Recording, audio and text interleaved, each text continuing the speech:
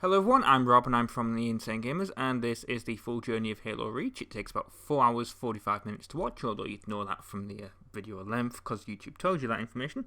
What I will say is that these videos, these full journeys I should say, are uploaded slightly out of order. I'm uploading these Halo ones at least in the order of which the games came out. But when I actually produced the Let's Plays, I did Halo 1, 2, 3, 4, 5, Reach, and then ODST. So during the end credits of this, I will mention that ODST is next. That's wrong. Obviously, the full journey of Halo 3 ODST is already out there. You can watch it. It came out last week. The other thing about this is this is actually the last Halo that I completed on the Insane Gamers channel before on the old Insane Gamers channel before this one was created and all the stuff on it was re-uploaded. So it's a bit of a memory. I mean, you would have thought that I would have got a little bit better with producing videos in that time, because by the end of it, considering that part 2 I've had to edit out my voice from the beginning because I didn't mute the game audio and it was really loud on the menu. But yeah, apart from that, enjoy the playthrough through Halo Reach. And I'll see you, I guess, for Halo 4 then, next time.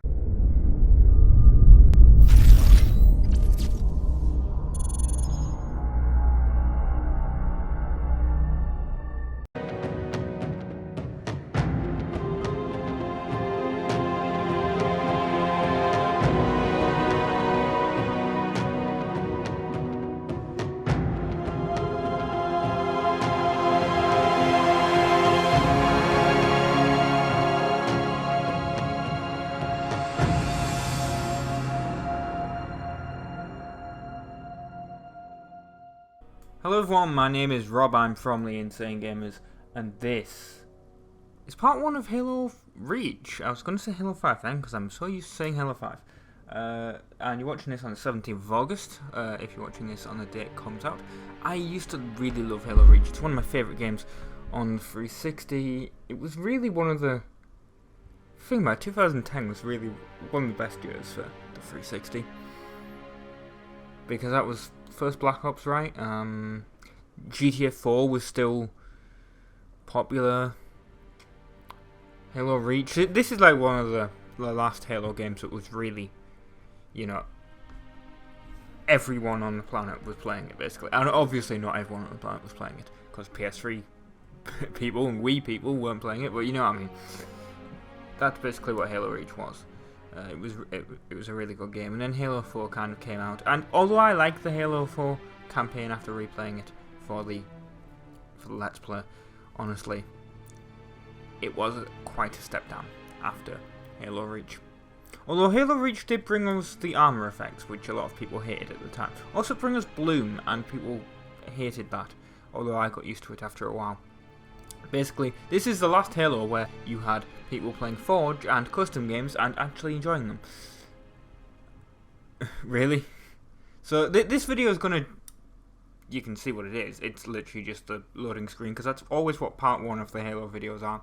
Just me talking about my experiences with it. And I always talk of the end credits of the game, what my experiences of the game during the Let's Play were. So I hope you enjoy Reach. I hope you enjoy the Halo Reach Let's Play. And also, if you come from the CSGO hashtag on Twitter, that means the bots worked. That I found out there's a lot of bots for CSGO on Twitter that will retweet anything that has CSGO in them. So if you claim from that, a bot's picking your videos that you want to watch. Anyway, I've been Rob, from the Insane Gamers. Thank you very much for watching, and ta-ra!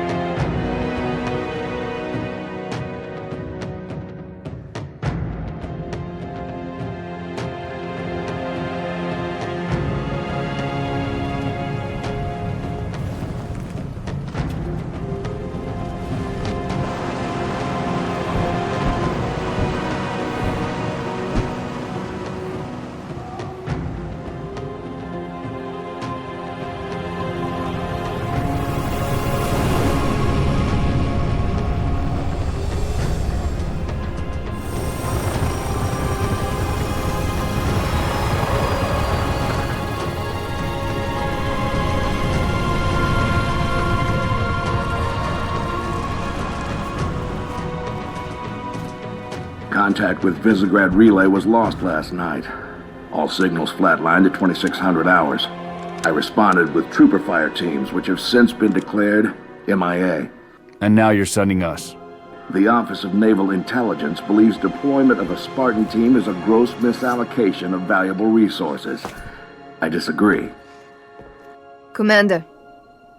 So that's our new number 6. Cat, you read his file? Only the parts that weren't covered in black ink. Anyone claim responsibility, sir? Oni thinks it might be the local insurrection. 5 months ago, they pulled a similar job on Harmony. Hit a relay to take out our eyes and ears, then stole 2 freighters from dry dock. That cannot happen here. Reach is too damn important. I want that relay back online, Noble One. Sir, consider it done. Then I'll see you on the other side. Holland out. Lieutenant. Commander, sir. I'm Carter, Noble Team's leader. That's Kat, Noble 2, Emil and George 4 and 5. You're riding with me, Noble 6.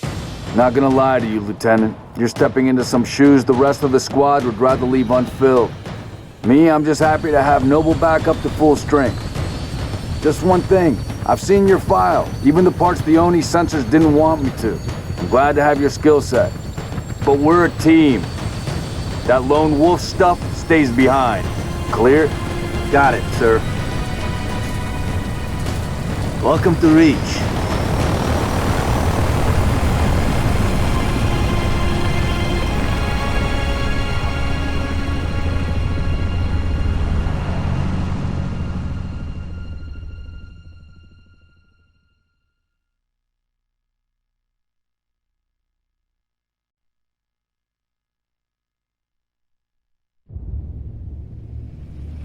Listen up, Noble Team. We're looking at a down relay outpost 50 clicks from Visegrad. We're gonna introduce ourselves to whoever took it out, and then Kat's gonna get it back online. Get me under the hood, Commander. Sir, why would rebels want to cut off Reach from the rest of the colonies? You get a chance, maybe you can ask him, George. Commander, we just lost our signal with HQ. Backup channels? Searching. Nada. Can't say what's jamming us. You heard her. Dead zone confirmed. Command will not be keeping us company this trip. I'm lonely already.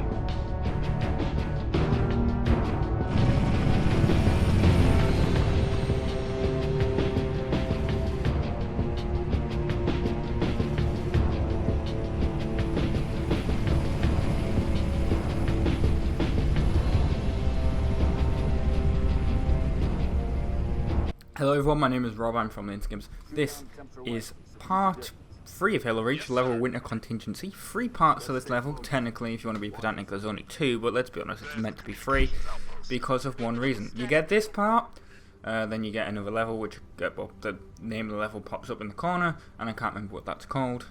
I think it's Rebels Don't Leave Plasma Burns. That's it, yes. And then when you get to the end of that, you basically get like a 2-minute helicopter ride where nothing happens, and then when you land you get a cutscene, and then you fight some more Covenant. So that's basically what happens, and that's clearly meant to be a 3rd part, so that's why I'm splitting that into 3 parts. Tomorrow you're going to get Reedy's Let's Play of Watch Dogs, except there's one issue. Like everything else that is apparently happening where I've had issues with recording the audio. Like even Red Faction Armageddon, I had to record the audio separately because I forgot to hit record on the microphone, and then it always happens with the Halo Let's Plays because I tried it with the first couple of parts of Halo 1 and it just wasn't very fun at all to make. So that's why I always do the audio for Halo separately. But with Ratchet and Clank, basically, it went well, and then for the 4 parts of Ratchet and Clank, you've already seen 2 of them. With Ratchet and Clank, basically, the hard drive failed, but I managed to recover the video, but not the audio, so I had to record the audio separately on that. But with part 12 of Watch Dogs, basically, Reedy did a me with Red Faction Armageddon, and forgot to hit record. Unlike what I did with Red Faction Armageddon, where it was only a 20-minute video. that I recorded that would be split into 2 parts, really recorded 2.5 hours of Watch Dogs.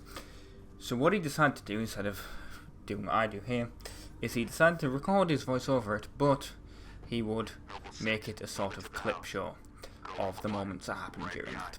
So that's what's going to happen, and that is tomorrow's video at 11:30. Oh, it should be 11:30. Yes, it'll be 11:30, because... yeah, because it'll be Wednesday. Trying to work it out when it will be on, according to the schedule. Well, I said that just like a proper TV announcer. Up next on Insane Gamers, it's... no, yeah, well, nothing really happens in this part of Halo Reach. Well, stuff does happen, but let's be honest, it's not exciting. You just do a lot of talking and then you fight a few Covenant, but not a whole... well, actually, no, there is quite a lot of Covenant. I thought it was only a few. No, it's actually quite a lot. But get back inside, is what Cart said there. I think at some point we have to get him. No, it's a terrible joke. And someone asked me on Twitter, why do you, like, give all your other Let's Plays on the channel a punny title or reference to something that happened in the video? Like, one of the Ratchet and Clanks is, in the video I fell into a vat of acid, but I bounced off it first, because hitting the acid only takes you... it removes one of your health points, but it doesn't kill you until obviously you have no health points left. So I kept bouncing back up, but I was bouncing across this lake of acid basically, and I titled the video "Tripping on Acid." It's kind of a funny title. I mean, the Trials Fusion video the other day was called, or last week I should say, was called "We Be Fun," because the game was really fun to play and it involves motorcycles, so wheels. I shouldn't really need to explain that joke. Unless I renamed it, because I think I already have a video titled that, but I could be wrong. Because I hate retitling videos with the same jokes, because that's kind of crap. But I don't do that with Halo Reach, mainly because... well, at first I thought, well, it's the name of each level, why should I do that? When each level has a specific name that I can use, unlike Ratchet and Clank. Well, Ratchet and Clank, you could use the name of the planets, but basically the pun titles came from Gran Turismo, and no, actually Gran Turismo actually did name them after the levels. Now that I think about it, I named them after the events. But Need to Be Most Wanted I didn't, because Need to Be Most Wanted just... I thought it was better with punny titles, basically. And that continued on to other things. But if the game deserves, like, if the game has easy to use level names or whatever, usually I'll try and use them. Apart from Games of Gold, obviously. I do like the punny name, so I think it helps, because I hate to say it, but it does do a little bit of clickbait. I mean, who's going to click on a video called Ratchet and Clank part, I don't know what part it is, Tripping on Acid, let's just make this up.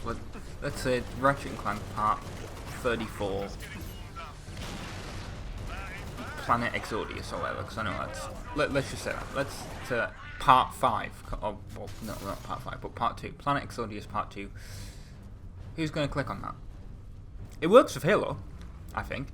But if you don't know what the planet is on Halo, if you don't know what the planet is on Ratchet and Clank, well, why would you want to click on the video?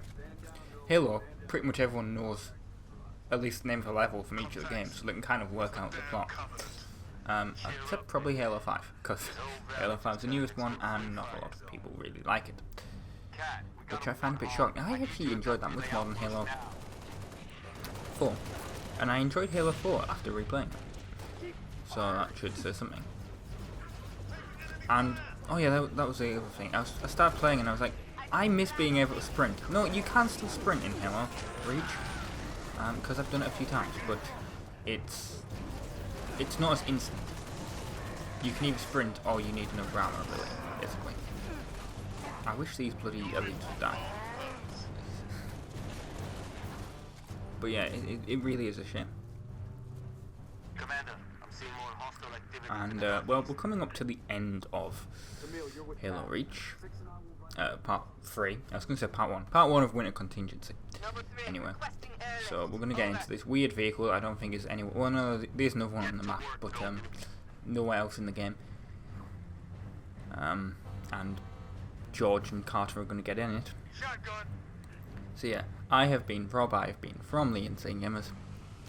Thank you very much for watching. Stay tuned for part 4, Winter Contingency, part 2, Rebels Don't Leave Plasma Burns. Ta-ra!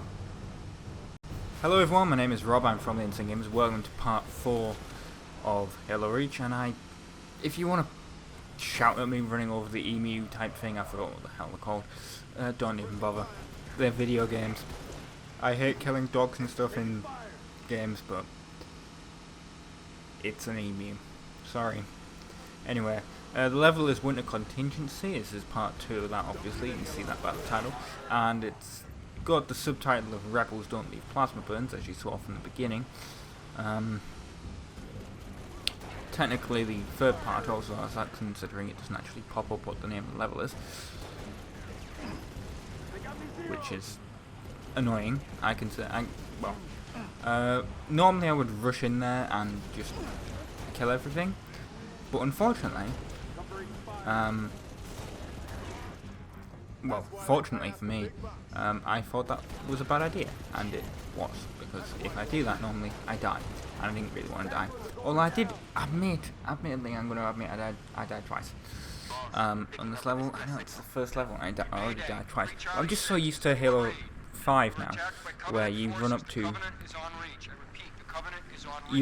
something and it like if you die, assuming you don't get blown up, you can get revived by your teammates. Halo 5 has now spoiled me in the Halo series, because I'm going to think of that for Halo 1 and 2 as well when I replay them. And well, no, because I'm going to play ODST first before I do that. I'm sort of annoyed that they jumped off, because I would have used them actually if they'd stayed on there. I think it would have been easier, because we could have fleed, but you know, that's this game for you. And the death happened, well, the edit points here, I might as well point it, here it is, there we go, you can tell, because the thing, everything like reset, basically. It happened basically because an ultra elite, or something even higher rank I think, basically fired, I forgot what they're called now, I forgot the Halo Reach weapons.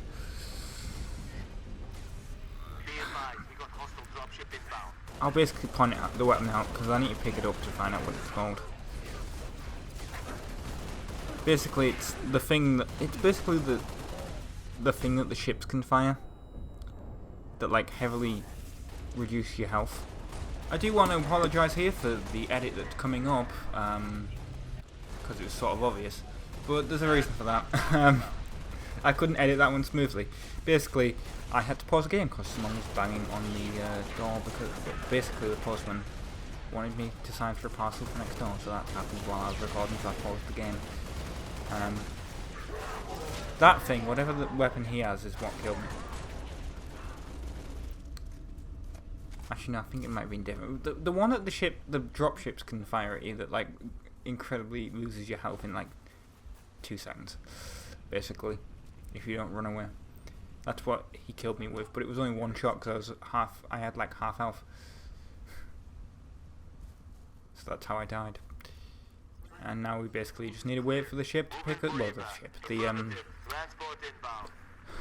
what's it called? The Falcon. Is that Falcon? Oh my! No, the Hornet is Halo 3. Falcon is Halo Reach. Yes.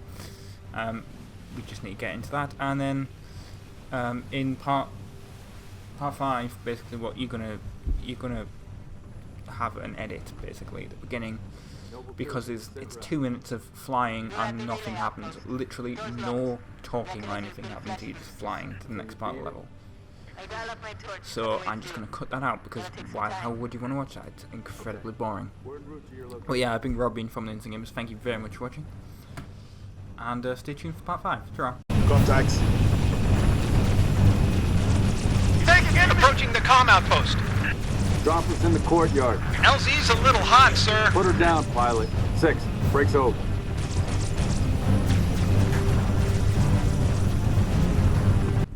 Welcome to part 3 of Winter Contingency, which is the first proper level of Halo Reach. Part 5 of Halo Reach is technically what this video is. And this level doesn't actually have a name. Well, the section of the level doesn't actually have a name. I just decided to split it because it's clearly designed to be a separate part. It was... I like the fact that you can ride the forklifts in this game. Anyway, yeah, it's clearly designed to be a separate thing because you have, like, basically a 2-minute helicopter ride where nothing happens, which I cut that out. No talking, nothing, literally. Just a 2-minute helicopter ride where nothing happens.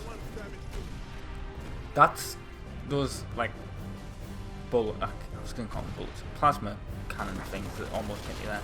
That's basically what the elite in the previous video was using when he killed me, but it only took me 1 hit. So I try to avoid them basically because they are instant death, really, apart from like what rocket launchers are and fuel rocket cannons. But apart from that, really, there's nothing really you can instantly die from in Halo that I can think of in this game anyway. Of course, incineration cannon and other associated things in Halo 4 and 5, obviously, but that's why. They really did get themselves stuck into a corner here, didn't they? With Halo, because basically they ended Halo 3 with the Covenant winning, like, not winning, the Covenant sort of dying and surrendering, and basically they got themselves into a corner with Halo 4 because they had to use the formulas, which I thought was a bit annoying. Like, I know Halo's technically always had 3 enemies. You've had the Covenant and you've had the Flood, and once the Flood and the Covenant were killed, basically they did really force themselves into a corner because they had to create a new enemy, and the enemy is sort of not very good. Also, I do like the fact that basically Carter here is going to be really, really dumb. He starts fighting the enemies after, like, while the door's shut, and I honestly thought he was going to get pushed outside and, like, fail the mission for me somehow. Like, I was going to get stuck. But that didn't happen, luckily. That was really lucky not to happen. And, oh. Oh my god. Literally, it popped up at the corner of the screen and I didn't even see it during the video, so I didn't even know it was split. That is really the split point. That is embarrassing.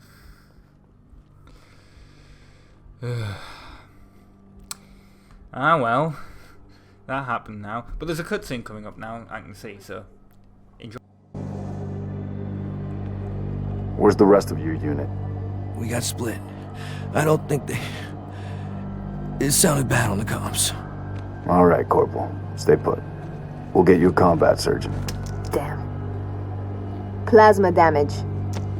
Found something. I'll take that, 6. Not your domain. I got a live one over here. Come on. Out you come. Nie! Minion inen! Nie! Hadum bacon! It's all right. We're not gonna hurt you. You're in, nie! George. I got her. Keep still, Nie! and I'll release you. Meg. Eat Vanak. What's the status? Over! We've been engaged! Bad guy coming out!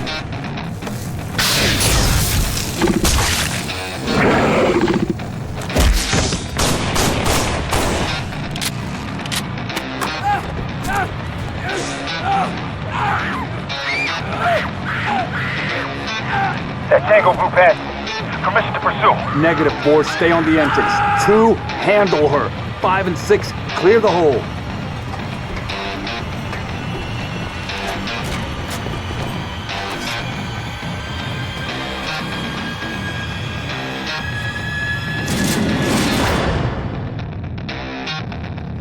Right, so now we have to rescue that woman and yeah, it just involves killing a whole lot of elites while this funky rock music plays in the background. Which I think this is one of my favourite pieces of Halo Reach music. Actually, any Halo music, really. Any Halo music that's like a rock version of it, I like it. I mean, I like the orchestral scores as well, obviously, but at the same time, it feels a bit... The rock stuff kicks you in, basically. And I know there's another cutscene coming up, basically, and then that's the end of the video. So, I can see where the cutscene is in the edit point, though, so... Yes, get ready for that. Basically, there is a elite with an energy sword here, and you do not want to let him get the best of you. I tried to kill him with the sticky grenade, but it failed. Luckily, I managed to like hit him as he was attacking, because otherwise that would have been bad. Because there's an edit point there where I died, and that's what happened. He killed me because he just rushed me. Anyway, I've been Rob, been from the Instant Gamers. Enjoy the cutscene, and ta-ra!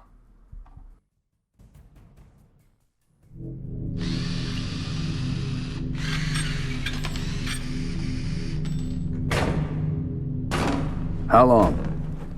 Question of my life. If the question is, when will the station be back online? 2 weeks, earliest. This is plasma damage. All major uplink components are fried. 2 minutes is too long. Which is why I'm splicing into the main overland bundle to get you a direct line to Colonel Holland. You're in my light, Commander. Find out what she knows.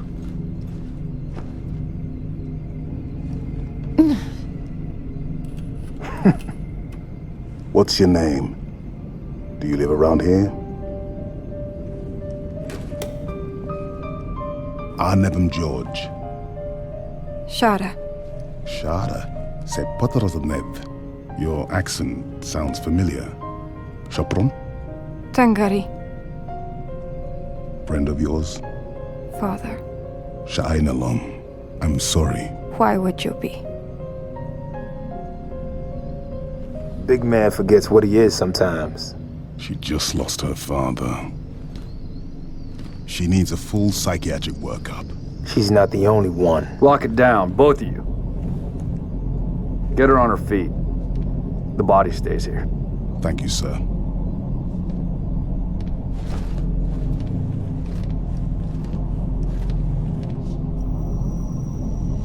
Signal. It's patchy, but it's there. I'll take it. Let's not touch anything. You wouldn't want to ground this place.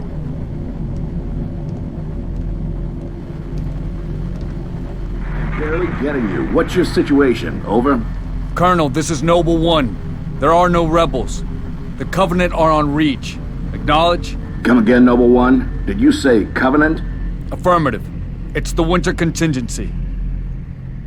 May God help us all.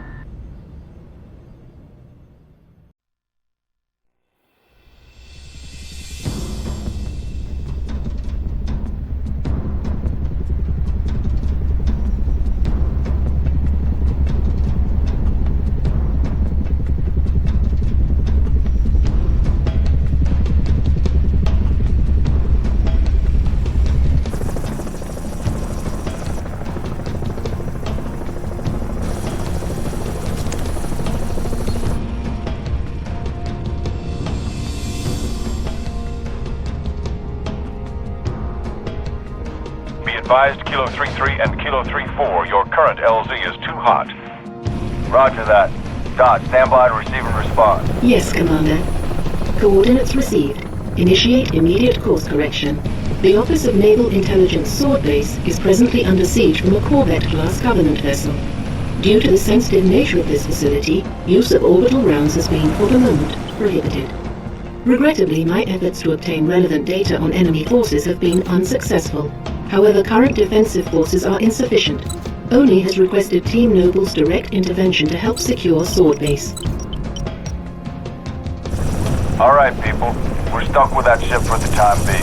Let's focus on the hostile infantry. Give those troopers a hand. Cat 6, you're out here. George, Emile, you're next. Get prepped. Let's move, Lieutenant!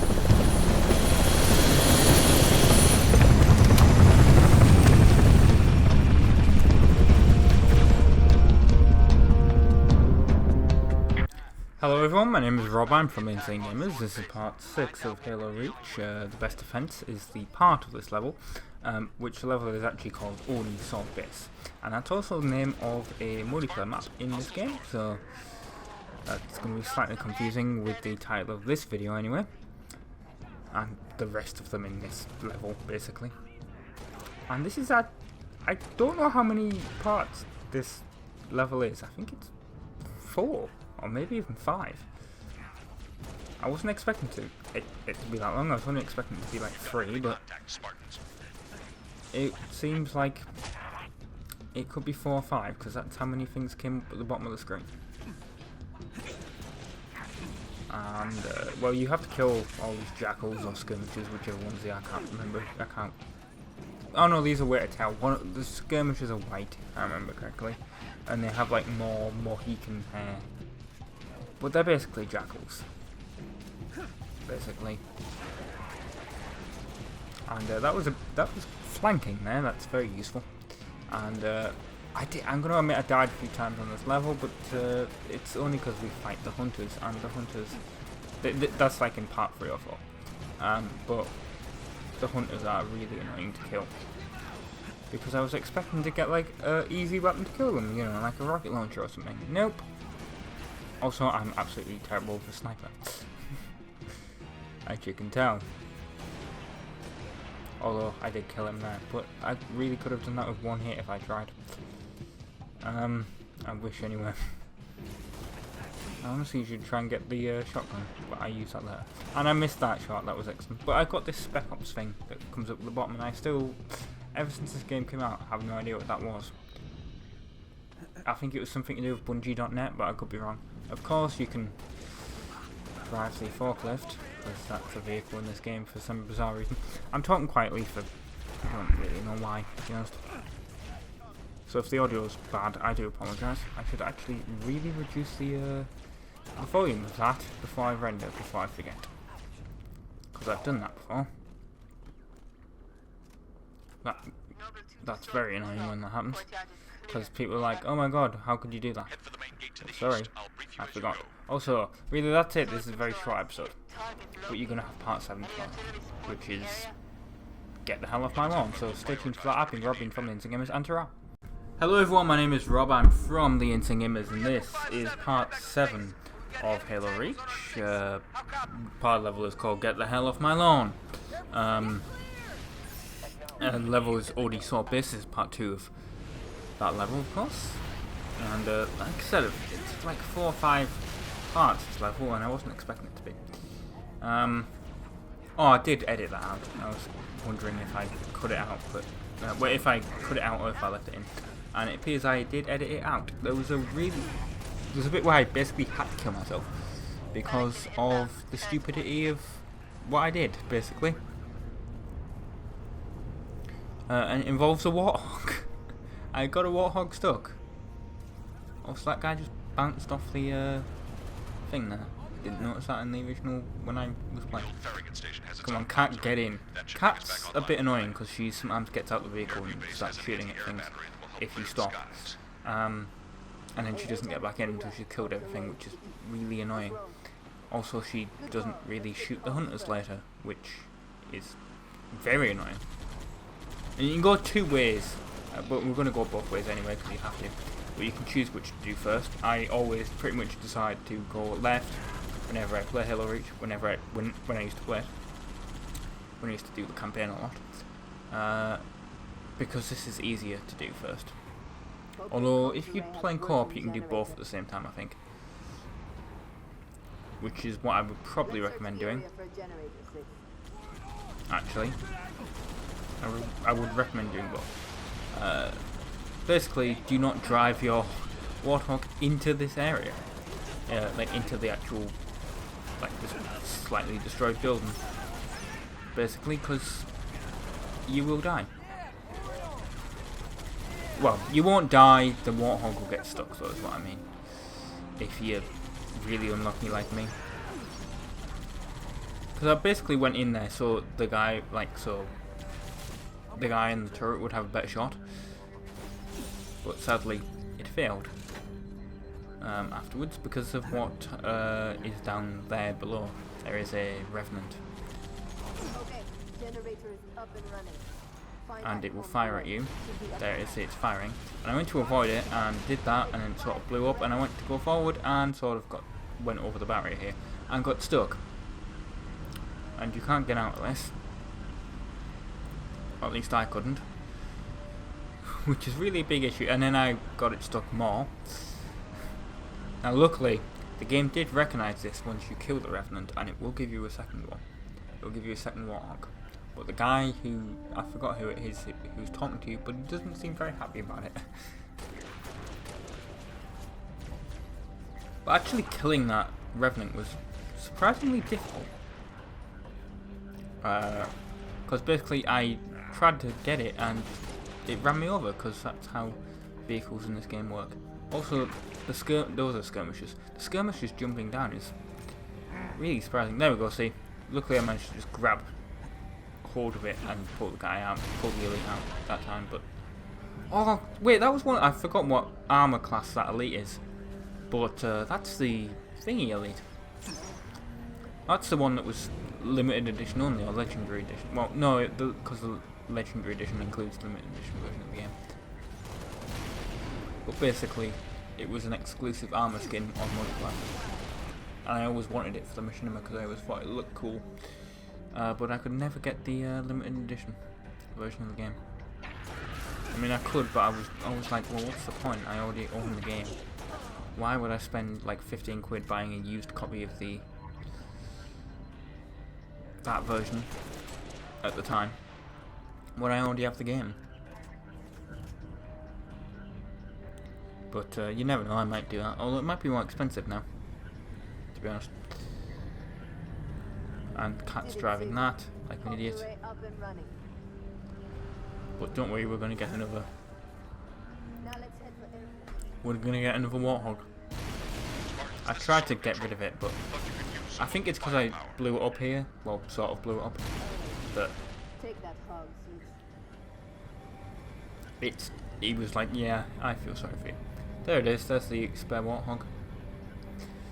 And we're going to pick that dude up because he can use the turret, although I believe Cat got on the turret this time, which was surprising. Yep, she did. She popped on there because that's how this works. And that was a drift. I think the guy should have known that wasn't going to hit him, although sometimes I have, so. But I'd stand there, I wouldn't try and dive out the way. Actually, I probably would. And that is doing its weird laggy thing now on my screen. That is annoying. Although my like the footage is lagging, but not the recorded audio. That's not great. So I'm just gonna have to pause the recording here and then come back. Right, look, here we are. It's like nothing happened, except, you know, I can actually see the footage now and it's running at a stable frame rate. I have no idea what was causing that. I think something's weird with the graphics card in this computer because Sony Vegas can't see it anymore. Actually, it's not even Sony Vegas anymore, it's Magix Vegas. I think it might just automatically find the graphics card and use it. I hope, anyway.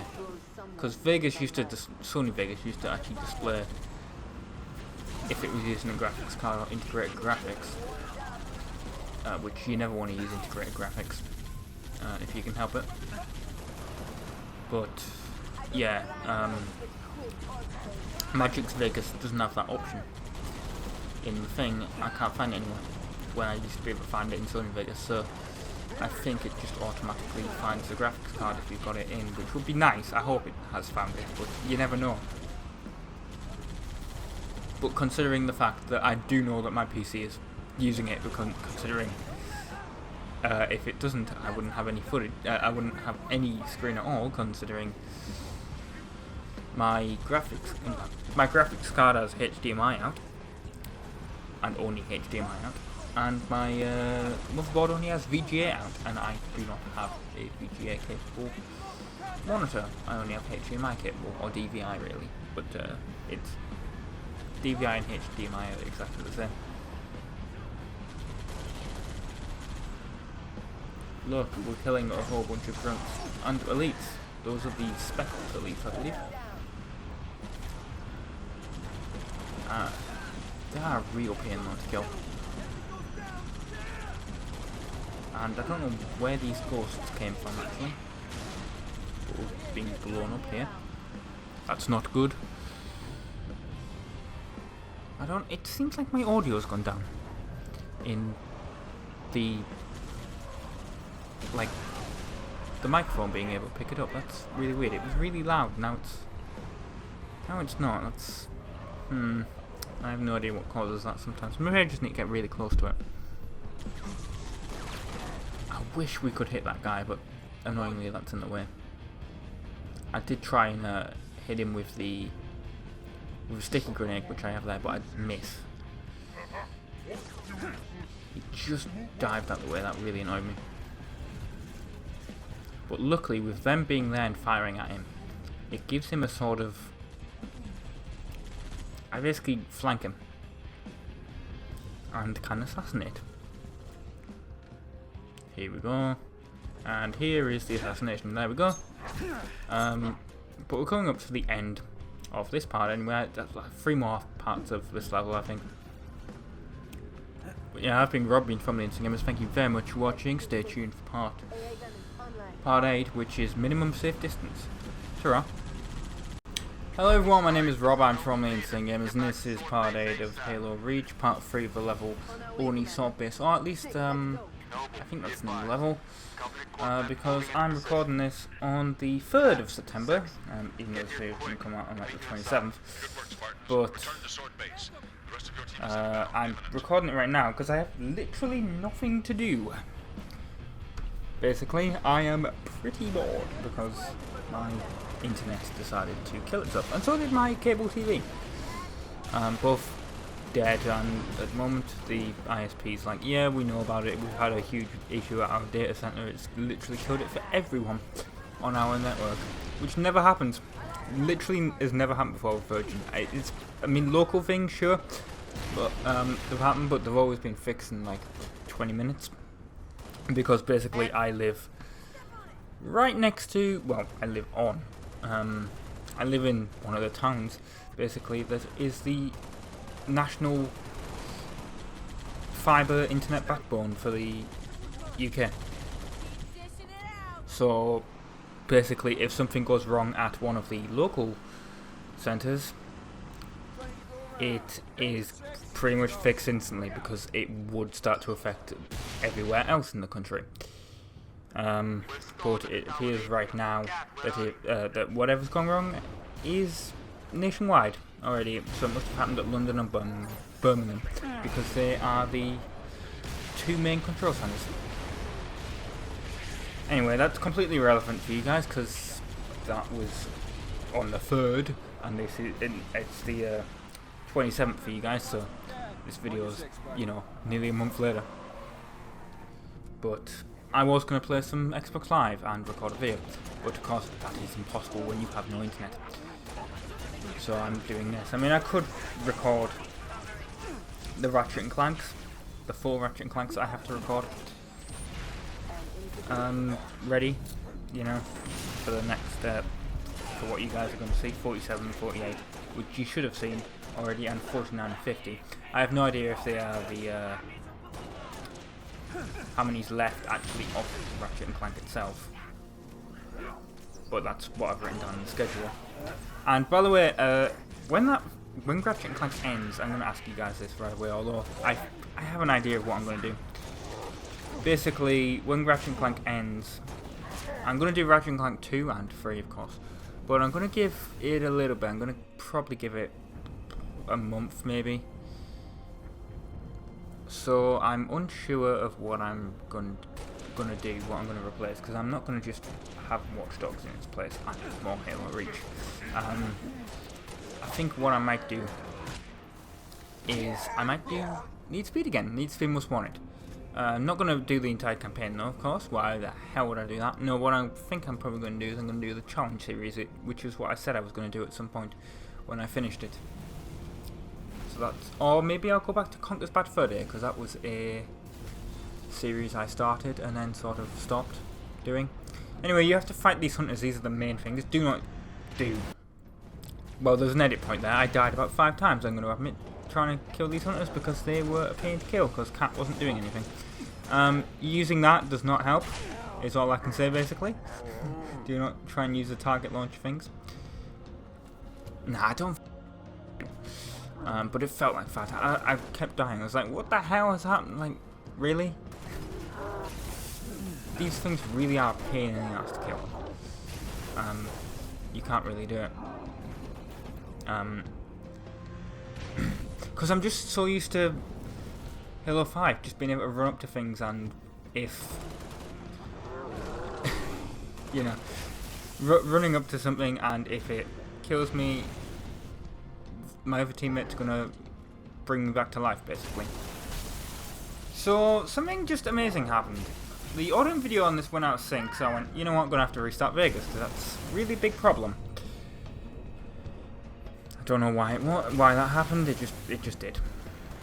The audio and video went out of sync, so I restarted Vegas, and as I restarted Vegas, I noticed something. You know the picture in the bottom right hand corner of Windows, where it has the PC symbol, or the Wi-Fi symbol, depending on what you're connected with, but I have the PC symbol with the Ethernet cable, and, well, it went from having the triangle exclamation mark, right, the yellow exclamation mark, which it was, to disappearing, and my router restarted and came back on, so I think my internet's working again. Basically, let's refresh Twitter, because that's what I was on. Yes, Twitter is working! So the internet's working again, basically. So this wasn't really a waste of time, because I was unable to do anything, and decided to record the audio for this video. And now it exists. God, this is such a pain to do. And Cat is like really shouting at me for like not attacking the thing. Well, you know, if I just hide in here, the hunter can't kill me, and Cat is invincible. So that's what you should really do. I think. Just let Cat kill them. That's my tip. Although obviously, if you're speedrunning, probably not the best thing in the world to do, because I don't know. Well, actually, I killed that, didn't I? That was my grenade that killed it. Basically, and I'm out of ammo. Oh no, I thought I was out of ammo on the shotgun. No, I was out of ammo on the plasma pistol. And that guy's very angry at me because I killed his buddy. Seriously though, I think hunters are like the worst enemy in all the Halo games because they just slow the gameplay down. I mean, I honestly do wonder if they are just designed to slow the gameplay down enough so that the game can load the next part of the level in. Like, at least I think that's what they were designed for in Halo 1, anyway. But they're just annoying to me. I don't like them. I used to think they were cool when I was younger. In firefight mode, when I used to play firefight mode in Reach, but then again, when I played firefight mode in Reach, I had infinite health because that was always fun. Because me and Chris would try and get a super high score. See which one of us would get the most kills without dying. Well, we couldn't die because we had infinite health, but you know what I mean. And well, Cat killed him there. Anyway, we're going to go into this lift or this elevator, and we're going to go up, and that's really the end of this level. So yeah, I have been robbing from the instant games. Or this elevator can be a bit glitchy sometimes and disappear, but that shouldn't happen to you. I think that was patched. Anyway, next level, part 9 will be that. Ta-ra! Hello everyone, my name is Rob, I'm from the Insane Gamers. This is part 9 of Halo Reach, part 4 of the level Oni Sword Base, and the part of the level is actually called Office of Naval Intelligence, which is what Oni stands for. Well, it finally happened. I didn't think it would, but it finally did. Basically, YouTube has done the whole adpocalypse thing recently. Well, I say recently, it started in like January this year, and basically ads run on YouTube videos obviously, and when an ad runs we get paid, but on some non-ad friendly content, which I can tell you what those limited on your ad videos are, basically anything with violence. So yay, Halo Reach. But because Halo Reach is sort of a game rated T for teen, I'm pretty sure it's somewhat fine, because none of the others have not suitable for advertisers written on them, because I can see that in my list, so I can tell you what some of those videos are. So you have Bayonetta, which was recently a Games of Gold game. In fact, it was at the beginning of August. That was the Games of Gold game. We had in July, we had Kane Lynch 2 Dog Days. That was also a Games of Gold game. That was that's not suitable for advertisers now. We have Dead Rising 2 Case Zero. Not Dead Rising 2 by itself, by the way. That's really weird. But Dead Rising 2 Case Zero. Not suitable for all advertisers. Getting the hiccups here. It's not good. We have Sleeping Dogs Definitive Edition, which was Games of Gold game from December last year. We have the Insane Games Christmas montage from last year, so I'm not going to do another one then. Rainbow Six Vegas 2, which was a Games of Gold game from... God, I really need to get rid of these hiccups. Games of Gold game from 2016, July 2016. And then it's Conker's Bad Fur Day and GT Online. I mean, I can completely understand doing it on We Were Hacked by Jihadis, because that has the word Jihadis in the title, and Coca-Cola probably would not want Jihadis and their brand to be growing together. That makes complete sense. But at the same time, we were talking about when we were hacked, which was a thing that happened. Also, this video is quite short. I mean, I know it's like, what, 8 minutes long, but half of that is like cutscenes, so hooray. That's always fun. You have this last bit here where you have to shoot down a few banshees and then you get a cutscene, basically. But honestly, I can't really think of much to say about this level of Halo Reach. I mean, it's really fun, but at the same time, it's quite repetitive until you get to this ending bit. Honestly, Halo Reach was... now I'm yawning. Even worse. Halo Reach was a lot more fun with when you played it with friends. But hardly anyone... oh, there's a couple of invisible elites. Or Shanghai, whatever you want to call them. But yeah, not a lot of my friends actually have Xboxes anymore. If they do, it's an Xbox One, which yes, this game is backwards compatible, although I do play on the 360. Because that's what the game was designed for.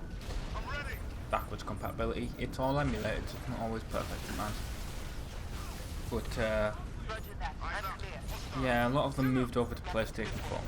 Anyway, stay tuned for whatever the next level is, part 10 of Halo Reach. I've been Robin from the Insane Games. I have no idea when that will be, because it's not listed on my schedule. Anyway, thank you very much for watching. Defense is standing by to take the shot.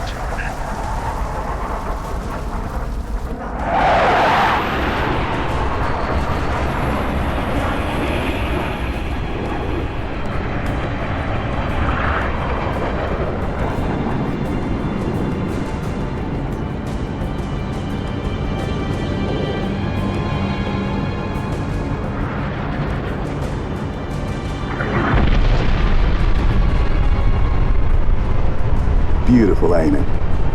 Someone should take a picture. Nice work, by the way. I aim to please. 5, 6, get down to the science wing.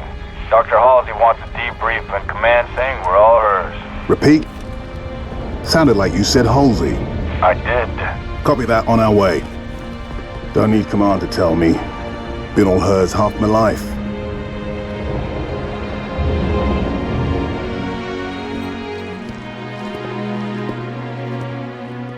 I requested your assistance, Commander, and do not need a report on events that occur on my own doorstep. What I do require is a detailed account of your previous engagement.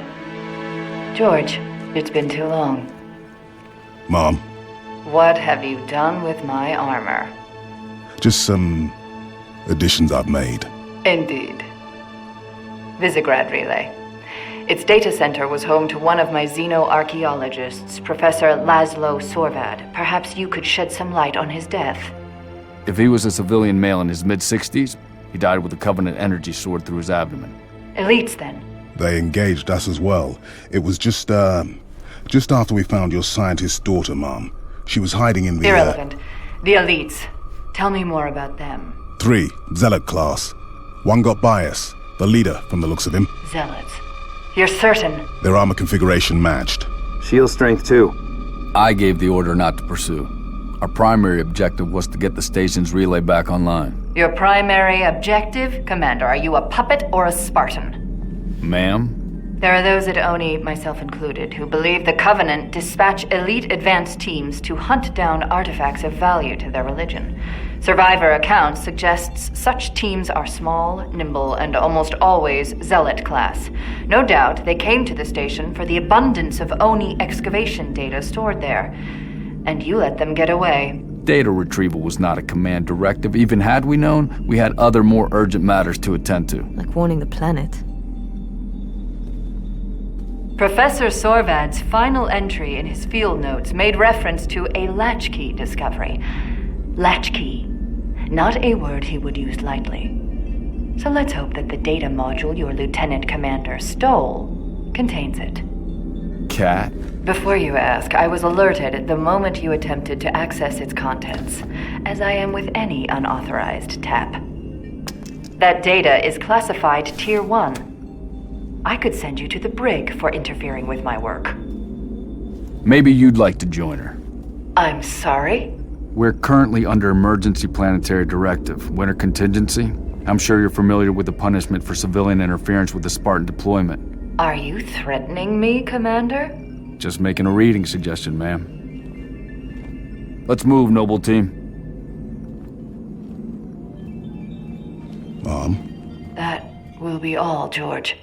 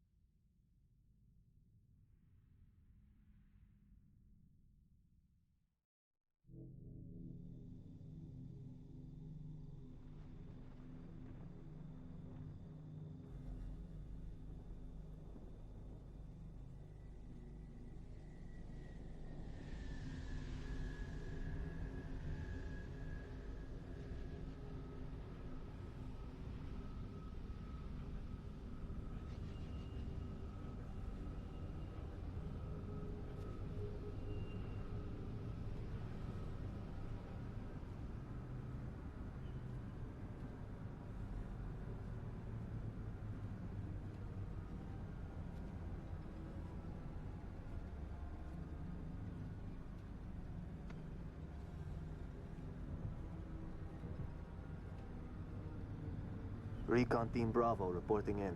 3 and 6 in position. It's starting to get crowded up here, Cat. Then we're closing in. Report to any Covenant structures or devices. Direct action may be necessary. Copy that. When Cat runs an op, direct action is always necessary. Here, you may need these. High velocity, armor piercing. They'll take the hat off an elite at 2,000 yards. And they ain't cheap.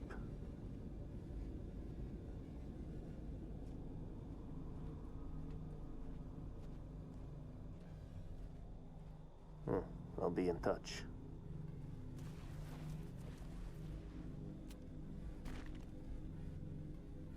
Hello everyone, my name is Rob, I'm from the Insane Gamers, part 10 of Halo Reach. Level is called Nightfall. It's split into 3 parts, and the first part level is called Too Quiet. And what we have to do is we've got a sniper rifle, and we have to find out what the Covenant are hiding. So we're sneaking around, basically, and we're supposed to be assassinating the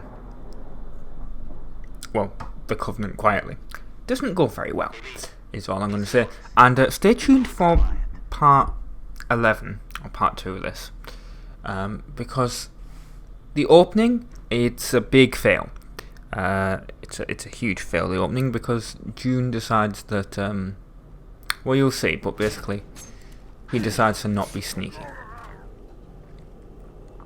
June is the AI character that is invincible. And in this video, I'm not really going to talk about Reach or anything.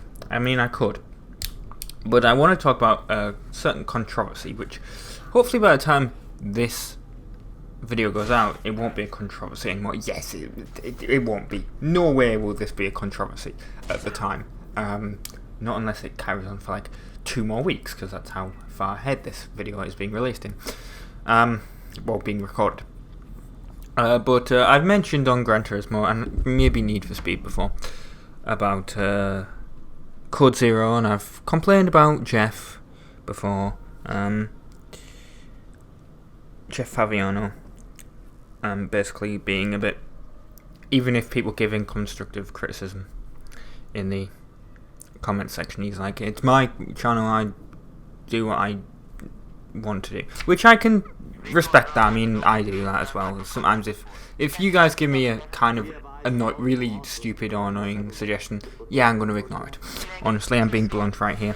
But you know, sometimes when there's really good suggestions and he's like, yeah, I'm not doing it anyway. But that was about a year, whenever Gran Turismo ended. That's when I did that video. I think I did it twice, but who knows. And I've also mentioned other YouTubers. I've mentioned Mark from Classic Game Room when he cancelled Classic Game Room and then brought it back. Those are 2 separate commentaries on the Gran Turismo one, because I was just talking, basically. That's what you have to do in Let's Plays. But I've always been a bit weirded out by Polecat. It's weird. Like, it didn't seem genuine to me. Like, I've never met him. I did want to meet him at some point, but I doubt that's going to happen, because basically, ever since I started watching him, like Jeff and Bugs, yeah, they seem genuine. Polecat, it seemed like he was putting it on, and to be honest, all YouTubers put something on. I mean, I'm not as happy as I appear to be in videos when I'm editing. Of course, I'm not talking to friends and family, being like, "Hi guys, I'm Rob." No, it's a voice I put on. But what you get here with me is basically what I am like, but a slightly exaggerated version of me. With Polecat, I didn't get that. I got the fact that it was sort of like an act. And this was spelled out to me about 2 months ago, basically. Because Polecat runs along with the other members of Code Zero, but Polecat is the leader. He runs like the GTA police roleplay community of DOJ, Department of Justice. And, well, someone who was a member before he joined Code Zero was like, yeah, he's a bit like he is on the videos when he's recording. Even when he wasn't recording, like when he was just, if he's not recording, he's on DOJ. He's just playing. He's like he is on the video, but he does suffer from mood swings, is what they said. They're like, how can I describe this? Basically, how can I describe it? It was basically like, oh, I would be playing, and then I would like knock a card off, and he'd be really angry. But then instantly go back to being how he is on videos. And they're like, oh, he might suffer from like some form of bipolar. And then there was another doctor in the thread, actually. This was on the subreddit for LCPDFR or LSPDFR, whatever. One of those two. But it was an actual doctor, because, you know, Doc does play games. And he was like, yeah, I've been watching Polkat's videos, and sometimes you can even tell that he probably suffers from bipolar in the videos. He can't really edit around that. But basically, there was a huge controversy with DOJ recently from a lot of the really good members. Deegan, Firekitten, and Midwest Andrew. They all left. And I believe the entire Highway Patrol literally quit in the middle of one of Polkat's streams. And he was understandably angry. I mean, I would be understandably angry. I mean, you don't quit in the middle of a stream, to be honest. I do sympathise a little bit with him there. But,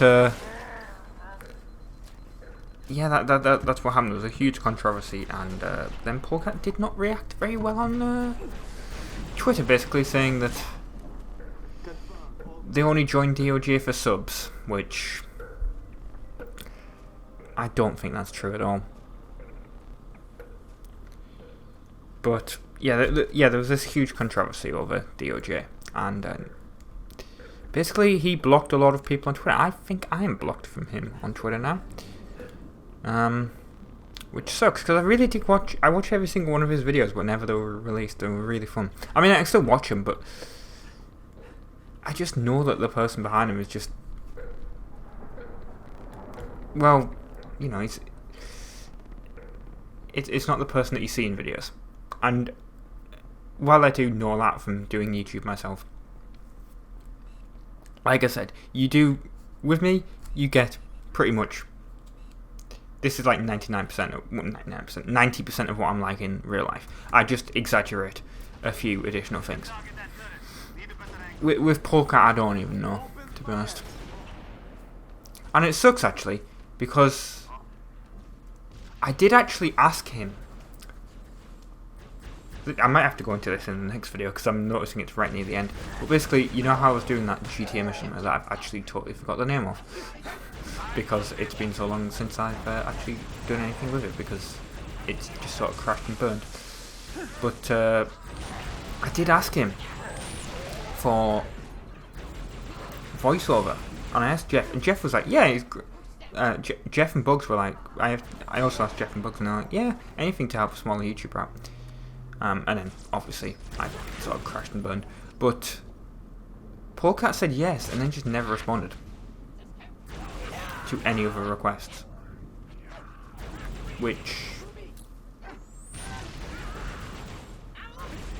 yeah, that's a bit suspicious, to be honest. There was a group Skype call between them all when he did say yes. And afterwards he just never responded, so yeah, that's something that happened, which sucks, because I really, really did enjoy his content, and to be honest, I am still going to be watching it, but at the same time, I just can't separate him and what I know he's actually like. Anyway, stay tuned for part 11 of Halo Reach, which Let Sleeping Dogs Lie. Ta-ra. Hello everyone, my name is Rob, I'm from the Insane Gamers, and this is part 11 of Halo Reach, level Nightfall. Part 2 of Nightfall, this part level is called Let Sleeping Dogs Lie, which is not a reference to the video game from Square Enix, because that came out after this, I think. Pretty sure it did. Anyway, there's these weird things here, I don't know what they are, I've never seen them before, but June decided to shoot at them, and then I had to, basically, because that's how that works. Because they basically go to attack me because, you know, they think we're enemies now. And they are invincible, I believe. I don't think I've ever killed them the entire time I've played this game. Because you're just supposed to avoid them, and, well, that basically involves me dying, which you will see. There we go, look, I'm dead. Isn't that fun? Let's try that again.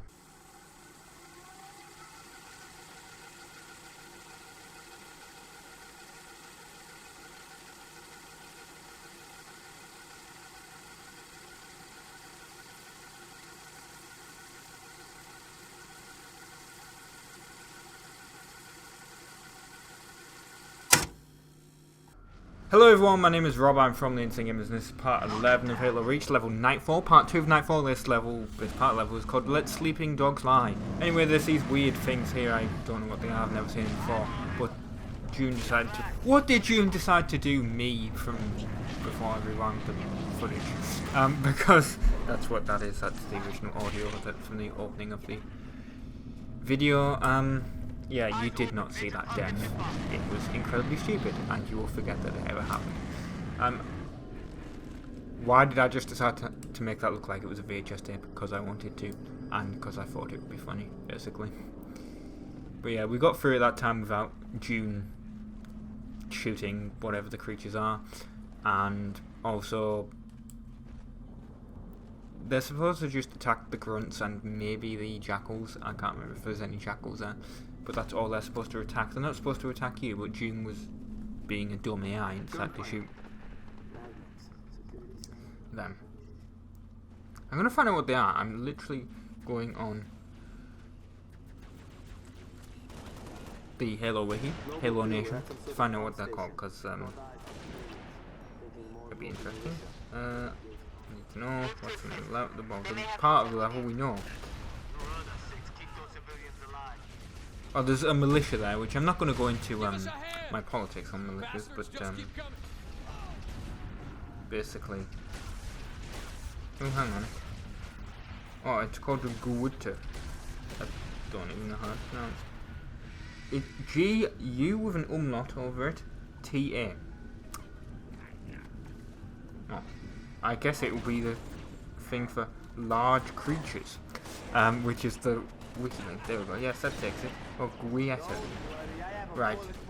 I like the fact that it says that the Halo Wiki, of course, makes it.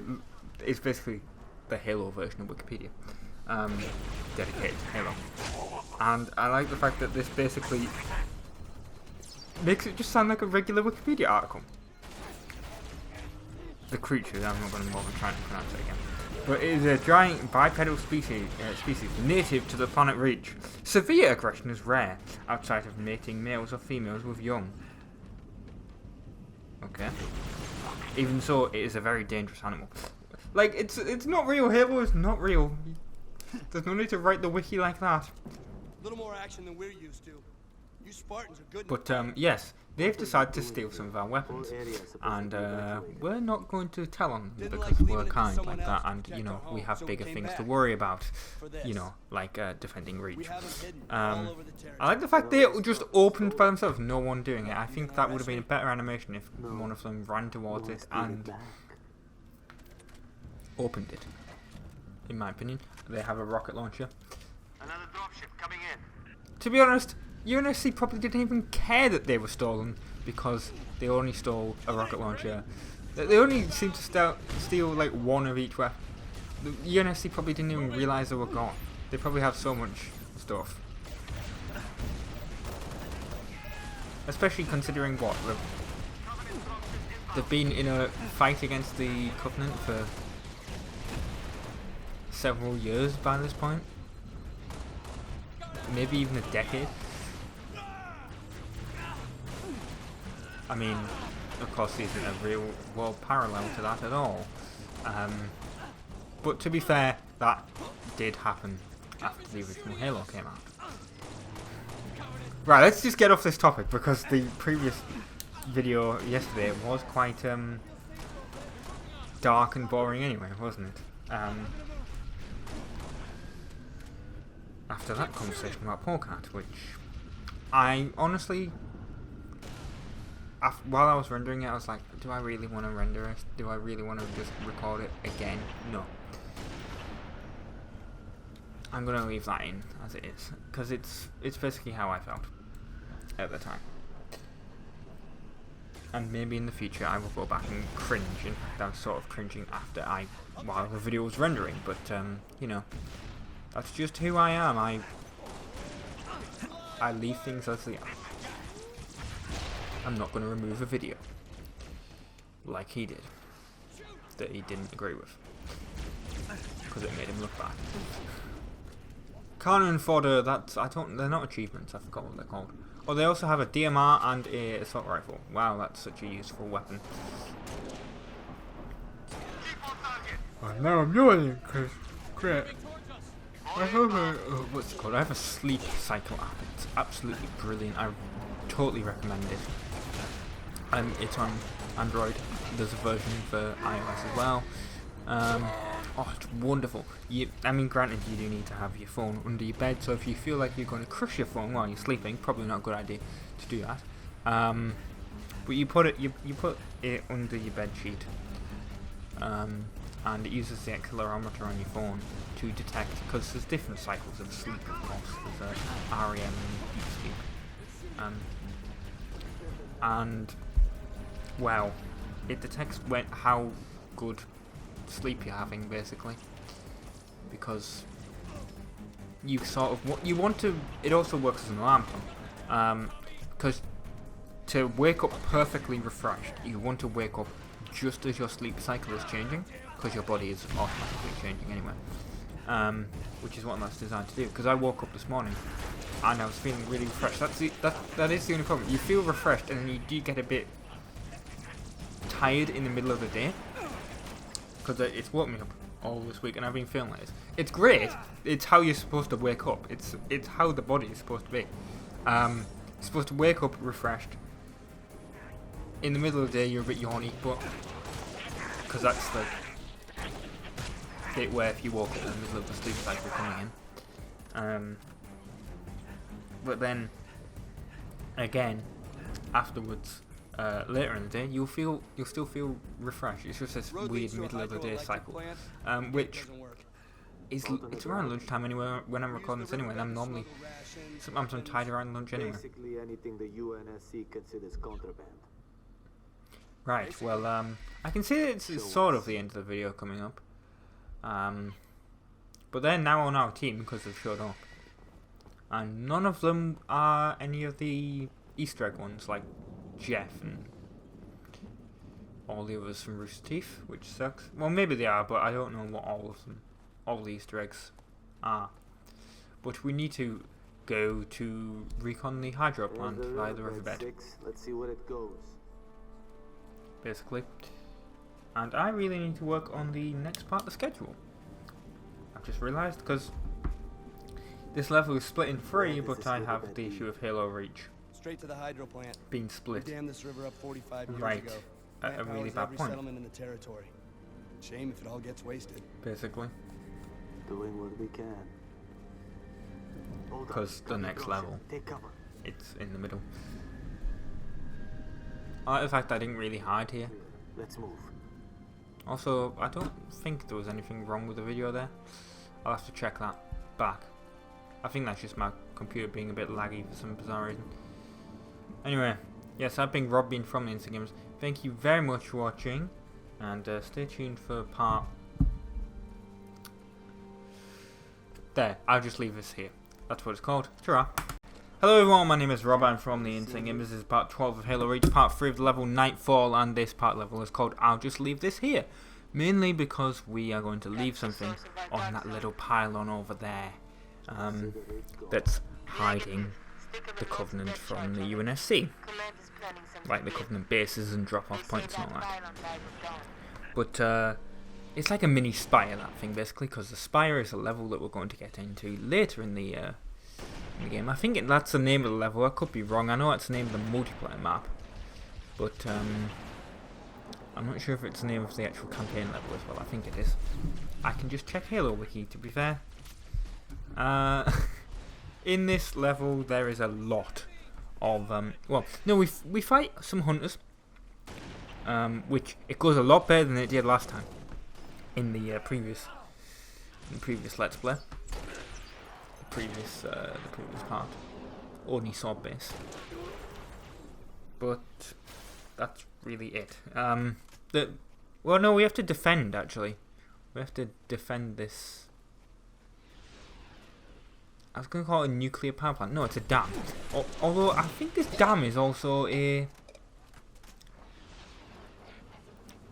This is a multiplayer level. I think. Yeah, it is. Can't remember what it's called. And I think I actually managed to keep all the the militia members alive. I'm really tired right now. Well, I'm tired and I've just ate, so you know how your brain is sort of a bit weird after you do that. While it's processing food, while your stomach's processing food. Oh, sorry, just me. Yeah, there's a whole bunch of Covenant to kill in this bit. Well, I mean, I was expecting it to, because it's, you know, it's Halo Reach, it's Halo. Of course, there's Covenant to kill, but there is a lot more than I was expecting. I seem to remember this not having a lot of Covenant. There is a crap load. Maybe it's because I actually have managed to keep lots of the militia members alive and it's spawning more, but I honestly do not remember there being that many. That that grunt probably shouldn't have done that there. Just punching them all in the face, it must be painful getting hit by like a metal arm from a Spartan. Is the Spire the name of the level? It's the name of a multiplayer level. I actually think it is the next one. No, it's called Tip of the Spear. Is the actual name of the level in Halo, which means it's the next level. That'll be part 13. But the actual multiplayer is called Spire. Now, you could use the plasma cannon here to help take out the hunters, and I was originally planning to do that because that's how I normally deal with it, but I thought it was a bad idea. So I was like, yeah, I actually do have ammo for the sniper rifle left now, don't I? Look at the size of that thing. So maybe I should do that. Because 3 hits from a sniper rifle and it will kill a hunter. We've got big targets coming. As you'll see. Now, it does involve the militia members actually having to, you know, shoot the hunter and not being killed. But there we go, see, 3 hits and that hunter's dead. And it's going to be the same with this one. Well, 4 technically, because he turned around and I hit the armor. But basically, yeah, that's how that worked. Here we go, and last hit, and he's down. That is basically how easy it is to kill the hunters on this part level. I was expecting it to be a lot tougher, as, you know, the previous Oni sword-based level.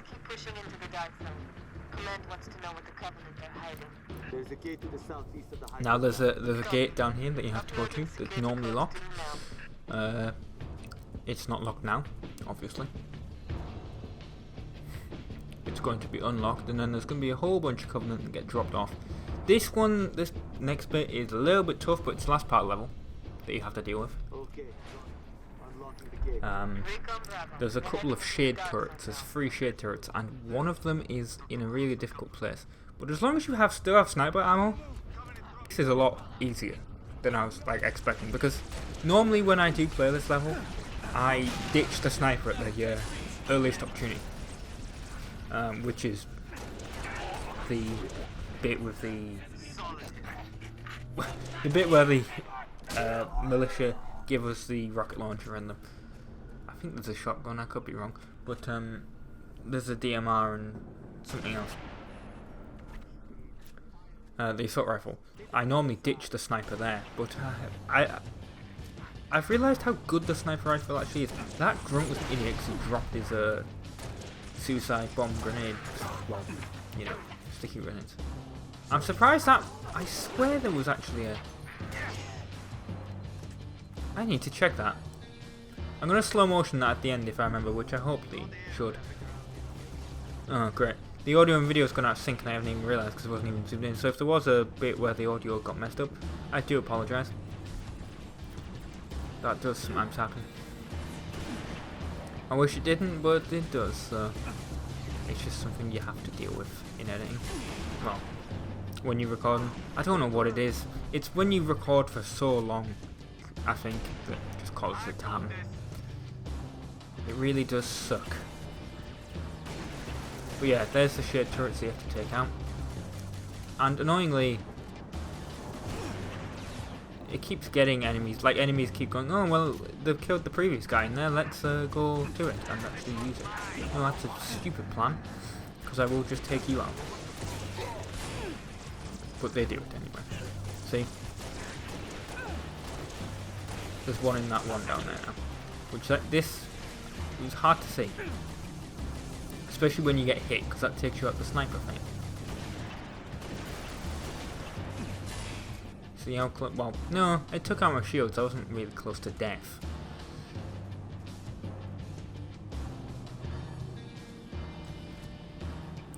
And there's another elite that was instantly killed. Just sniper bullet right through the head. And now I ran out of ammo for the sniper, I think. Noble 2, we have eyes on at least one Covenant ship. I think I did. I think that's a 0. It certainly looks like it. Anyway, right at the end, because it's coming up to the end, after the cutscene, because I know there's a cutscene coming up, because I can see it, I will slow motion that bit where the sticky grenade gets thrown onto the floor and I jump out the way and it's disappeared. Because that certainly did not blow up. Anyway, I've been Rob Bean from the Insane Games. Thank you very much for watching Nightfall. The 3 parts of it. Stay tuned tomorrow.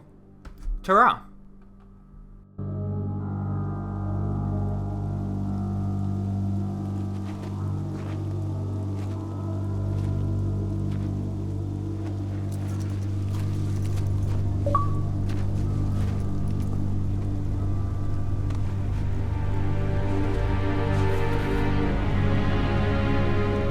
Jackpot. Transmitting visual. You've seen this, Cat? Confirmed. Receiving Nova 3 and Nova 6 live visual of a Covenant strike force. It's no strike force, it's an invading army. If we're gonna smother this thing, we need to go in hard and fast. Agreed. All recon teams disengage and fall back. Sun will be up in a few hours, and it's going to be a very busy day.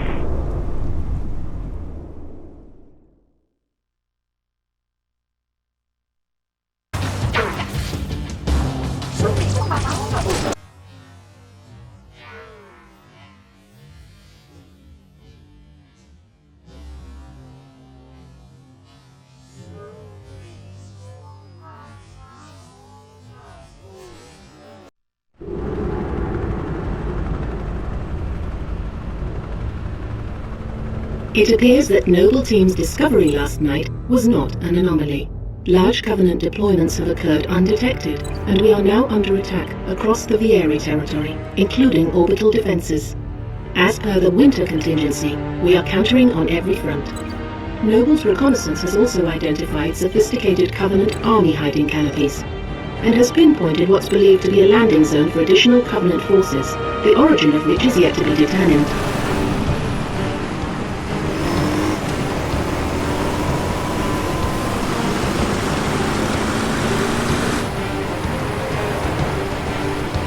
That landing zone has been tagged by UNSC Command as a priority 1 target. That charge link is loud and clear. Copy that. Acquiring signal lock on the pylon. Detonating in 3, 2...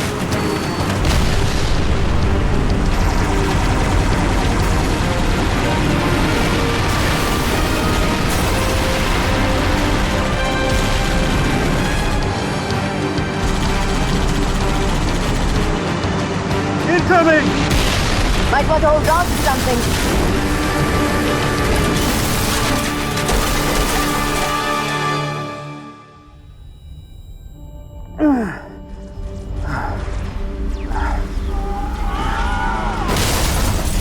Six! Can you hear me? Six, you alright? I could use some help. On my way.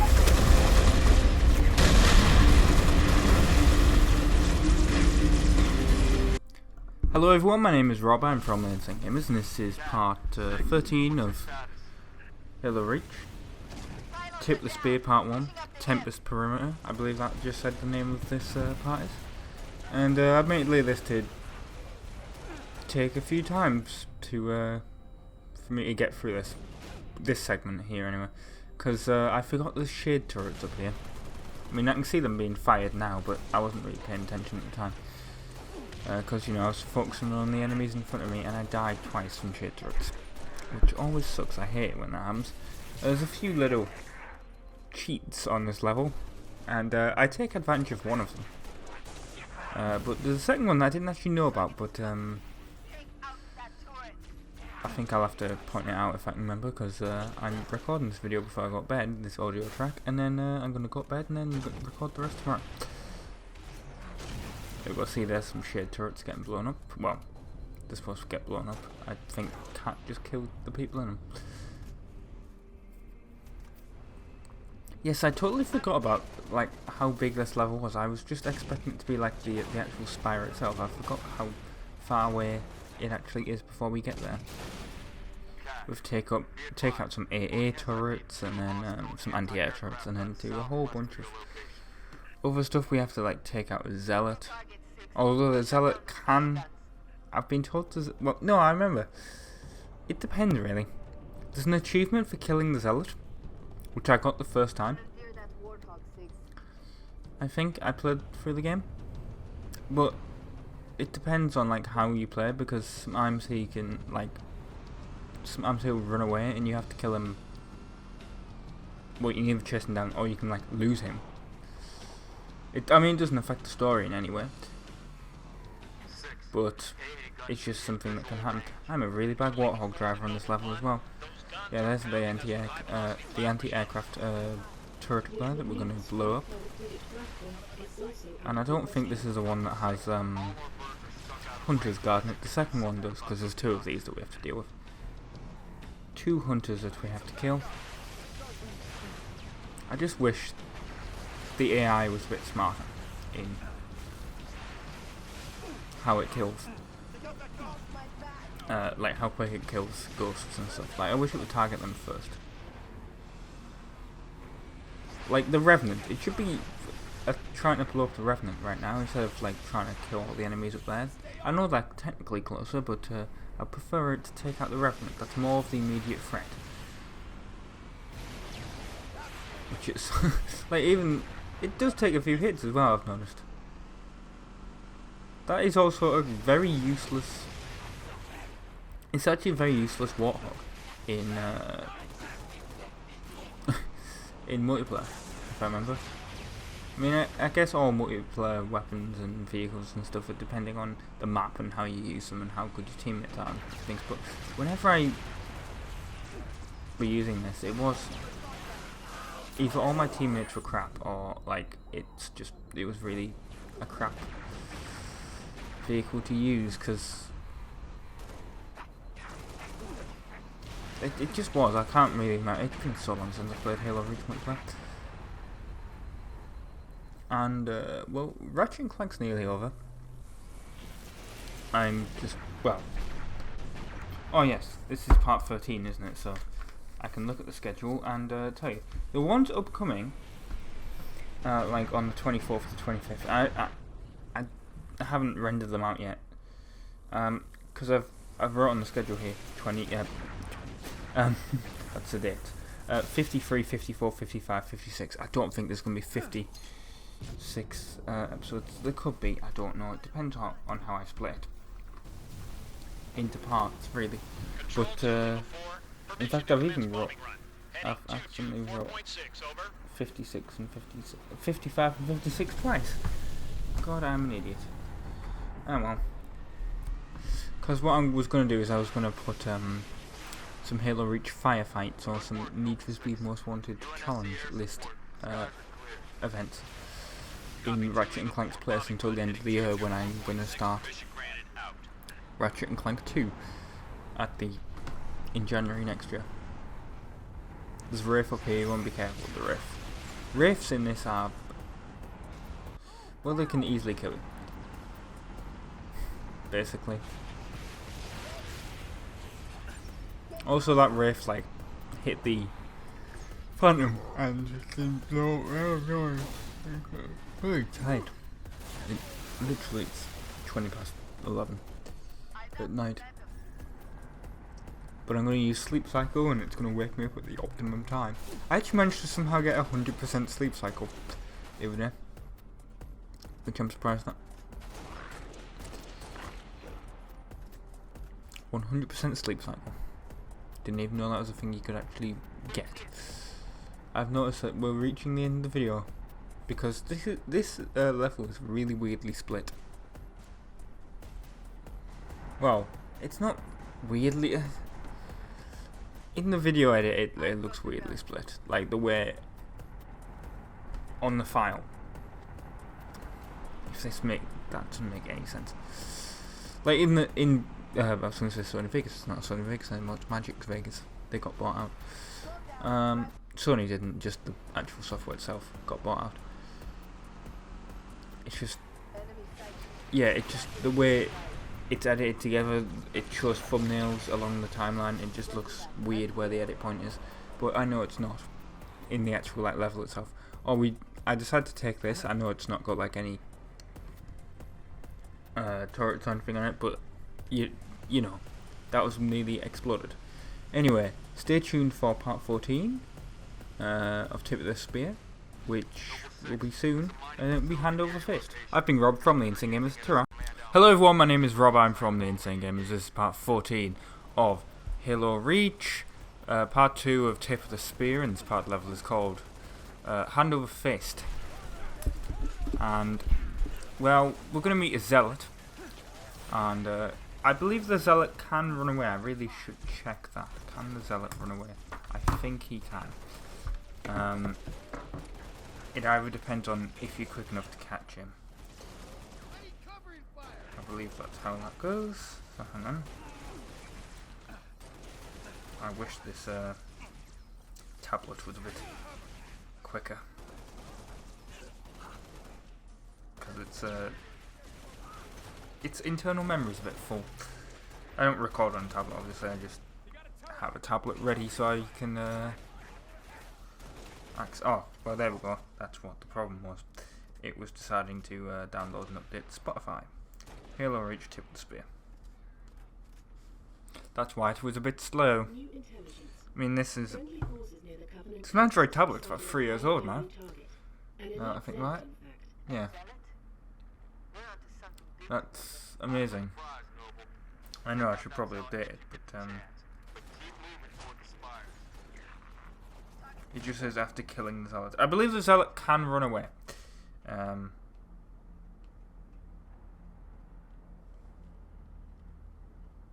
on, was this split into 4?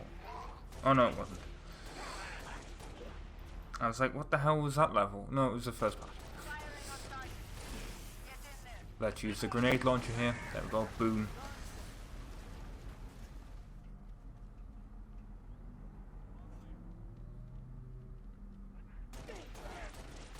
Right, okay. If 6 eliminates the Zealot, high value target has been neutralized. Yeah, okay, that's what happens. Yes, I believe he can, I believe he runs away, but you can, basically you do have to kill him. But, like there's no way to not kill him, basically.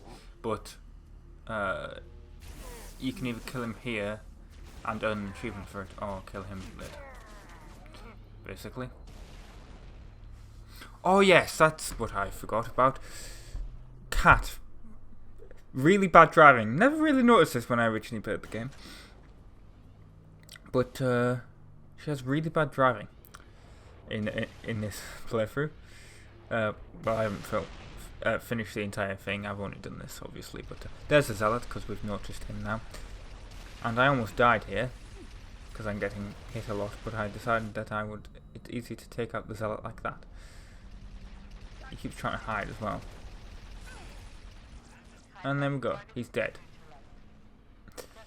So, usually, what I used to do is I used to just run down here and run right to him, and then he would run away, which is obviously a bad idea. You don't want to do that. You want to just try and see if you can kill the Zealot from far away. Also, nearly blew up from that. That's not good.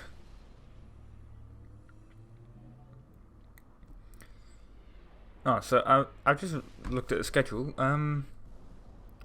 Medal of Honor Airborne and Turing Test Let's Play should have gone out, because I'm recording this way in advance. I'm nearly like a month ahead now, schedule-wise, which is which is good. I used to be 2 months ahead, like a couple of months ago. No, like last year, I was like 2 months ahead at one point, which was really good. But then I stopped doing that and was like, you know what? I need to do videos a day before they come out. No, that's not a good idea. Because you basically, it's just not a good idea at all. I also like the fact that I left Cat behind. Just destroying the ghost so we don't have an issue with it.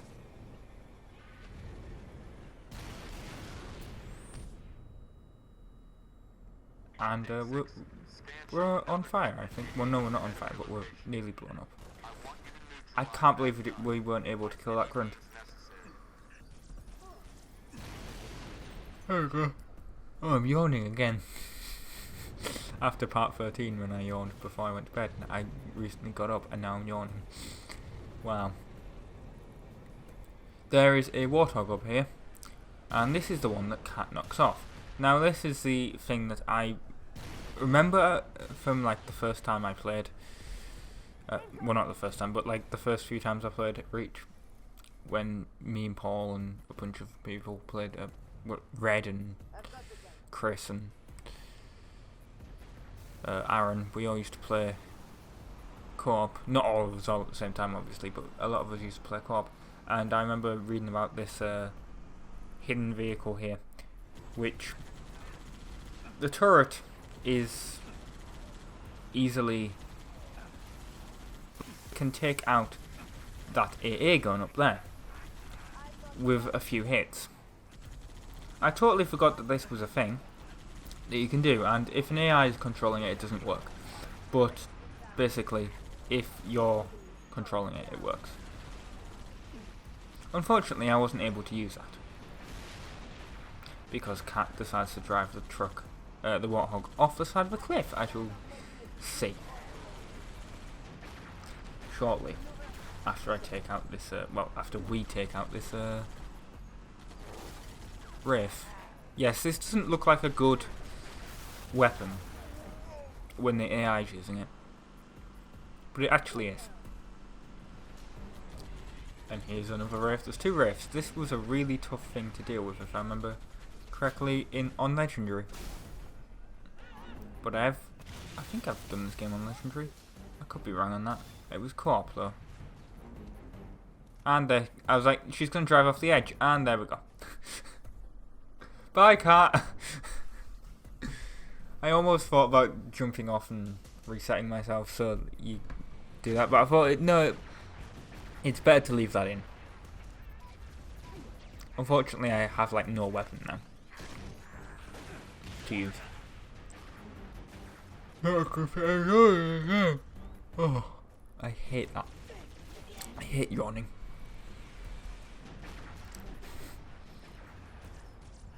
Oh look, a skirmisher, I think. No, that's not a jackal. Yeah, that's definitely a skirmisher. Because jackals have the shield and skirmishers don't. But I don't think the skirmishers are in any of the other Halo games. Could be wrong. I think we, like, possible I could have fought them in Halo 4 and 5, but I can't really remember. Yes, okay, Carter, you need to get the AA gun offline. There's some, what are they called? Hunters up here. Luckily, we have the Revenant to take them out, even though it does take a few hits. That was close. But yeah, we needed to take out this AA gun. Now, of course, the problem with Hunters is they have that giant shield on them, so this will take a few hits to do, which is why it's so much easier to use that special Warthog, if that works. I assume the special Warthog works. I have no idea. I think it did. I mean, why else would it be on the Halo wiki and the official Halo site? But it's there. It's on both of those. And I'm really, really close here to taking out the AA gun, and I didn't even realise. See, I accidentally blew it up while the hunter was inside, and the hunter's like running away now. He's like, ah, and then he gets blown up because the AA gun explodes. And then these guys, we have to defend this, and I ran through them immediately. So there's not really much to defend.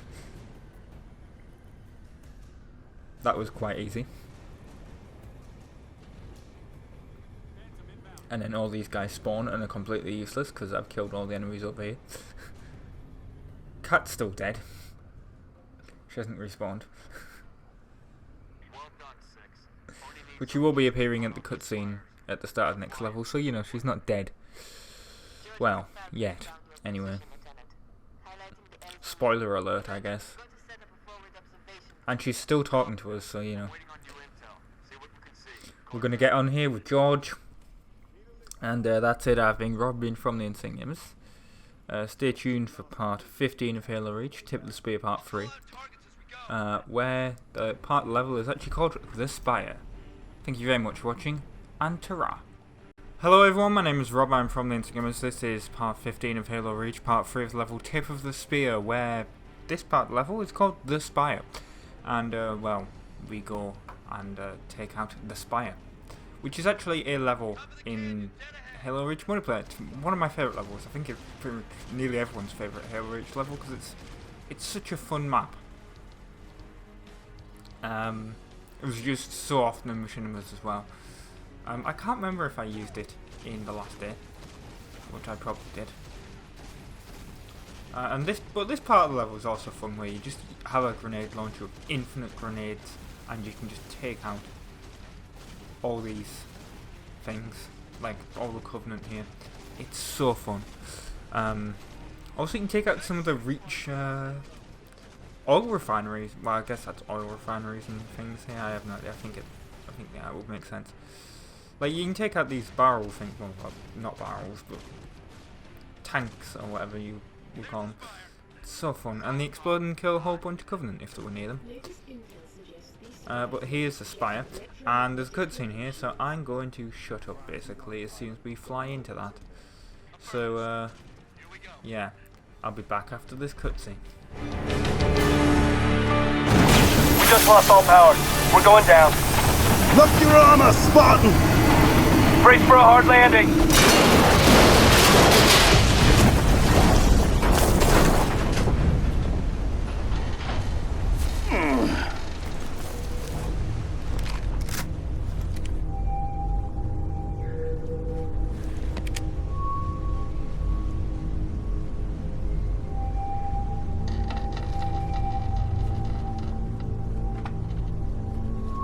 Crew's dead. We shouldn't stay here.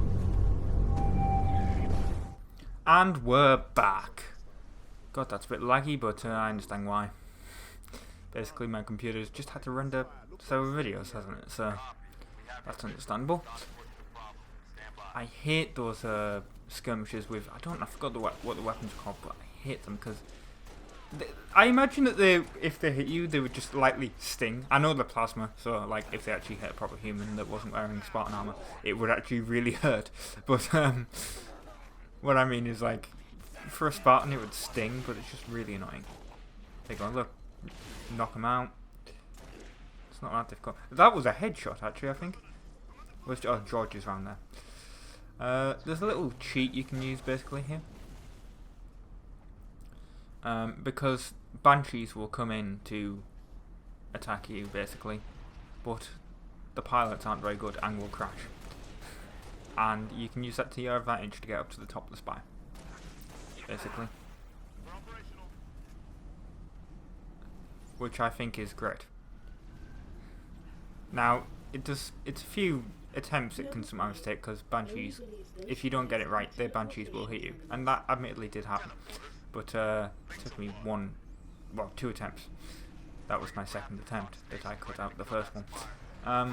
But you can use the Banshee to get right up to the top of the spire without having to take out all the enemies down there, which, if I remember correctly, it does take quite a while to kill everyone down there if you're being, like, pedantic and wanting to kill everyone like I did when I used to play this game, when I used to play the campaign. I always thought there was also enemies up here, but I was wrong. I'm just getting confused. Maybe with a firefight map or just even multiplayer, because there was the Spartans versus Elites. I forgot what the game type was, but that was definitely a thing you could do. Look, that elite got blown up by my sticky grenade, and then we just basically shut down this spire by hitting something. And that's really the end of the video because of the cutscene. So I've been Rob, been from the Insta Games. Thank you very much for watching. Stay tuned for part 16. Ta-ra.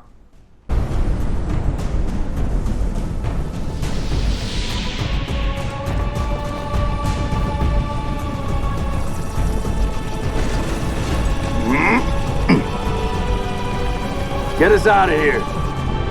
Control, this is Noble 1. Spire 1 is green and you're free to engage. Have a nice day. Copy that, Noble 1. Be advised, all ground units.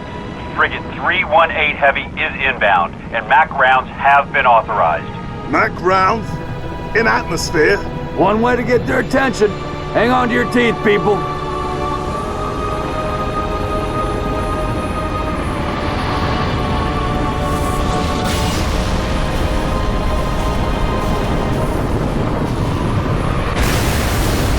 New contact. High tonnage. No, somebody tell me this ain't happening. UNSC Frigate Grafton, do you copy? Grafton is dust. We need to get out of here now.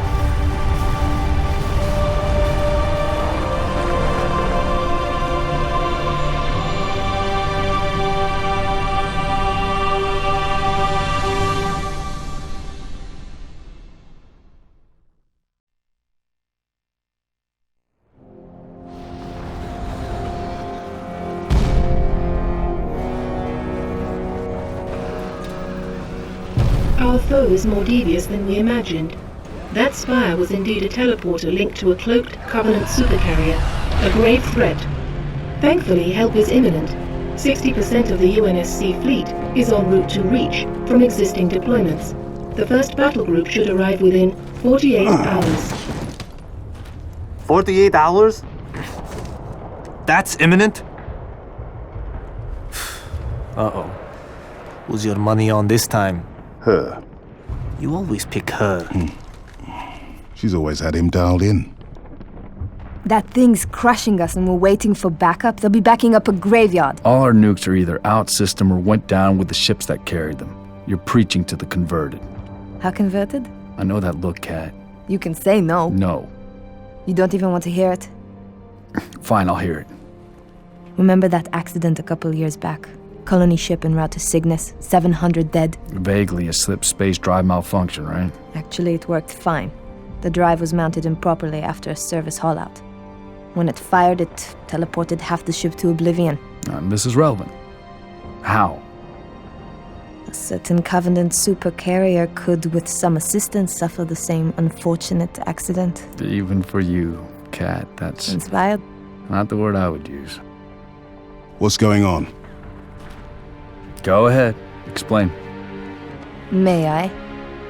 Don't cut yourself. Objective: destroy Covenant carrier in geosynchronous orbit above us. This sanctioned, sir. What do you think? Oh. Method: a slip space drive in lieu of the nukes we don't have. Delivery system: us. Solvable: getting us up there. That and getting our hands on a slip space drive. Thank you for sharing.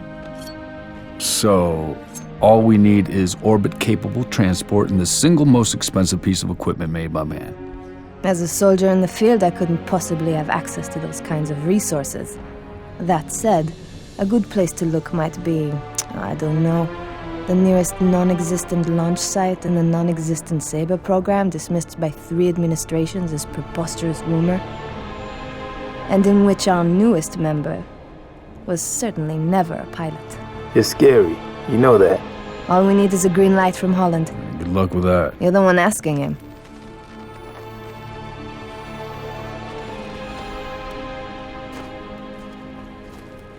Well, there's no way in hell he's gonna go for this.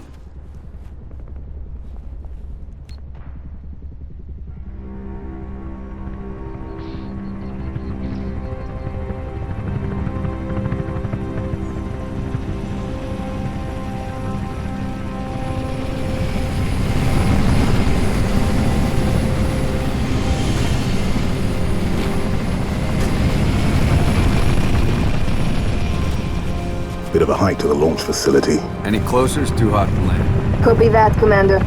Move up the beach, Noble. Hello everyone, my name is Rob, I'm from the Insane Gamers. This is part 16 of Halo Reach, Long Night of Solace Part 1. The name of the level, the first part of the level is First Floor, Aliens, Beaches and Secret Launch Stations. Where we're going to fly the Sabre in the second part. The first part is just us getting to the actual station itself. And I am going to shut up at some point in the middle of this because I was playing, because obviously I play and then record the audio afterwards, at least for Halo.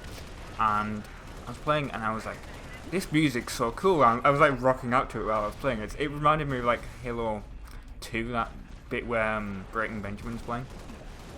Although in the HD version they replaced the song because of copyright. But basically, yeah, that's what was happening. I was like, this music is like really proper rock music. It was. I don't know why they used it, but it was good, basically. And I can see it coming up. This is actually quite a short video. It's mostly cutscenes. Well, I can see the audio coming up, so I'm going to shut up right now.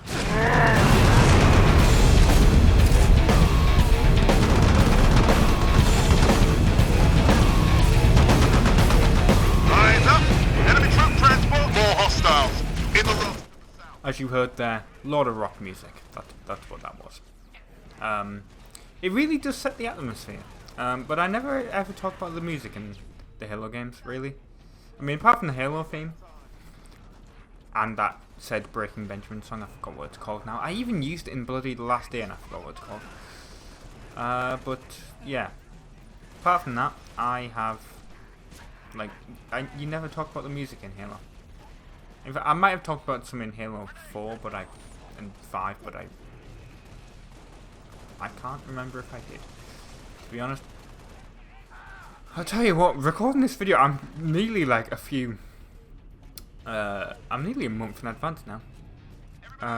Because this video is going out on what, the 8th of November, I think. Is it going out on the 8th of November? Yes, because if this is.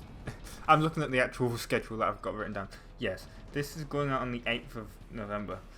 But then I'm going to record Exodius, which is the next level after this, later today. But then, later on the 30th of November and on the 1st of December, you're going to get some GTA videos because there's some GTA Online DLC, basically. And I saw the trailer for that and was like, that is cool. And it's race stuff. It's like the stunt races, but it's not. It's called Transform Races, basically. So I will be enjoying that. Well, I hope I will be enjoying it, and I'll be recording some videos about it, basically, as I did with the stunt races. But look, we've got a shotgun now that's going to come in handy on the third part of the level, along with the energy sword. So yeah, I've been Rob, been from the Insane Gamers. Thank you very much for watching, and enjoy this cutscene, although, to be fair, it's going to be playing in part 2 as well.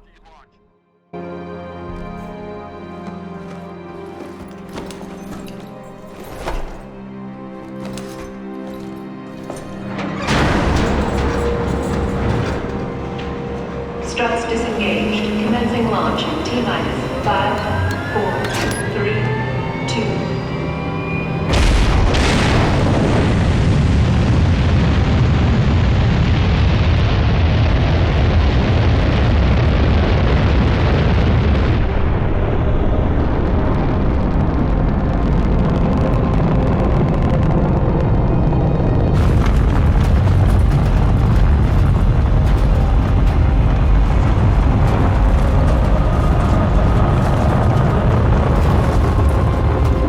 First stage engine burn nominal.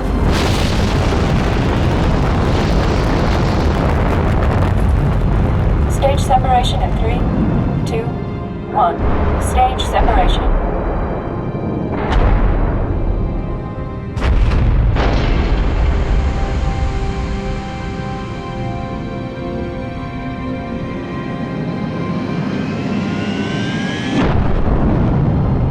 Second stage ignition confirmed.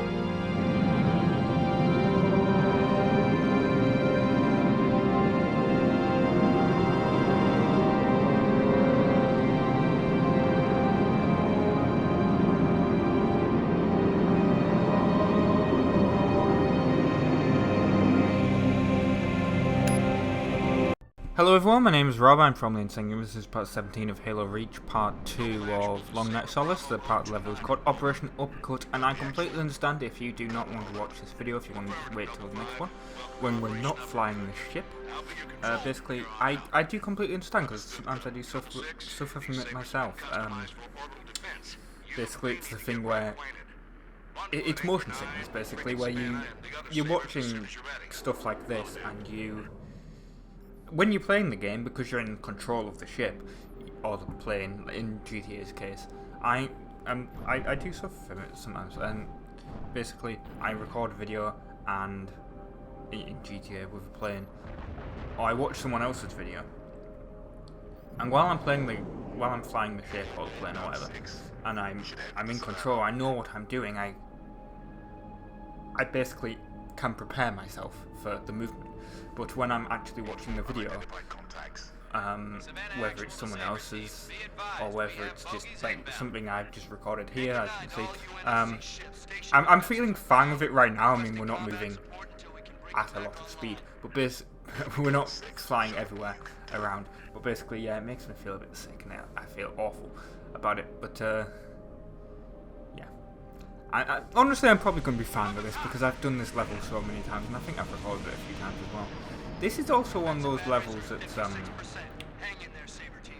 quite annoying to deal with if you're using it for capturing purposes when you're doing a machinima. I tried to use some of it for the not for the Let's Play one. What am I even saying? I was trying to use some of it for the last day. That's why I almost said Let's Play. I was trying to use some of it for the last day, and unfortunately, it didn't go very well. Basically, because how can I describe what you're trying to move the camera, and you can't move the camera when it's outside. Like, it's just too slow.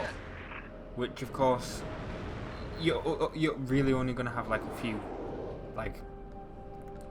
It'd have to be really quick cuts if you're going to use stuff like this, because it'd have to be like, the thing would only stay on screen for like 2 seconds, so you couldn't actually have any movement or anything, like any pan shots or other things that you can do with other machinima, like with the vehicles on multiplayer maps and stuff, which sucks because I really did want to have like some Star Wars scene in the last day with spaceship battles, but that never happened.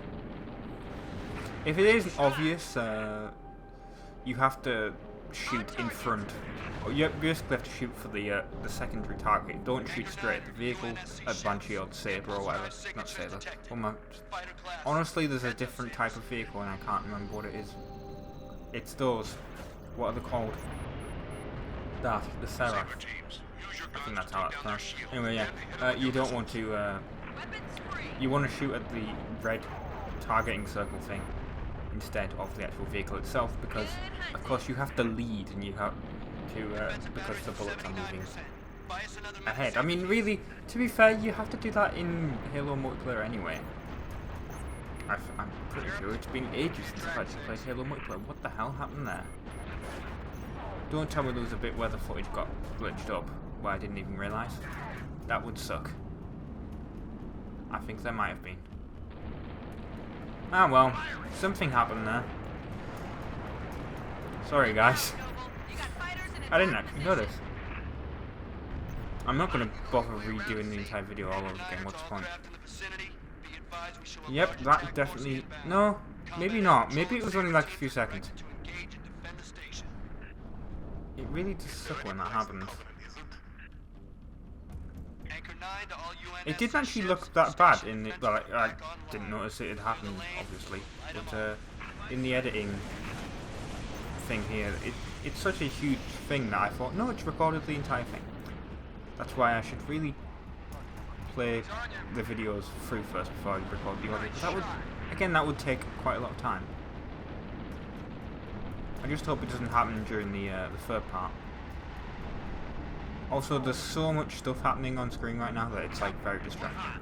I was like, what's fighting at what? Like, who's firing at like me, who's firing at the Banshees and the Sarafs, who's firing at Anchor 9. Like, it was a bit confusing. Also, they're very happy when I get a good shot, which is surprising because they're all supposed to be really good saber pilots as well. There we go. See, we're flying upside down right now, and then we're flipping back the right way up. But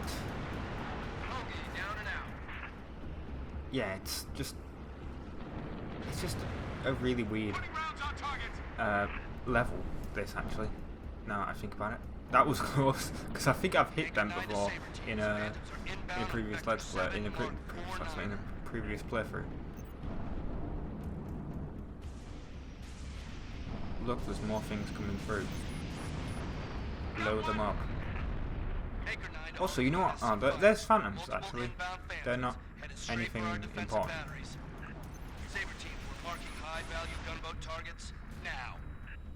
Yes, just blow up the phantoms and fly through that. That was actually pretty cool. That's my favourite moment. I think I did an audible noise when that happened. When I was recording, I was so happy. You do have to be careful because you do have shields and hull integrity to worry about. I don't know if you can see them in the right-hand corner there of the hood. But that's something that you do need to worry about. Also, you may have to worry about thruster heat, but I'm not actually that sure, because I don't think I ever took the thruster heat down that far, where it was actually a problem. Anyway, we're going to have a cutscene with George in a couple of seconds. I can see it coming up.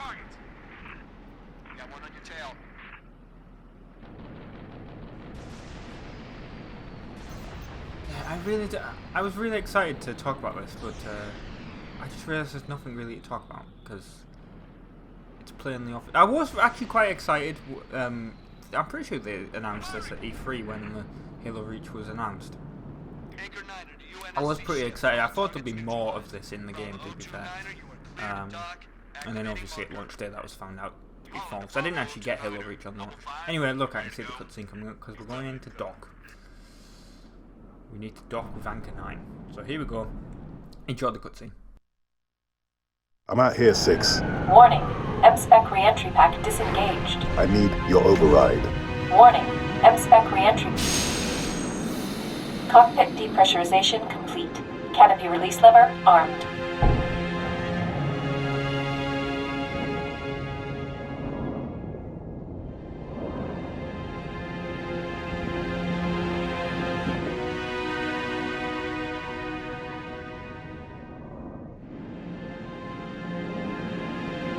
Max Sabadov Siba. Noble 5, please repeat.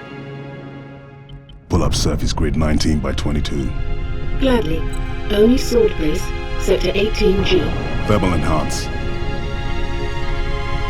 Noble 5, your pulse is elevated. There is nothing you can do for Dr. Woolsey and the others inside sword base. The mathematics are determinate. Noble 5? I know. Bravo, 2-9, you're cleared to re-engage thrusters. Noble 6, this is Holland. Go ahead, Colonel. We've flagged a Corvette-class vessel on a predicted docking track with our target. Get our makeshift bomb on that Corvette, and we have our delivery system. Noble 5 will escort the bomb. I need your Saber team to clear the way for boarding. Understood, Colonel. As she's already donated her slip space drive to the cause, the Savannah will be joining you to provide local fire support. UNSC Savannah. Our wings may be clipped, but we've got your back. I've stuck my neck out for Noble on this one, Lieutenant. We'll get it done, Colonel. 6 out.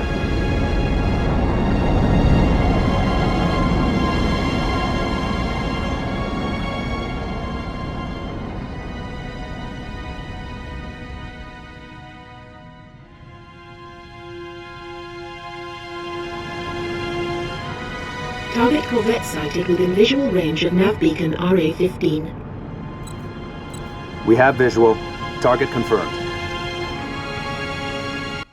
And we're back. Yes, now we have to attack this Covenant ship. Frigate Savannah in position. which is all. Yeah, I didn't get Halo Reach on launch, which may surprise some of you. I was excited about it, but I never got it at launch. I was just like, nah, I'm gonna wait till Christmas. And I did. I got it at Christmas that year. I can't believe I crashed straight into that ship and nothing happened. I was half expecting it to blow up. Wow, I went to yours. That's not helpful. We have to take out the engines. Take out the Corvette's main engines. Which is actually not that difficult to do. I mean, it takes a few passes, to be honest, but it's a lot easier to do when there's not a lot of you. Well, sorry, when you're playing co-op, it's actually quite a lot easier to do. Actually, I can't remember how many people you can play co-op with this game. 4, isn't it? I'm pretty sure it is 4. That would make sense. Yeah, you could just all take out one right away. I wouldn't. Well, no, because no one that I know actually has this game anymore. What I was gonna say. Totally, I could work that out, couldn't I? I could do a 4-player co-op video of Halo Reach. No, that's not gonna happen. But that'd pretty cool, I think, if I'd done that.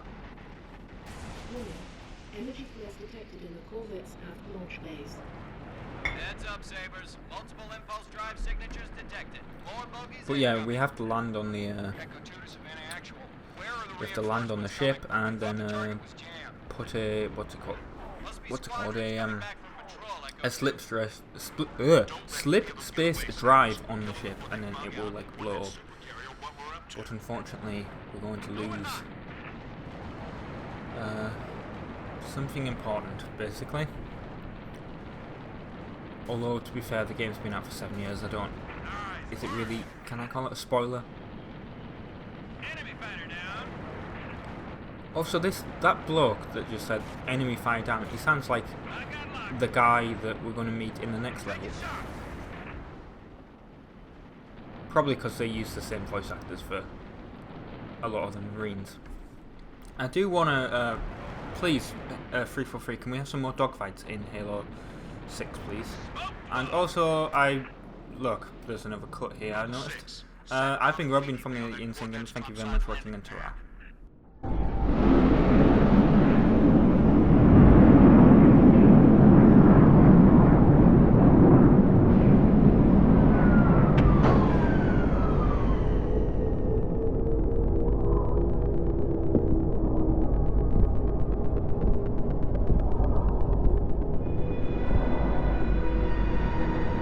Hello everyone, my name is Rob, I'm from the Insane Gamers. This is part 18 of Halo Reach, part 3 of Long Night Solace, and the part level is called, well you just saw it, but it was, and the horse you flew in on.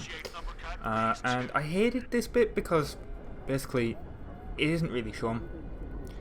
You can't really tell in the video, but you are, basically, how can I describe it? It's like... It's like you're in space. You don't have the full. What's the word? Low gravity. That's the word that I'm looking for. You don't feel like you're in. It doesn't feel like normal Halo. You can jump around and bounce off things, and it's a bit weird. I wasn't a big fan of it. Basically, I've never been a fan of these moments in Halo. It's just not fun. I believe that's actually I was also trying to assassinate those guys, but it kept failing. I'm pretty sure this is like... I know this is a level in Halo multiplayer, but I'm pretty sure there's a bit where you can go outside. Of course you will die if you do it. But I believe like you have a 10-second countdown to death. That happens basically. But I'm pretty sure that's something that will happen. That was a little edit point because I died, basically. That's something I should point out. What honestly, I've managed to forget. Oh yeah, if there's bits where the footage jumps forward, I mean, we had that in part 17, the last part, that was just released on the 9th. But yeah, it turns out there was a bit of recording issue with this video, wasn't there? But I didn't actually know until I was actually recording the audio for that bit, because I was looking at it and it looked fine, and then I went, as I was recording the audio, it was all there was bits where we jumped forward slightly. We've missed like some kills that I had, but I don't know if that's just because of like I had so much movement with the saber, because obviously you're flying around a lot. If like the capture card couldn't keep up, because I remembered afterwards that I was actually converting a file in the background, so I don't know if my CPU was like, no, I'm gonna just lose some frames here from the HD PVR, it doesn't really matter. That's why you should always stop that. Your computer shouldn't be doing anything else while you're capturing. It's never a good plan. I mean, I do it normally anyway, and it's normally fine, but sometimes it's a bit glitched. Also, there we go, see, we move forward. That was a glitch. Anyway, cutscene.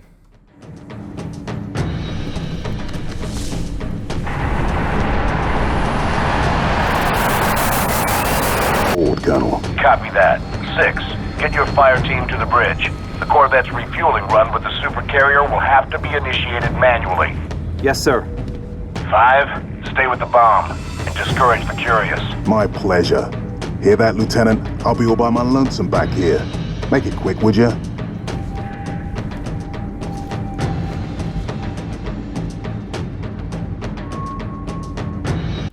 Honestly though, the moving forward thing, it's not really that big of a deal to deal with. I would have re-recorded. I mean, I have the time to re-record it, to be fair. I mean, I'm recording this on the 14th of October. I could really record all this footage again, but to be honest, this level, as fun as it is a bit of a pain to deal with. So I'm not going to. I'm just going to leave it as it is, because, you know, you're not really missing that much. It's obvious what's happening, basically. You kill a whole bunch of enemies, you have to activate that thing because the Marine tells you to. Or George does, I can't remember exactly who tells you. But below we have actually a few more teammates, which is good. Also, that thing explodes because logic. I mean, it was getting shot at. You should have requested that beforehand. As soon as we landed, he should have gone, can we go? And then, yes, quick, get out of there so you don't get blown up. So all the people on it don't die. But then again, that's just really to show you, if you think about it, the background of, like, Reach is kind of awful because it just shows how bad the Covenant actually are, because they're like taking out this entire planet. I mean, when you're playing Halo 1, 2 and 3, you think, yeah, the Covenant are bad because you have to, like, you have to take them out, obviously, on both the original Halos and on Earth and Halo 2 and 3, because they are glassing the planet in those games, but you don't really think, the Covenant are that bad, because by the time of the end of Halo 3, you are basically, you're working with the elites, so you think, these guys aren't that bad. Honestly, at this point, when you play Reach, you're like, the Covenant are assholes. They just are, is what you're thinking. I do like the fact that you can go in this, like, globe thing here. I was going to call it this image of Earth. No, it's an image of Reach. I'm pretty sure it's an image of Reach anyway. I don't know why it wouldn't be. I mean, they're attacking it. It would make sense. So I assume, when they're going against Earth, that in Halo 2 and 3, that the insides of these would also have that. But I don't think we ever went into a ship control room of a Covenant ship in Halo 2 or 3, so probably not. Well, we didn't see it. They probably do have them though. But then again, this game did come out afterwards, so it's also a bit laggy, the footage on my screen, but I don't know if it will be for your when you're viewing it. Probably won't, because obviously when it renders out very smoothly. It's just that it has to, the graphics card has to, you know, constantly show the footage for me to talk over it. Also, I'm wondering, this whole fight, now that I'm looking at how long's left, I'm thinking there might be a little bit of jump forward in footage because I'm pretty sure this fight felt like it lasted a lot longer than it did, looking at how much footage is left of the video. It really did feel like there was a lot more fighting that happened.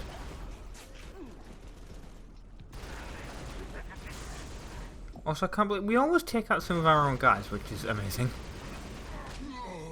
Like, because they just run in the way, which is really annoying. Also, there's like a covenant, like there's a covenant, there's an elite up there, but and I went to go for him, and he was already dead. But he's on there. There you go, he's dead. Didn't actually. I'm guessing what must have happened is someone threw a grenade up there, and it blew him up. But the grenade also bounced down and killed. I have no idea. But something happened up there. Because I didn't see. Anyway, let's take out these jackals. The thing is, the next level that we're dealing with, we're finally going to deal with the brutes. Now, if I remember correctly, the information about the brutes from, like, canon-wise, is that the reason they didn't use the brutes originally in the original attack on Reach, is because they thought that they would basically go around, basically like what we, what people used to do and still do because of there was a horrible article on Reddit the other day about Burma or someplace around there, around that area of the globe. Basically, you know, where the soldiers go around like raping women and killing all the kids and stuff. Basically, that's what they thought the brutes would be doing. If that's why the Covenant don't actually use them, and it's why they're not actually in Halo 1. Of course, they hadn't designed the brutes then, but that's the canon reason for why they're not in Halo 1, plot-wise. I just wanted to scare that dude by looking through the scope, because I'm going to say something. He didn't that time, though, probably because I didn't stay still. They're normally like, stop aiming at me, is what they're normally like. But look, there's several elites up here, and we're going to kill them. There we go. And they're dead. That was a huge explosion of colour. If I could, I would render this out in HDR, which is the Ultra HD. Actually, no, I don't know if you can use HDR, but with standard 720p or 1080p. I think you can. I think that's an option you can do. I would love to do that. Of course, the game was never designed for that, but the explosions of colour would look lovely in HDR. I think, in my opinion. And if I could render them out with Vegas, I would. In fact, I'm going to have to see if that's an option, because I know I can actually render in 4K. But Magix might not have paid for the license for HDR. Or it might not just be supported in MP4 files, which I don't think it is. Anyway, there's a cutscene coming up, and it's the end of the video. And you'll notice it's the end of the video, basically, when the cutscene ends, and you'll get that reference in a minute. I've been Robin from the Insane Gamers. Thank you very much for watching, and ta-ra. Distance is closing on this vessel's refueling track with the Covenant supercarrier. 76 seconds to endpoint. So, it's gonna be like that. Well, I got good news and bad news. This bird took some fire and our thruster gimbal is toast, which means the only way off this slag heap is gravity. And the good news? That was the good news. At current velocity, 53 seconds to endpoint. Yeah. Bad news is, time is fried. I'm gonna have to fire it manually. That's a one-way trip. We all make it sooner or later. Better get going, Six. They're gonna need you down there. Listen, Reach has been good to me. Time has come to return the favor. Don't deny me this.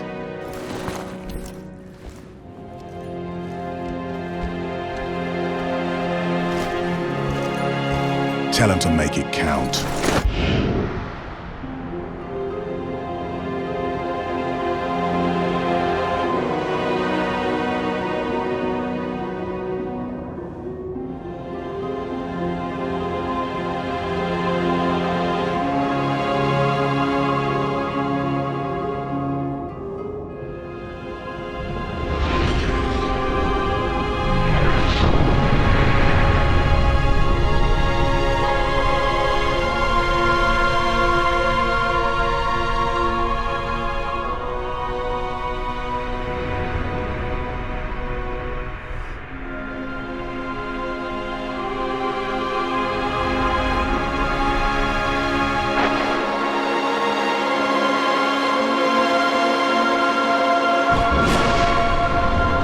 space rupture detected. Gamma station control, reading multiple pings below the orbital defense Slip grid. space rupture detected. Yeah, we're picking up anomalies too.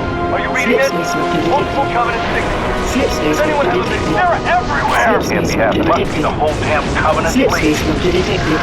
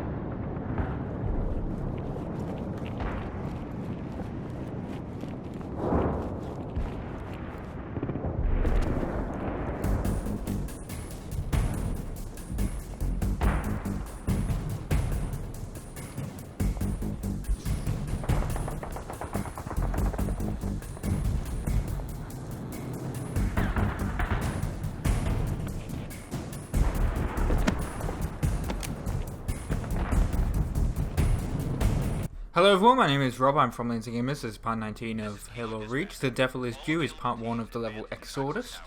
And what we're going to do here is we're in New Alexandria, as you can see. We've just come off the Covenant ship that blew up, thanks to George, who's now dead, if that wasn't obvious from the opening cutscene.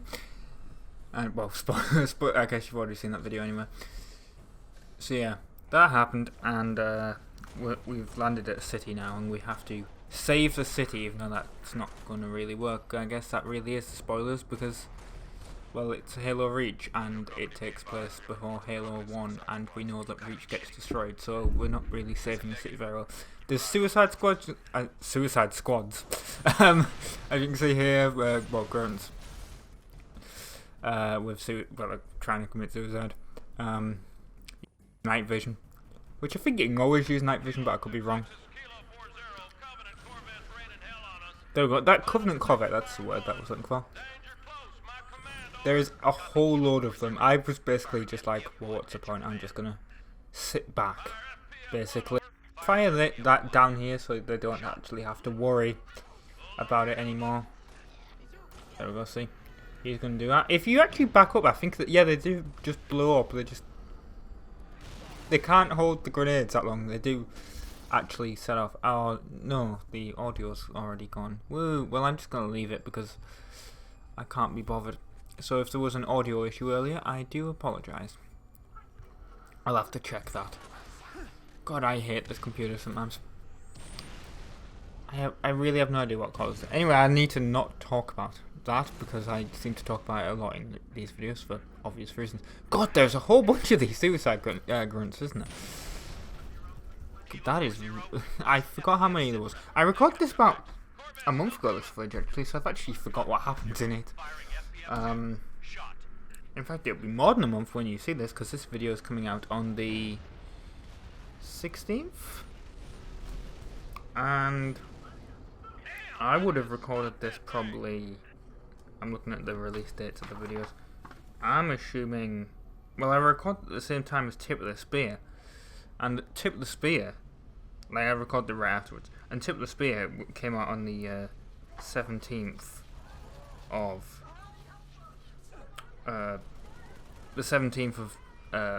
October. So that is a real long time ago if you think about it. So that must have been done, I'm saying, like the 9th of October is when this was filmed. God, this, well, recorded, not filmed, because, you know, it's not like I have a camera filming the screen, it's a capture card. God, I almost died there, actually. I just realised I was looking at the thing. And I think this is the first level with brutes. I could be wrong on that, but I think it is. Which doesn't actually make sense, because then you would have to ask, why aren't they in Halo?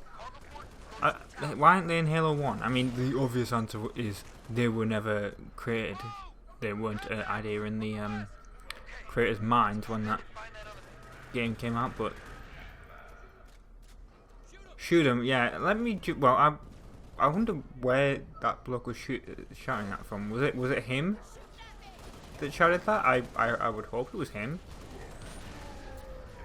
Otherwise, a Marine just told me to like shoot a random civilian. That's not good. Actually, you know what? It hasn't come out yet. By the time you see this, it would have been. I haven't filmed Tracking Any Turbo or Nights into Dreams. Yes, Nights into Dreams was the one I was just checking. I haven't filmed those. Recorded those yet because they aren't games of gold yet. Although I am recording this on Halloween. Ooh, I really should have done a Halloween video, but I haven't. I didn't. I was just thinking, you know, I could do it now. No, I couldn't. It wouldn't come out. God.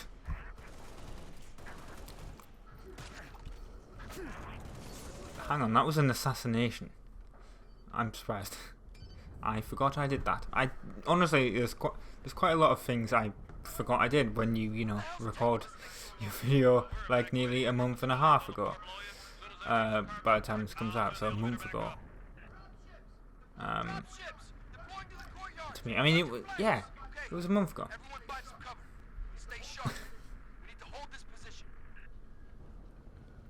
There's a lot of enemies that come in through those side doors there, so you'll want to be very careful. And I would have a lot of Marines if you could. I mean, I've managed to keep 4 of them alive. Don't think that's going to continue. I don't think the amount of civilians is going to continue either. In fact, I don't think I save any of them because the AI on them decides to be absolutely retarded and not follow me into the elevator, as you'll see in a second. I think they're supposed to follow you into the elevator. I could be right. Elevator. Lift, I'm British. Let's use the British terminology. Actually, I can talk to you guys about something now. Somehow I've become, like, I'm now a fan of the NFL. Oh, look, there we go. I told you they'd kill some of the civilians. Somehow I've, like, the BBC, being British of course, love the BBC. God, I know what that means in porn terms. The broadcaster. The TV company. Yeah, yeah. They've decided, well, they got some of the UK rights to the NFL, so I've been watching that. And, American football is not that bad. I mean, I know, oops, I just killed that guy. Yeah, the NFL it's not that bad. I know, like, a lot of British people are like, oh my god, American football, it's just awful. How could you watch it as a sport? No, actually, honestly, it's not that bad. I used to think that way, but watching the few live matches that they've done, and the highlight show that they do, they do 2 highlight shows a week.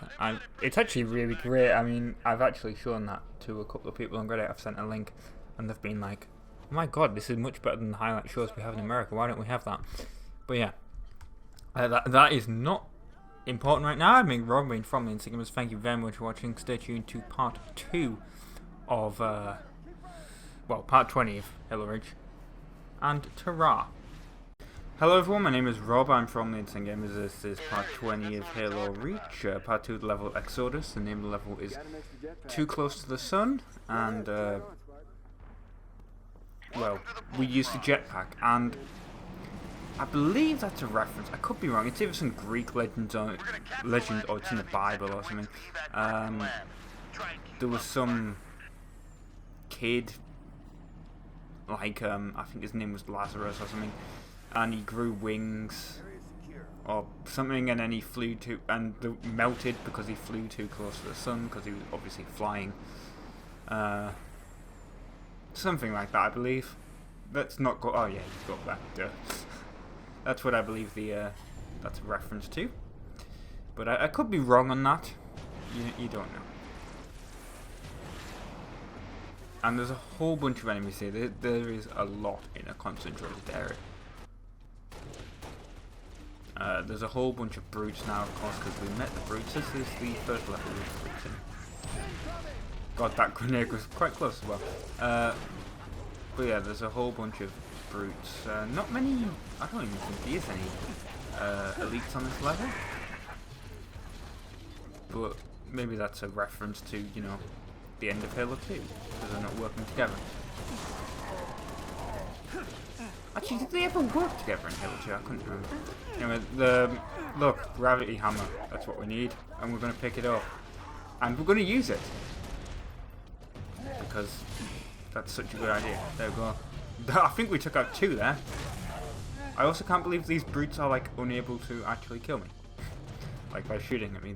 They were either missing or their weapon wasn't very good, I'm guessing. I'm just looking at the schedule. It's sort of messed up because I went on holiday. Well, I say holiday. It was like an overnight stay. But I went to Manchester. And that was literally on the day that the Games of Board games were coming out. So I had to extend.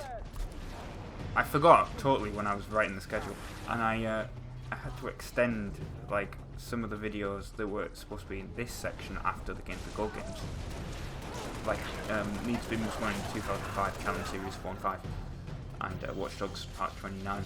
I had to move them before the Games of Gold game, which should have been the videos that came out over the last 4 days. And unfortunately, I'm gonna have to start recording more videos again, because I have not got anything scheduled after this at all. Oh no, I do technically. I do have something ready for later in the Christmas day. But apart from that, that's it. This bit is sort of confusing, because where the hell do you go? You go right up to the top. Through that door, but every time I get to this level I always forget that. I don't know why, I just do. I'm like, do I go up here, and like, where do I do I go through this door here? Like, I don't know what it is. I'm just apparently an idiot and keep forgetting. Well, it has been a bit of time since I played Halo Reach, to be fair, but there we go. Now the game's telling me, it's like, yeah, you need to go up there. God, I feel like such an idiot every single time. But why? Why couldn't we have just like gone up one level? Look, civilians and other marines and things that were helping, I guess. And more grunts. I cannot see a thing on the screen, actually. The sun is shining on it. That's just happened.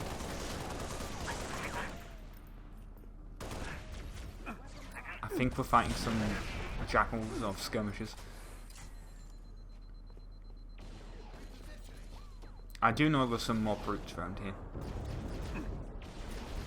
Brutes are always fun to deal with. There we go, look, he almost hit me with a grenade but missed. Thank God. Die, buddy, there you go. And we're you can't shoot me with that thing anymore. It looked like there was an enemy on the other side of the thing over there, but it stopped, so Who knows? Maybe another Marine over there killed it.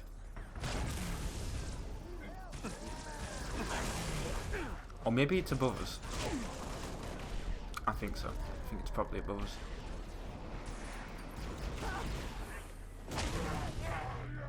There we go. He's dead now. Oh, we only have 2 Marines with us now. I swear we had 4 or 5. Really sad to have died. Let's see if we can keep the other 2 alive. I mean, I know how this ends, so... well... Actually, no, I forgot. Do I keep them alive? I don't know. That skirmisher there, I think, was the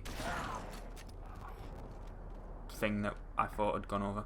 Oh, be careful here. Not because of that brute, but because of what's going to happen around the corner. There is a grunt with a Furo cannon.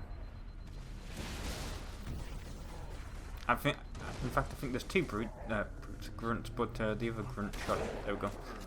So you just sort of need to sneak around like that. But usually, I think when I've done it before, they've been like on both sides firing at you, so you can't really sneak around, which is really a shame. Clear that path, Spartan. Right? Okay. I'm gonna clear that path. I'm gonna get into this building. I'm gonna kill all these. Kill all the grunts and that brute with a fuel cannon, apparently. That took a few hits, apparently. But apparently those brutes could take like 2 hits, 3 hits even.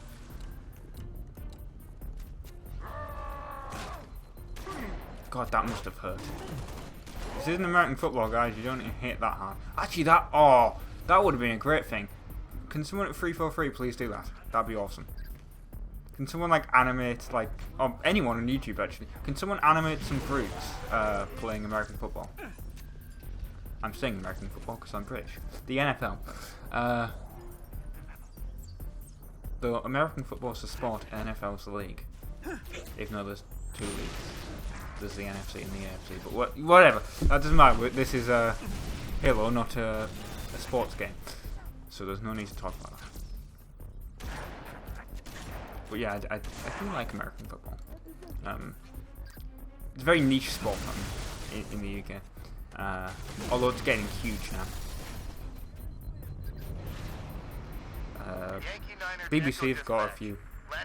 Well, we're reaching the end of the video, I can see that. But basically, BBC got the highlights and a few live matches, and Sky have got the all live matches, apart from the ones that BBC has, obviously. Although they both have the Super Bowl. And yeah, I've been getting into it this year. I've only been watching the highlights because I don't like to pay for Sky Sports because it's like way too expensive. But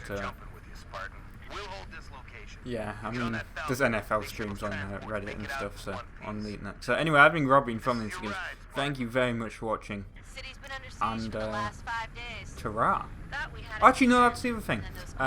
Red Zone is free over here, which is amazing. So that's what I've been actually watching. Ta-ra. Hello everyone, my name is Rob, I'm from the Insane Gamers, and this is part 21 of Halo Reach, part 3 of the level Exodus, and the name of the level, the name of the part is I Should Have Become a Watchmaker. Apologies if the audio and video is out of sync, but nothing I can really do about that, I do apologise. For the first part of the level, well, the first part of this part really, you are trapped on, well not trapped, but you're in this Falcon. You can't really die, I mean, you can get hit, but I don't think the enemies can actually like properly hit you and kill you enough. So you don't really have to shoot them if you choose to. This level can glitch. Well, with the Falcon later you'll see, because it did glitch for me. I mean, luckily, usually the game can sort itself out, but it's really a bit annoying if that happens. You'll see. Also, this is really sad because like, you see a whole bunch of civilians get killed because their transport didn't work. Yeah, basically, you see all these Banshees here. They're sort of like, I don't really know how to describe it, but the Banshees, they're not like they can hit you and they knock you off course, and the game doesn't really know how to deal with it really. That's the big issue. If those Banshees weren't there, probably wouldn't be that big of a problem actually. Look, there's more Banshees down there that we can't actually hit. This is absolutely horrible to look at, because to sort of deal with the audio, I thought I could deal with the audio and video going out of sync by like, there we go, look, the the civilians have been killed now. Fox Actual, should we send search and rescue birds? I had to change the preview window to draft, just because I thought, oh, it might help with the audio and video going out of sync. It didn't at all. Look, see that Banshee sort of got in the way, and it sort of stopped the Falcon from landing. It knocked it off course, so the AI just has no idea what the hell to do.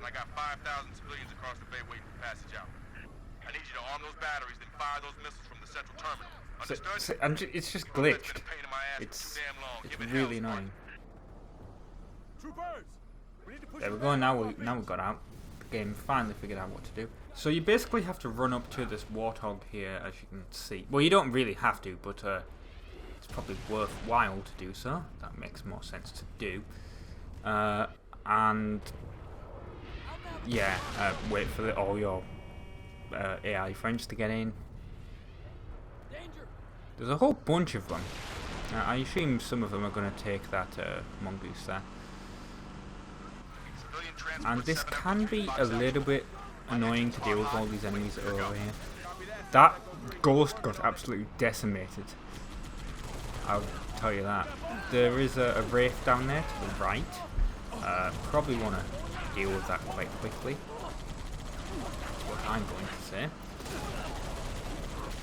God, that brute also got absolutely decimated as well. My recommendation would be, don't do that to the warthog. Don't drive it down into there, because as you'll see, I did get it a little bit stuck. There's another brute there. He's instantly blown up.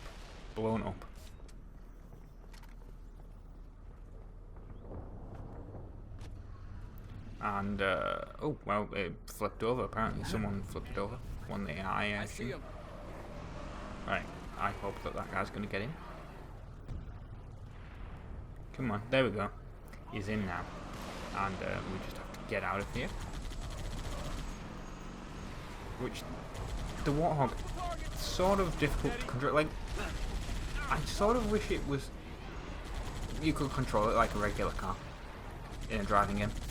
You know, when you're using the right trigger to accelerate and the left brake, and then the left thumbstick to actually steer. That would be perfect for the warthog. Unfortunately, that's not how it works. First battery is online. You have to use just the left thumbstick, and that controls the acceleration, brake, and steering, which of course is a bit difficult if you know. Like, you can see how that would be difficult. And as you can see here, getting a little bit stuck. Look, see, crashing more into those bollards. There we go. Again. And hopefully we can get out. There we go, we're out. And there's another wraith, I believe. There it is, it's directly in front of the AI, is not shooting at it. There it is now. But might actually be free wraiths, I could be wrong. Oh look, a giant brute. There we go. And we're in here now. Two brutes. That one was using a I'm honestly surprised how the hell that brute wasn't dead. That was an edit there. I don't know if that was plainly obvious. It was obvious to me because I edited. And look, now I'm stuck on that on that billboard. I'm assuming that's what it is.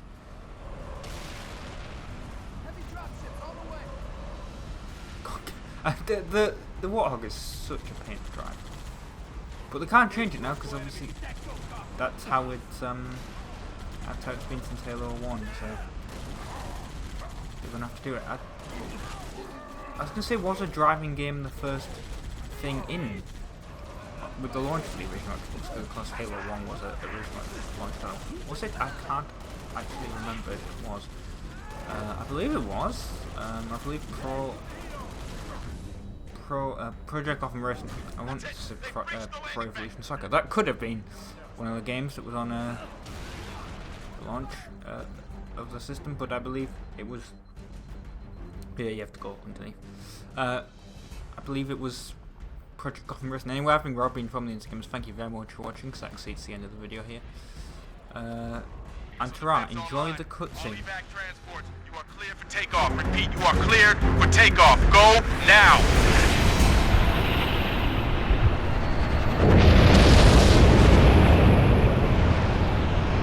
Civilian transport away.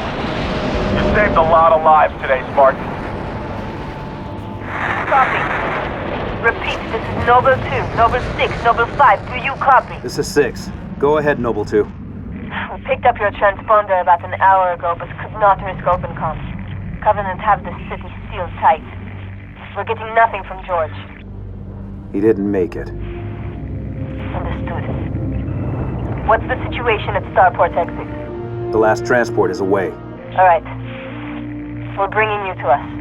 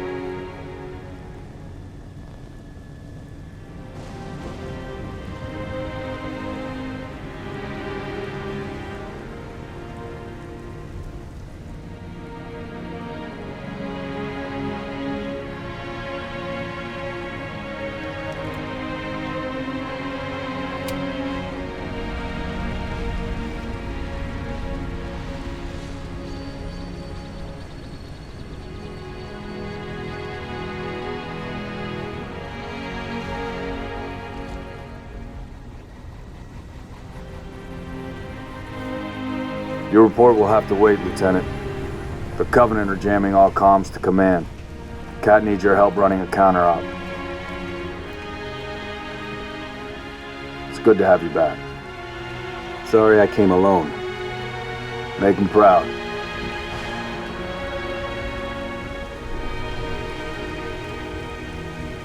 Hello everyone, my name is Rob, I'm from the Insane Gamers, and this is part 22 of Halo Reach. The part level is called Fly By Night, but unfortunately, it is quite long, is all I'm going to say, this entire bit. This entire level only has 2 parts to it, sadly. Fly By Night and whatever the other part is. I think, anyway. That's all I could remember seeing, but it's like split into like 6 or 7 parts, the entire level, so I'm splitting it like that, so this video wouldn't be... The video would be like half an hour long if it was done that way. And basically you fly a Falcon around with 2 people on it, and you have to do things, and you have to save UNSC teams basically. You have to go to this hospital over here.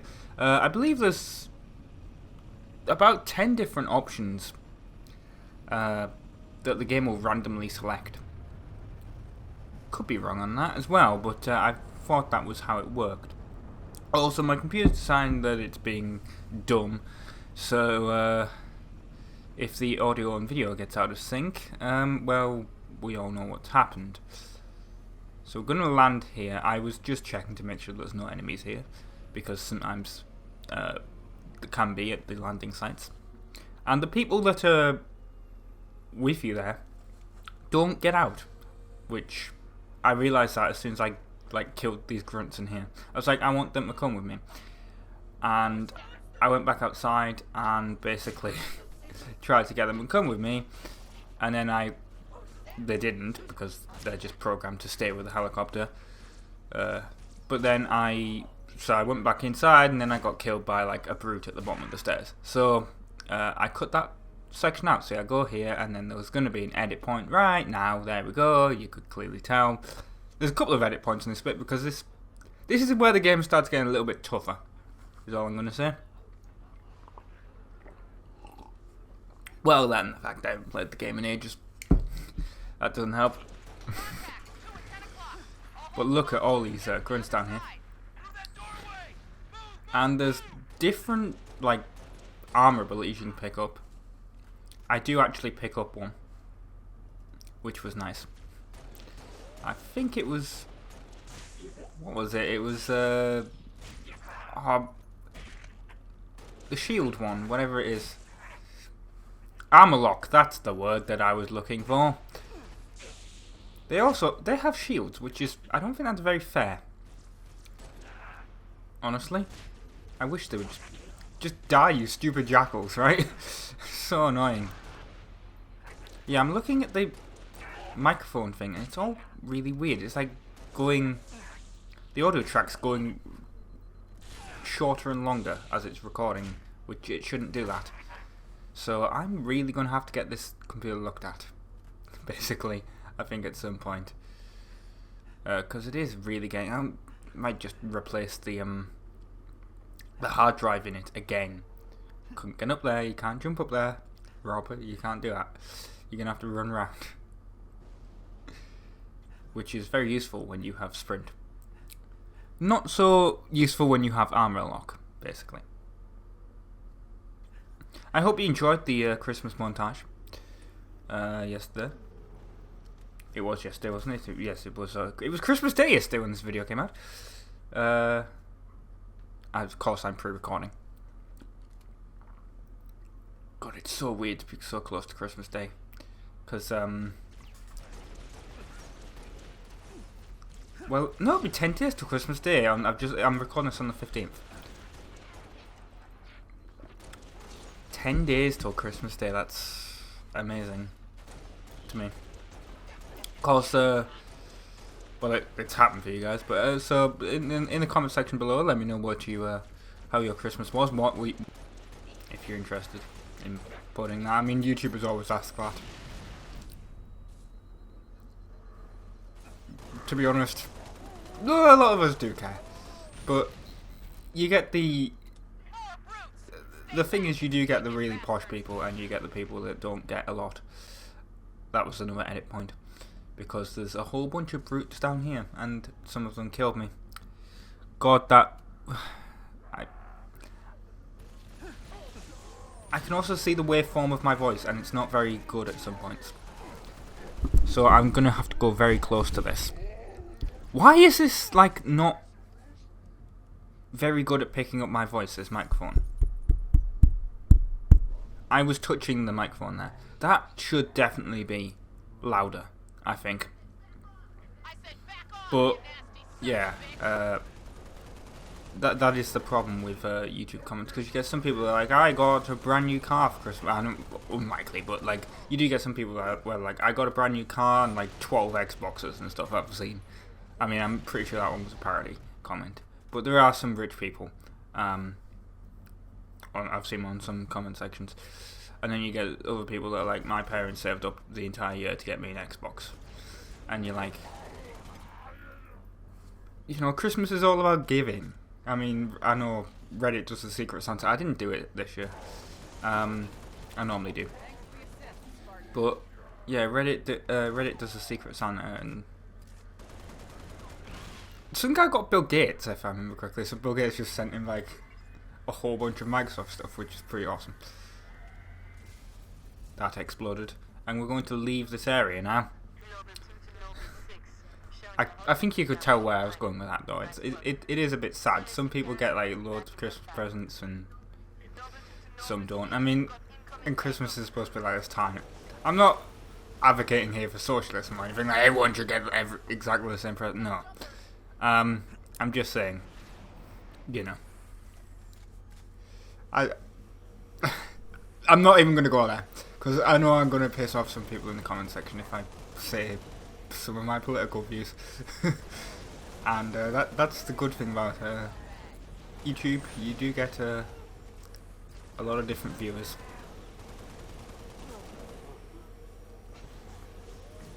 And now I'm honestly struggling to think of this is a good weapon.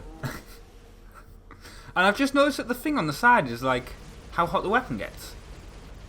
Oh, that's cool. I never even realised, and I almost shot that guy. I've never realised that before in my life. The amount of times I played this game and used this weapon online, and that's how hot the weapon's getting. So you don't even have to look at the top right of the screen. That is surprising. I just never knew that. Ah well, a couple of elites here, look. I wish he would just die. Well, there's only one elite actually, but there's blasting, relaxing, I think that. Challenges. Didn't get it. But look, there's skirmishes. Anyway, I've been Rob, been from the Instant Gamers. Thank you very much for watching, and ta-ra! We're good here, sir. You can head back to your bird. Hello everyone, my name is Rob, I'm from the Insane Gamers. This is part 23 of Halo Reach. Still part level fly-by-night, but like I said in the previous video, I'm splitting it into a few different parts because of the way that this level is actually sorted out. I can't remember what the actual name of the level is now. I should have checked that before. Because fly-by-night is not, I don't think that's the entire name of the level. But, well, part 24 I'll mention that because I'm not checking it now. But Fly-by-Night is the first part of whatever the name of this level is, and that'll be in the title actually. But yeah, here we go. Look, these guys have just been sat here doing nothing. Thanks for not helping me, guys. And what we have to do now is, this is where the game chooses. Basically, there are jammers around the city, and there's 3 of them that you have to take out, but they're in random places every time. So the game will just choose one for you to go to. And so this is the game going to choose one in a second. And Kat is going to tell us where they are. Which, well, I don't want to spoil anything, but it's, if you've played the game you would know, this,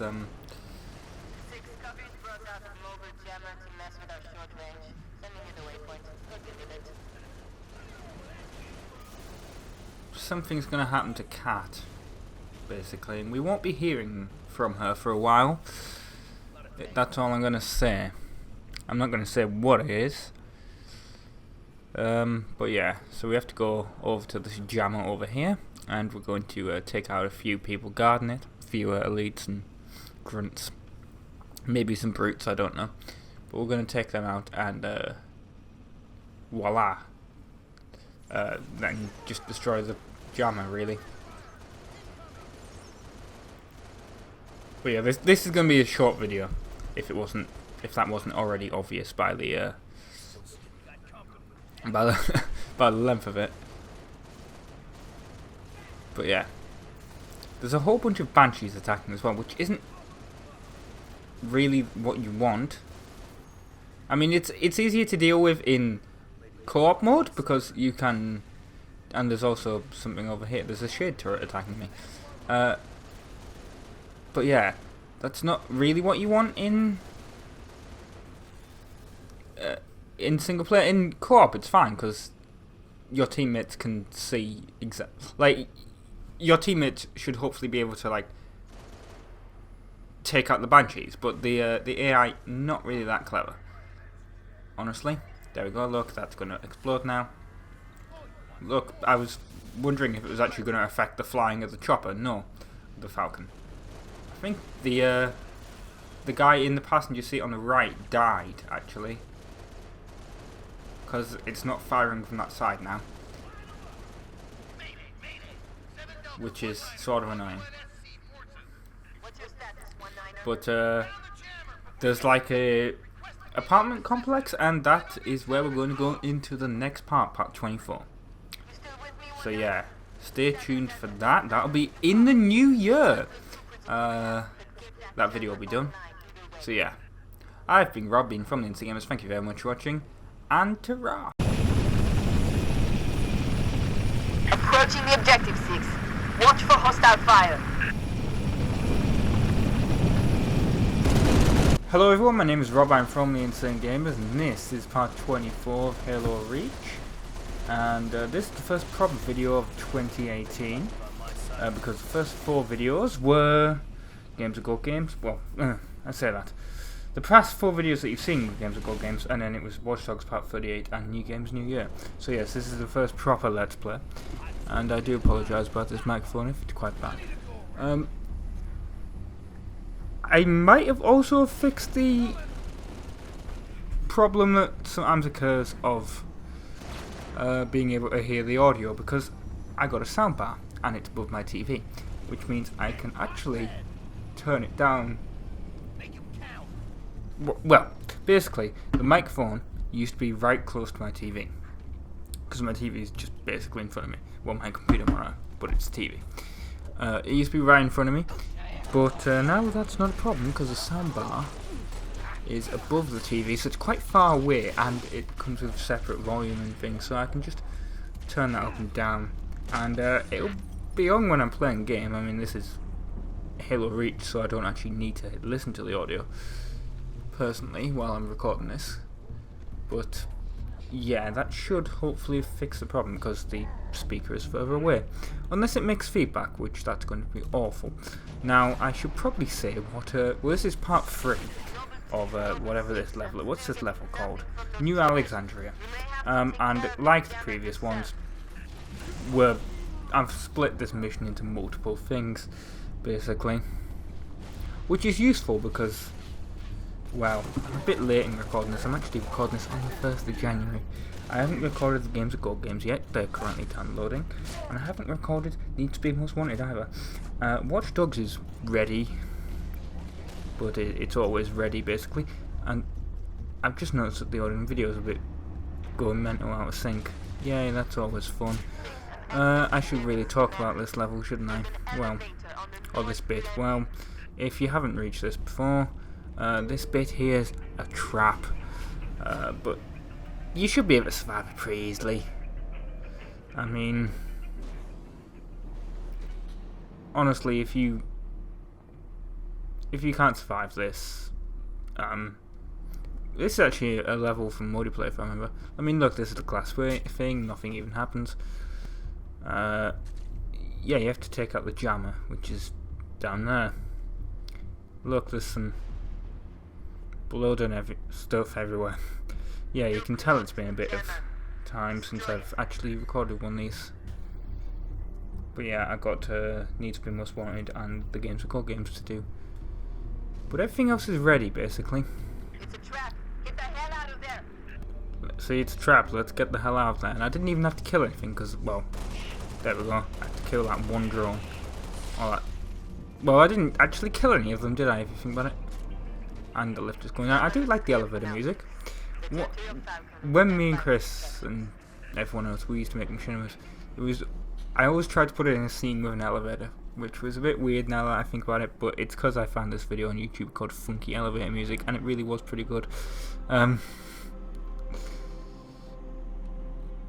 Yeah, the music was quite funky, and I liked it, and I always tried to put it in a scene with that because I just liked the music. Anyway, well, I can see this is coming up towards the end. I know this is really exciting for the first proper video of 2018. Hopefully the Games of Gold games were better, those videos. But yeah, I've been Rob, from the Instagamers. Thank you very much for watching, and stay tuned for part 25. Ta-ra! Hello everyone, my name is Rob, I'm from the Instagamers. It's part 25 of Halo Reach, part 4 of the level New Alexandria, and we've just gone into someone's house and well, they were all dead. It was an apartment complex and everyone in there is dead, including the Marines that were sent in before. But us as Noble 6, we went in, disabled the jammer and got out. If I think about it, those Marines, I mean, yeah, it was a trap, but at the same time it was still a bit easy to deal with. What you have to do is in this bit anyway, I mean these are all random, these fly between missions, but basically there's a couple of them where, you know, you just have to kill some Covenant on a rooftop, or you have to, we're getting shot there if you can't see, or you have to protect that Falcon. That Falcon is really annoying as well because it flies away quite a lot. Seriously, that Falcon is so annoying. look, you have to defend it and it already flies away. I mean, at the same time, though, it's quite easy. Because it flies away and you want to protect it. But none of these enemies get close. I mean, that might just be luck for the Let's Play here, but none of them got close. None of those Covenant Banshees attacking got anywhere close.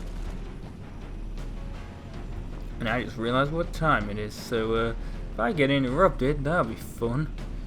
I'm likely to get interrupted. I just realised, so, well, I better warn you. Also, if the other videos I think it's got the same issue as the last video, basically. All these new Alexandria videos are going to have the same issue, basically, because I've decided to record them all in one go and render them, because I did have the issue last time where I recorded, rendered, and then the computer was like, I can't detect the graphics card to play the clip, and I was like, well, clearly you can, because you're outputting it onto my screen. God, this computer is just absolutely dumb sometimes. And then, oh, that's the worst thing. Oh, that was so annoying. If any of you can help, I've complained about this on the Android forums, but oh my god. Earlier this year, I mean, you know, this year, god. It was last year, now it's 2018 this year. 2017, late 2017. It was in November. As you know, I went sort of on a mini sort of vacation, holiday, well, it's holiday in the UK. But yeah, vacation. And, well, it was fun. I went to Manchester. But, and I went to see Media City and I got some photos taken there, and I love those photos. They were absolutely great. I mean, I messed around outside the Coronation Street set because I absolutely hate that show. But but I like it. I don't watch it, but I saw a few episodes and I'm like, no, that's not for me. But it's the fact that ITV, which is the channel that it broadcasts on, are like, oh my god, this is our most important show and we must advertise the hell out of it. It just annoys me so much. Anyway, but I met a few of the cast members there, and I said I didn't like the show, but they were like, yeah, we get it. Anyway, yeah, I got some photos taken over there, and I lost them. But I guess I'm going to go into that into the next video, which will be out in a few days, because I just realised we've run out of time. Yay! I've been Robin from the Insane Gamers. Thank you very much for watching, and ta-ra! Hello everyone, my name is Rob, I'm from the Insane Gamers, and this is part 26 of Halo Reach, part 5 of the level New Alexandria, and what we have to do here is we have to go to this Club Arera? I don't know. I was going to say this is a level in multiplayer, actually I don't think it is. Anyway, yeah, there's a jammer here and we have to take it out. And then, that's the end of these, like, missions where you have to, where you're just told what to do. Anyway, last part I said I was kind of annoyed at my computer because it deleted some photos. Basically, I took some photos on my phone from when I was in vacation last year, and for some reason my phone decided to save all the photos since August and videos that I took. It decided to take them onto its internal storage instead of its instead of the SD card, which I told it to. So I plugged it into the PC and I thought, well, I better copy these over to the SD card. But I'll copy them onto, because I did that before when I originally got the phone, before I actually had a SD card in it. What I thought was, I'll copy them from the phone onto the PC and then I'll copy them onto the SD card. That makes sense. Except I didn't hit copy. I hit cut. Now that basically moves the file. It deletes it off the device and it copies it over to the device you want it on. So, well, that was quite loud actually, I just realised. Anyway, so yeah, I hit cut. It copies it onto the hard drive of the PC. It copies the first picture. As it copies the second picture, I get a Windows error message. Apart from the fact that the error message was blank and just said OK. I look on my phone, and because I hit cut, all those pictures have disappeared. They're all gone. Now the reason I actually realised that the phone was deciding to store the pictures there is because an app wanted to update, and unfortunately it didn't have enough space because of the pictures there. Well, the app updated, and I know for a fact that those pictures, the file size, because you can see that in Windows, had changed of the two different partitions in the the two different like the internal storage and SD card. SD card stayed the same because nothing changed there, but internal storage changed. It gained space, so I'm pretty sure those pictures are gone. But if anyone knows what to do, let me know in the comments section. Anyway, I've been Rob, from the Insane Gamers. Thank you very much for watching, and enjoy part 27 tomorrow. I ended that before I was supposed to. Anyway, yeah, it'll be the last one out, turn out the lights. Ta-ra. Right, so this is part 27 of Halo Reach, part 6, level New Alexandria. And unlike the randomness of the first part, which I totally forgot the name, which I split into 5 different videos, if it wasn't obvious, because it was simpler that way. But basically, yes, this is last one out, turn out the lights, and it's always the final part of the mission, because it basically has to be. So you had those previous ones could have been in any order, basically. And this one is always the last one. And Cat is in this building. I'm pretty sure it's that big, one of these buildings. And there's all these shade turrets attacking the building, and there's some ships that want to take off and they can't because the shade turrets are attacking the building. So you have to basically take out the shade turrets. And there wasn't one there, but now there is on that building there, and now it's attacking me. That's always fun. Yeah, apologies if the my audio isn't this is stupid. On the PC it looks like my audio is quite bad, but I know playing it back it doesn't look loud, but when I play it back it is. It's just utterly strange. Anyway, yeah. So there's shade turrets here, and I think there's 12 of them? Pretty sure there's 12. Might not be. Might be less. Might be 9, or even 6. I can't remember exactly how many there is, but there is a few of them that you have to take out. If there was only 6, that is quite. I doubled the amount. And oh look, there. Well, it might have only been 6. Wow, it felt like there was more.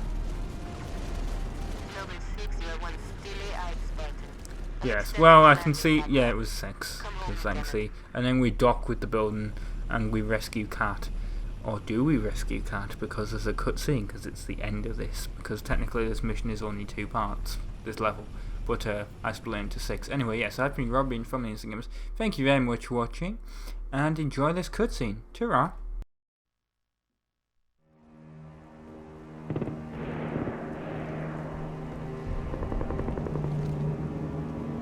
Look at this place. Used to be the crown jewel. Not anymore. Hey, you made it. It's a regular family reunion. Keep him. I gave him to you. I'll honor him my own way. George always said he would never leave Reach. The big man was sentimental. He gave his life thinking he'd just save the planet. We should all be so lucky. Sir, that true about Gauntlet Red and Echo teams assigned to civilian evac ops? Those are senior level communiques. I hear what I hear. Point is, why put Spartans on defensive deployments? I need that link to SATCOM, Cat. Chasing it. But this console's got more shrapnel in it than transceivers. You didn't answer my question. You want to know if we're losing? I know we're losing. I want to know if we've lost. Colonel Holland, hailing us. What's he doing on an open channel? Let's hear it. In the southwest quadrant of the city. Over. Sierra 259. If you're receiving, I am authorizing override of radio security protocols to link with this channel. How long for a secure link? I can't guarantee secure anymore. Could Covenant trace it to us? I could. Noble Leader, this is a Priority 1 hail. If you are receiving, acknowledge immediately. Keep it brief. Carter here. Yes, sir. We got movement. Multiple Covenant vehicles vacating the area. And they're in a hurry. How often you see Covenant retreat for no reason? Radiation flare. Big. 40 million root guns. Just lost Holland. What's going on? Atomic excitement scrambled the signal. 90 million now. Source? Airborne. Close. How close? That close!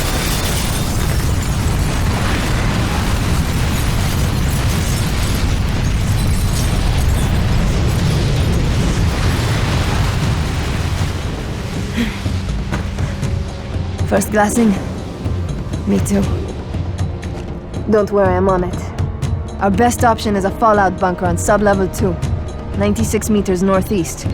We get orders from Holland, sir? We're being redeployed to Sword Base. Sword? Covenant own it now! Which is why they want us for a torch and burn op. Keep Dr. Halsey's excavation data from falling into enemy hands. If it hasn't already. Maybe, but according to Holland, the Covenant are still hunting for something. Where does he get off calling a demolition a Priority 1?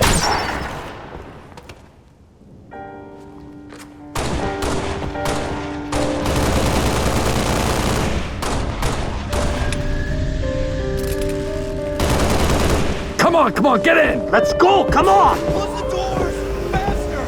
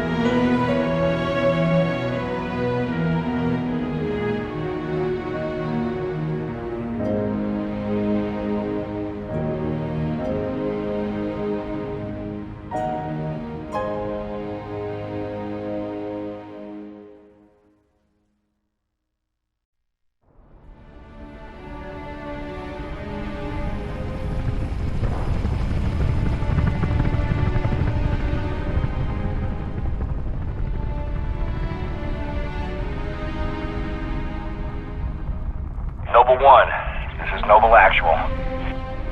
Noble 1, go ahead. We need that base taken out, son. What's your status? Still outside. Thermal on the interior shows standing room only. We're gonna have to thin them out or we'll be way too popular. Copy that, Noble 1. Holland out. We got a job to do, so let's stay focused and get it done. 6, are you in position? Affirmative. Good. Execute.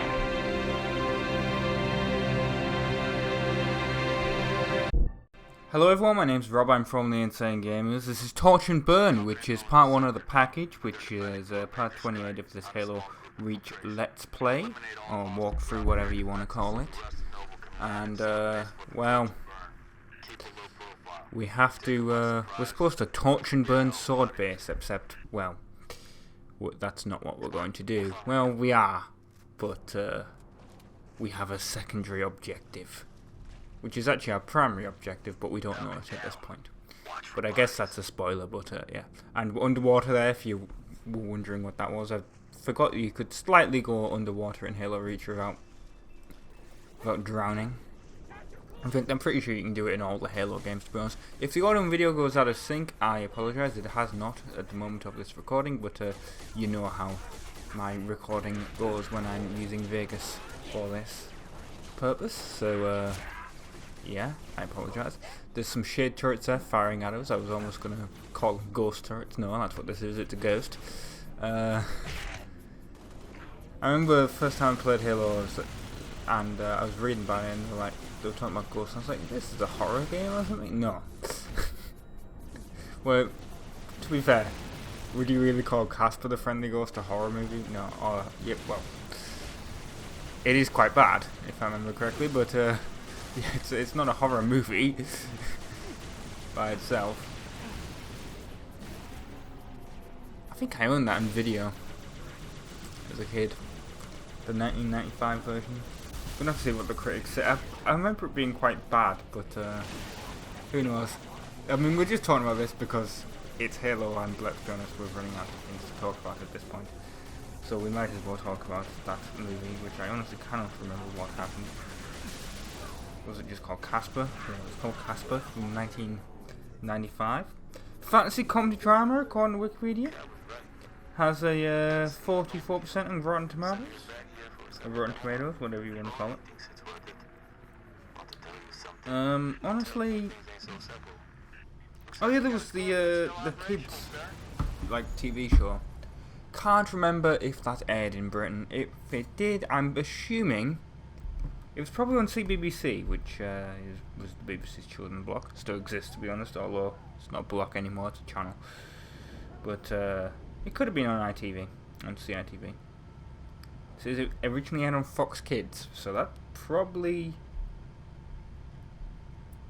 does not actually say if it aired in the UK, which sucks. Because I wanted to know that information. Oh, hang on. Many of the same people who worked on the show also worked on Animaniacs and Pinky and the Brain. Well, both those shows did eventually air on the BBC, on CBBC. They originally aired on ITV first, CITV, and then they aired on CBBC. On what was it, Dick and Dom in the Bungalow? That was a great show. In fact, I have a clip of it on the last couple of minutes of the last episode on this channel. So if you want to check that out, you can. I think it's on this channel. I'm assuming it will be. Also, I cannot hear a thing anymore because I've obviously I have the secondary speaker, and that's turned down low. I can sort of hear the explosions. I can't hear anything that the AI is saying to me, basically. I can hear the gunfire as well. Do I have the Dick and Dom video on the channel anymore, or did I remove it? Because it's not gaming related. Knowing me, because it's got the word Dick in it, YouTube will have demonetized it. Dick and Dom, and no, it's still on the channel. So if you want to watch it, it's 7 minutes and 5 seconds long, and it was uploaded, wow, 12th of May 2017, so a year ago. So if you want to, well, nah, not a year ago, let's be honest, but nearly, I guess. In a few months' time it will be, if you want to watch that. I don't know if actually firing at it like that is going to help. If I remember, there was the one in the earlier level, I forgot the name of the level now, where there was the hunters, and the AI was shooting at it, and it ended up blowing up the turret, even though it shouldn't really have anything to do with it, but it did. It made it explode. I don't think that was in the Let's Play, but I think that was in like the Stripey guide or something.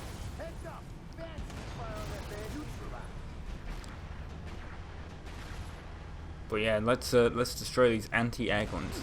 And look, the AI have survived my teammates, which is surprising.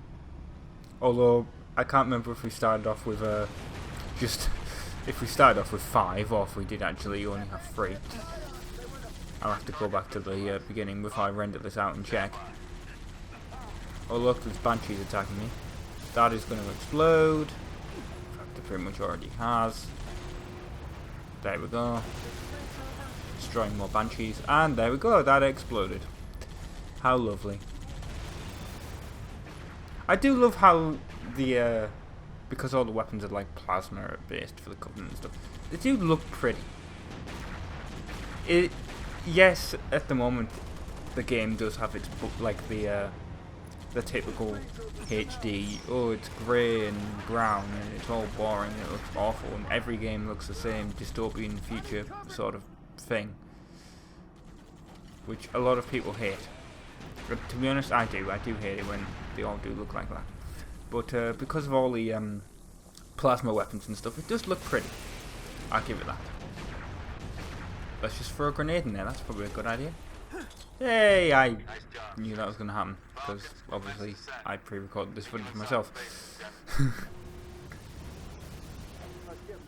Back up the Scorpion. Get stuck, sort of. So we don't even see the explosion, which sucks. Did we miss that? Yes. Yes, we missed it again. And there we go.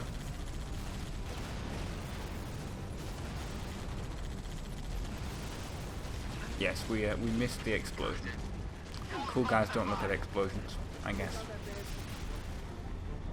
I wanted to see it, but which I guess will make me uncool. But yeah, we missed it. And then I do have to warn you up here. There is I've noticed that some people have got like ambushed here because of the amount of enemies. And to be honest, I did myself. You'll notice there's just so many enemies at this point here, but it's just I managed to survive without dying, which was good. There we go, destroy that ghost. It's not that's really the issue, it's around here. Just the amount of, there's just such a huge thing happening over here, just a huge battle, that it's like, really, game?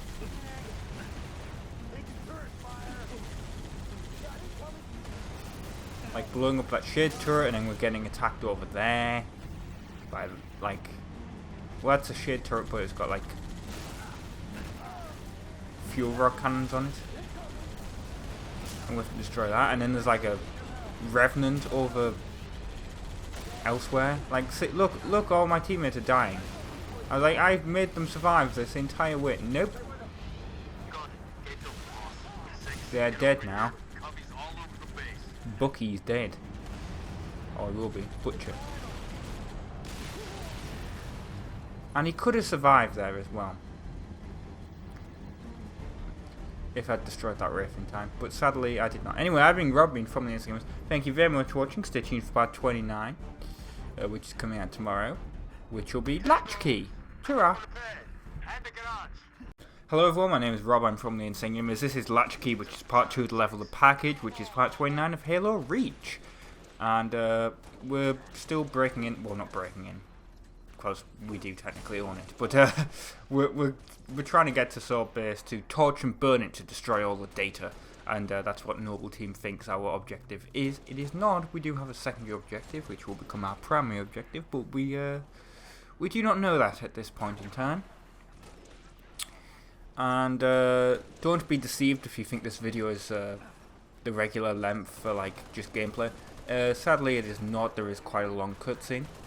So, I mean, if you want me to not talk as much, I'm guessing that's perfect for you. If you just want to watch the cutscenes, but if you wanted me to talk, which is why I assume you're watching these videos, then sadly, that's not what you're going to get. So yeah, we're going into Sword Base now, and well, we're getting a different weapon. We're getting a plasma repeater, which is nice. Water. You always gotta have water when you're doing these sort of videos. And the elevator is broken, so we can't use that. So we're gonna have to go up through maintenance. If only Noble Leader was here to tell us the way. Oh look, there he is. There's Carter. Come on, Carter. Where have we got to go? I was looking for a health pack. There isn't any. Through this door, and there's a shotgun here. So of course we got to grab the shotgun. And look, jackals and everything else are in the way. I'm going to turn up the audio. That would explain everything. God, I'm an idiot. I was like, I can't hear absolutely anything coming from the game. Yes, it's because I have a secondary speaker instead of just my regular TV one now. And sadly, it does turn off if it doesn't detect audio for a little bit. Which, very quiet sounds, such as, like, what I have to do to, like, I have to mute the audio. Well, not mute the audio, but I have to reduce the level of the audio in Vegas so you can actually hear me. And I do that for every video, by the way. Because otherwise, if I did that, you just wouldn't be able to hear anything. Honestly, it'd just be like this. Like, Confirmed, all clear. I assume you can't hear what I'm saying at all here. And that would be really annoying. So, that's why I reduced the audio. Well, unfortunately, the speaker must have decided that it couldn't hear anything. It wasn't loud enough for it, so it just was permanently off. And as soon as I turned the audio up in Vegas, well, not in Vegas, on my TV, the speaker was like, oh yeah, I'm supposed to be outputting sound. So I was like, well, that explains why I couldn't hear anything earlier. Now, this bit can be a little bit challenging, I guess, because there's so many elites here and they are invisible. Luckily, you know, if you hit them, they do become visible slightly. But I would recommend hiding behind a lot of these walls, because otherwise, well, not walls, but like these things, because you will get killed. You will get killed if you don't hide, basically. Although I guess there was an invisibility thing earlier. I don't know if there was or not, but I'm assuming there was. I guess you could use that to sneak up on them. Who knows? That's a zealot or an... I was going to say an ultra. That's not an ultra. I can't remember what it is. No, but whatever, that was one of the highest rank elites. And then that was an engineer. And then you just come around here and, well, don't expect that door to automatically open. You've got to hit the keycard thing there to the left. But yeah, I've been Robin from the Insane Gamers. Stay tuned for part 30 of Halo Reach. But for now, enjoy the cutscene.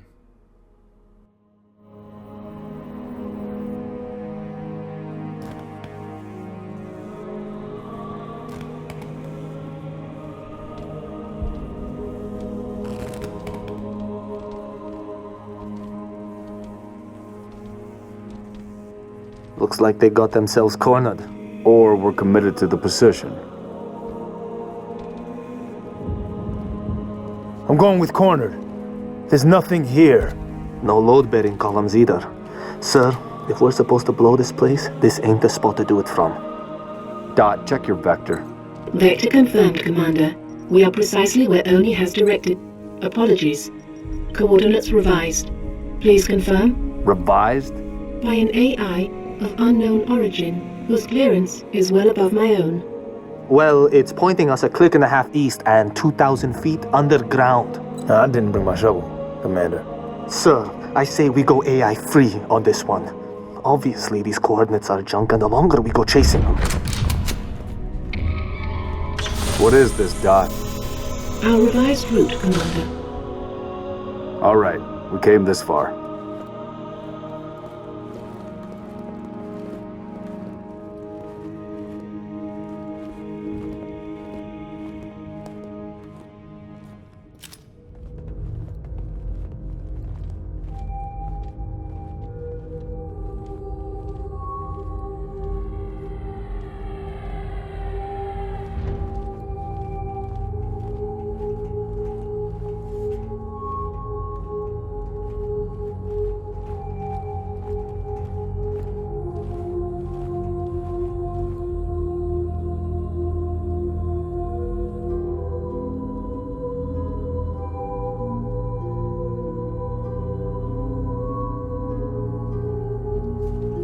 Your new AI friend tell you anything else, Dot?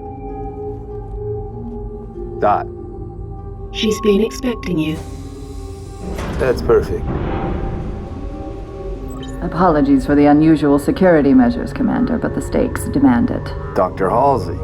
Casualty reports have you listed as... Yes, well, as they say, news of my death has been greatly exaggerated.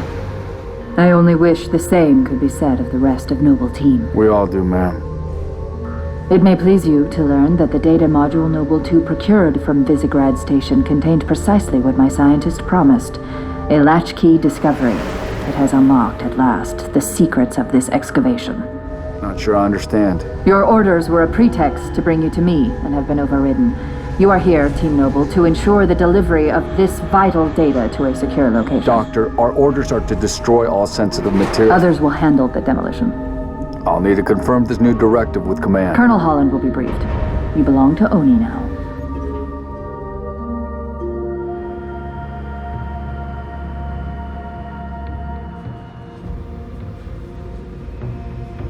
Before you is an alien artifact neither human nor Covenant in origin, advanced beyond our comprehension, until now.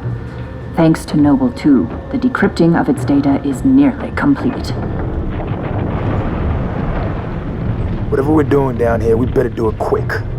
Have your data ready, ma'am. We're coming to you. The decrypting process is still underway. I don't think you understand. We're out of time. If it isn't portable when we reach you, it's gonna get buried. Bury any of it, and you bury mankind's best chance for survival.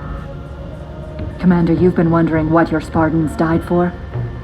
They died for this. Please, buy me all the time you can.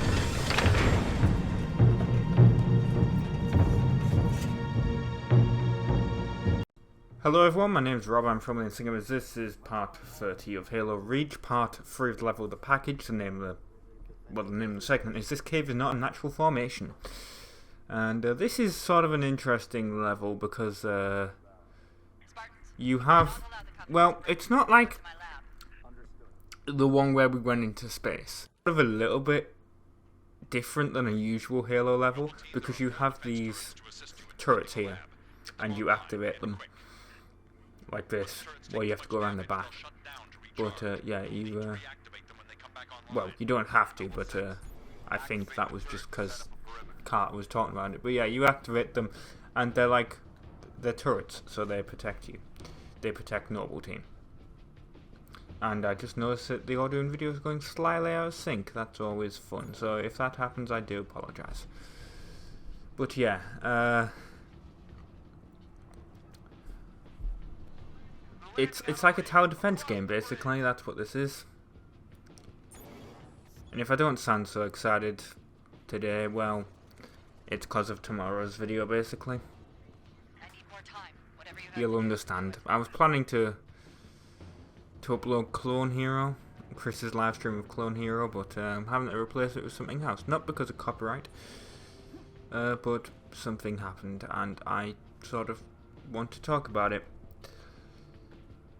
So it's not going to be a gameplay video. Tomorrow it's just going to be a random talking video, but yeah. Anyway, look, we have weapons over here we can get. Look, rocket launcher and other things. That's fun. And, you know, just a whole bunch of Covenant come up. Now, I believe there's like a... But yeah, there's like a challenge you can do, and it on this level, you have to play on legendary with some skulls, I think, and then like 7 elites come out of like the wall behind you, or like a door in the wall behind you, and then you have to like kill them, and then you can unlock something, I think. Can't really remember much about it. Look, Spartan laser, look how useful that will not be. Actually, there is vehicles that will attack us, so yeah. It can be useful. Including the Wraith. I hate the fact that this is going progressively more out of sync. That's so annoying. That is the one thing I hate about Vegas. It's like, Sony Vegas, or Magic's Vegas as it is now.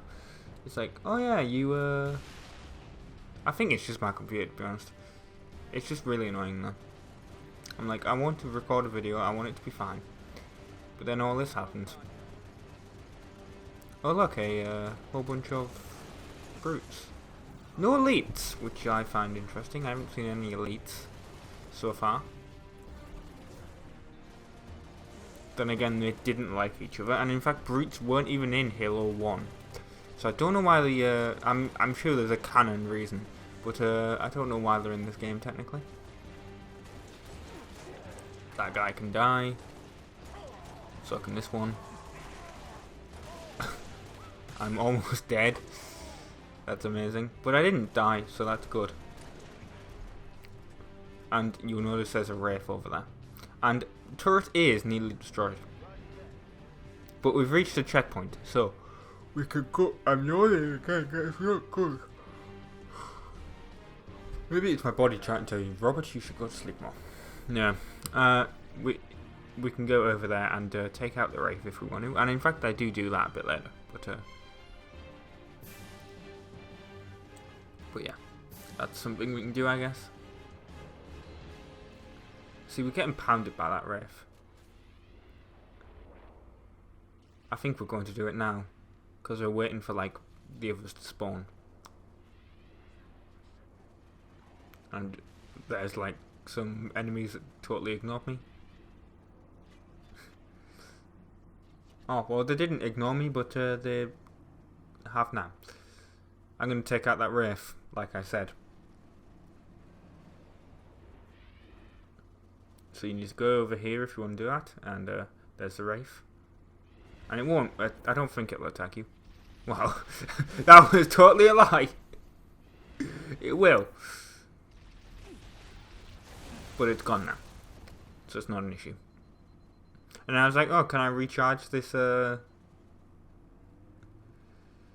this turret? No, you can't. That would have been good if that was an option. And it seems the rest of Noble Team must have took out those jackals and grunts that were attacking. I mean, they're not really that much of an issue to deal with. Honestly. Because we got like a checkpoint done option there. Oh look, a Banshee, which we're going to take out. Bye bye.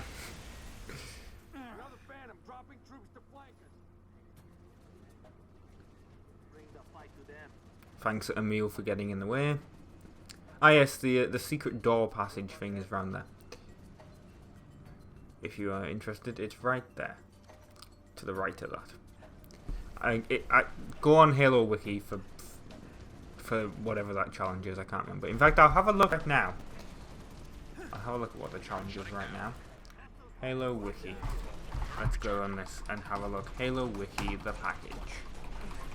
Level. Halo Nation. That's the name of the wiki. If you didn't know. Trivia. Or Easter egg, I'm assuming. The tribute room Easter egg. Yes, that's it. So, the tribute room, how do you get it to it? Walkthrough. There isn't a walkthrough. That's not helpful. It seems to have been deleted. But basically, there's a huge tribute to Halo Reach. Well, in fact, to more than Halo Reach, there's a huge tribute to, like, Halo in general. There's, like, Xboxes and information about Cortana and characters that didn't get in, like, were removed from the games, and a whole bunch of concept art and stuff. I've been in there once or twice, I think. But no, I definitely remember at least going in there once. But yeah, it's certainly an interesting thing to check out. I'd recommend if you haven't done it since, or you could just watch a video on YouTube. I think there was a video from Rooster Teeth. That would be the tutorial that you should watch. I remember that. That's the one that we used. I do think you have to be on Legendary though to do it. Do you have to be on Legendary? It doesn't actually say. Oh yes. Legendary difficulty.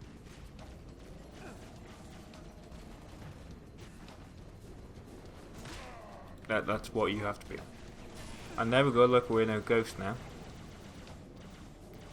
We're going to take out that other ghost. Hiding behind a rock there, basically. That's always a bit of fun when that happens. And look at that. I think that's a skirmisher because it was running way too fast for a jackal. The package is almost ready. Just a little more. And then, you know, Emil gets in the way again. Of course, he gets in the way. The package is almost done. I mean, how... I guess the parodying, what's it, like, you know, with Windows? Where you're, like, uploading a file, when you're transferring a file. And, that was a edit point there, if that wasn't plainly obvious, because I died. But, yeah, you know, when you're transferring a file between, like, a memory stick or something, and it's, like, 15%, 14% complete. Like, somehow it goes up and down, like, that's what's happening with, like, getting Cortana onto, like, a different device. Which I guess it's fine for, like, Bungie to be doing it, because they are basically saying, screw you to Microsoft, sort of, I guess. But yes, so that is the end of this level, because the rest of it is going to be a cutscene the rest of this video. But don't be an idiot like I was, and not realise how to open the door. I was like, why isn't the door opening? Because you have to unlock it. Duh. So yeah, thank you very much for watching, and ta-ra!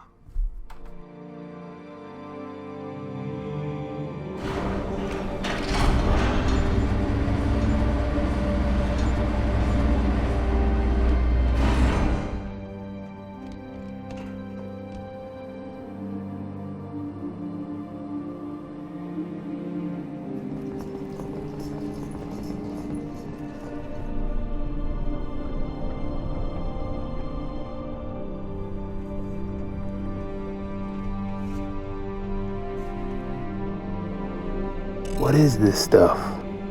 Knowledge. A birthright from an ancient civilization. This AI is its custodian, and she has chosen you as her couriers. Chosen? By an AI? By this AI, yes. Her measure of you carries as much weight as my own, perhaps more. You are to take her to the UNSC shipbreaking yard in Azad. There, you'll find a Halcyon-class cruiser waiting to get her off-planet. I understand. Do you? Mankind is outmatched. When Reach falls, and it will fall, our annihilation is all but certain. Unless we can glean from this artifact a defense against the Covenant. A game-changer. On the level of the conical bullet in the 19th century, or faster-than-light travel in the 23rd. And what if we can't?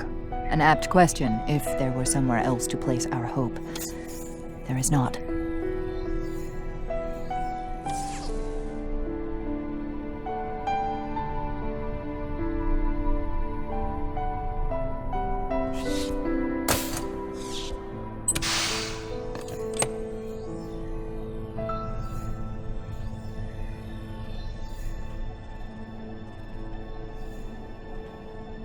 Take it, Lieutenant. She has made her choice. Do you have it? Yes. Say the words, please. I have it.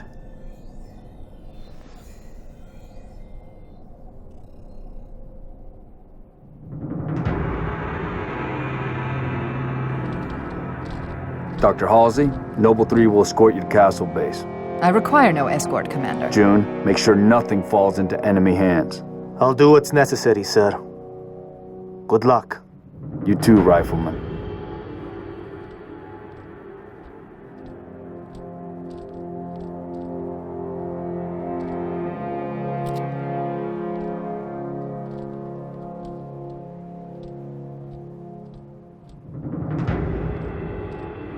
I need a heading, Dot. At 3 kilometers north, turn right, heading 050. Which leads to? The shipbreaking yards in Azod. The only off-planet extraction point left on this continent. Small-scale air attacks have decimated many convoys en route. An armada of Covenant cruisers is hastening to the site as well. UNSC cruiser Pillar of Autumn is awaiting your arrival.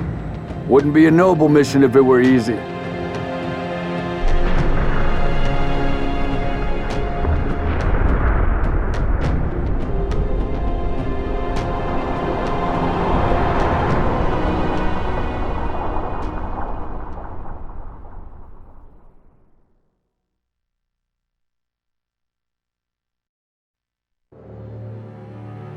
Noble Leader, seek immediate medical attention. Noble Leader, please respond.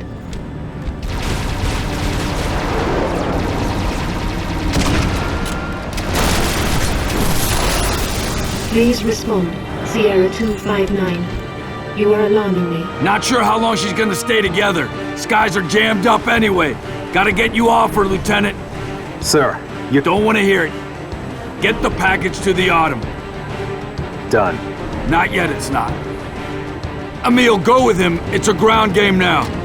It's been an honor, sir. Likewise. I'll do what I can to draw their fire. 6. That AI chose you. She made the right choice.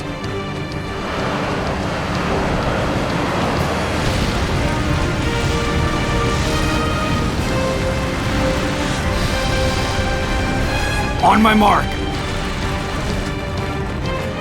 Mark!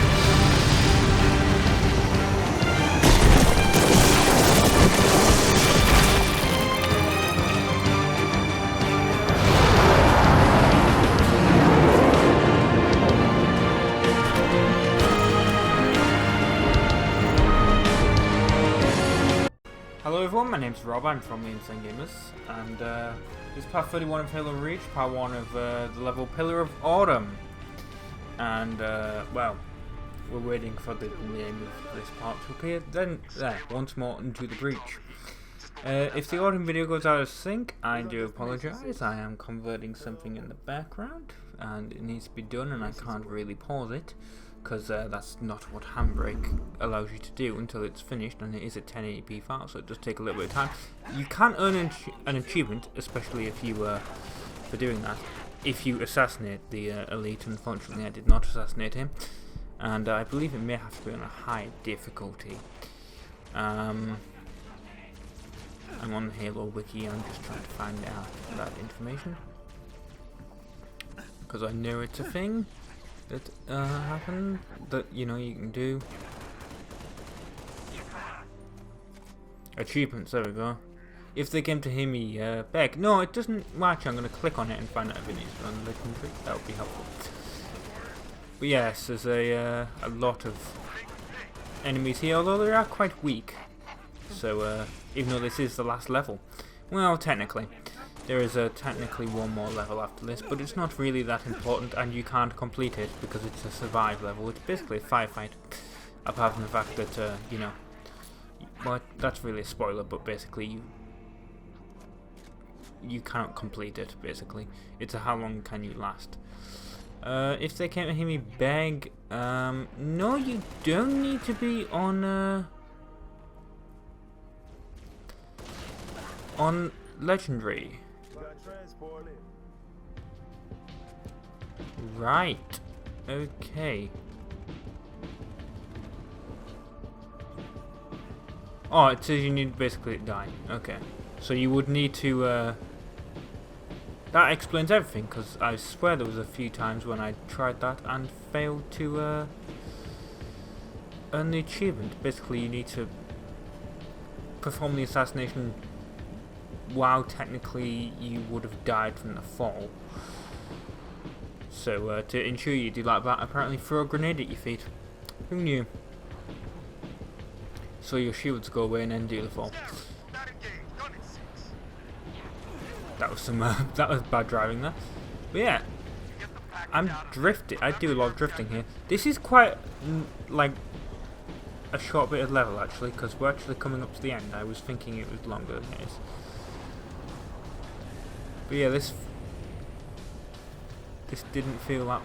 Well, it felt longer when I was playing. This driving bit felt like it took forever. It felt so quick, but also felt like it took forever. This video, not so much.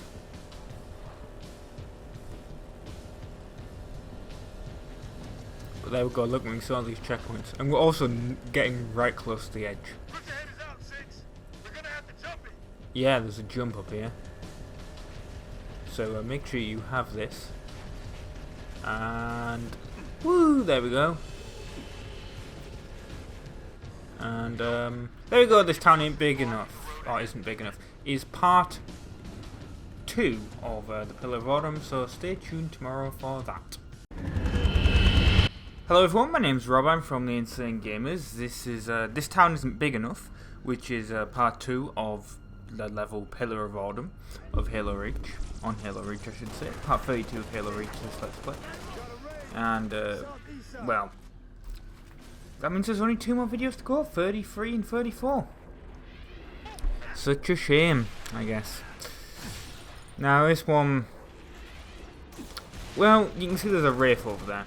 And that can, well, when I first played this game, that used to cause me quite a bit of a problem, because I always used to forget it was there. And it always used to kill me.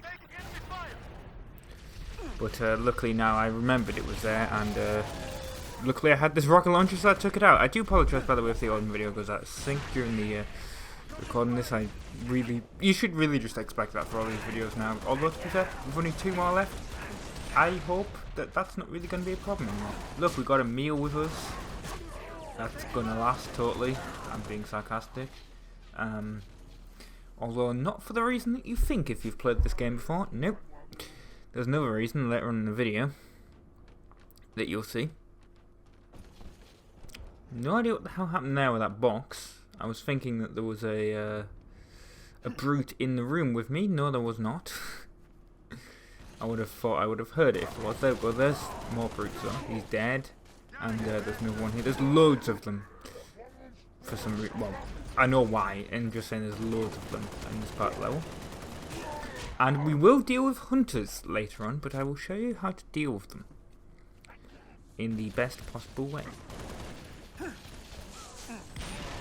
And damn that brute for doing that. And I like the fact that I threw that grenade and it did nothing, and I'm really low on health. That's always fun. Yeah, Emil's under fire. Well, I need to recharge my shields and stuff first, Emil, before I can help you. Let's pick up the spiker. Don't really want to do that. God, I always hear those her jokes. That's stupid. And we're going up here now, reloading every single weapon that we have too. And look, grunts with suicide grenade, with sticky grenades, but you know, doing the suicide animation. If you're not expecting them, that actually is like a surprisingly clever attack. I'm just gonna say. I mean, that's how it works in the real world. You're not supposed to be expecting a suicide bomber, and you know that's gonna get this video demonetized. God. Yeah, I was just picking up a different weapon here because you can see how low on ammo I am. There we go. The needle rifle. And you know, if you remember in the last part, Carter was flying the Pelican, I think it was, and he let us go. Well, I hope he's alright, you know, we haven't heard any radio contact from him for a bit. Noble, you've got a situation. Mother! We can get past this, sir. No, you can't. Not without help. Commander, you don't have the firepower. I've got the mask. Silent cop. Hit him hard, boss. You're on your own, Noble. Carter out.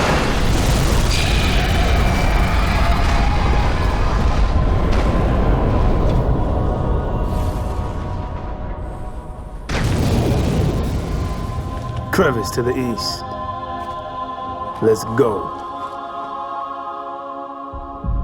Well, I guess we won't be hearing from Carter anymore.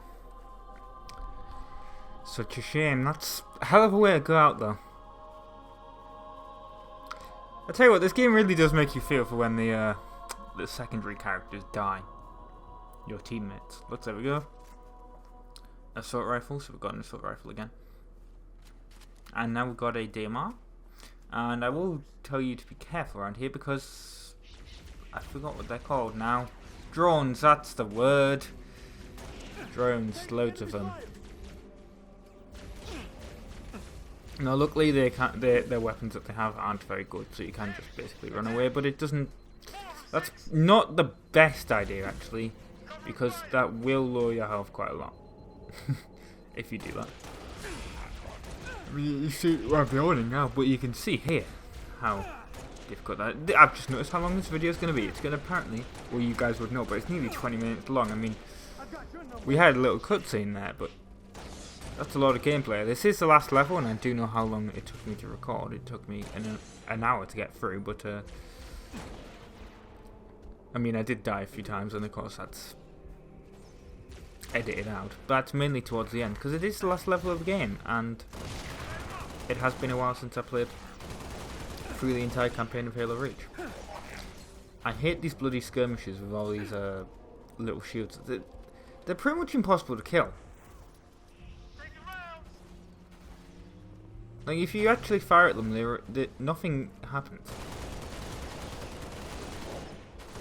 It's not like a jackal where you can just, you know.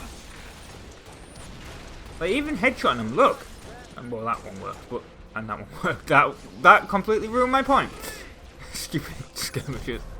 No, but if you fire like a assault rifle at them, it doesn't really work.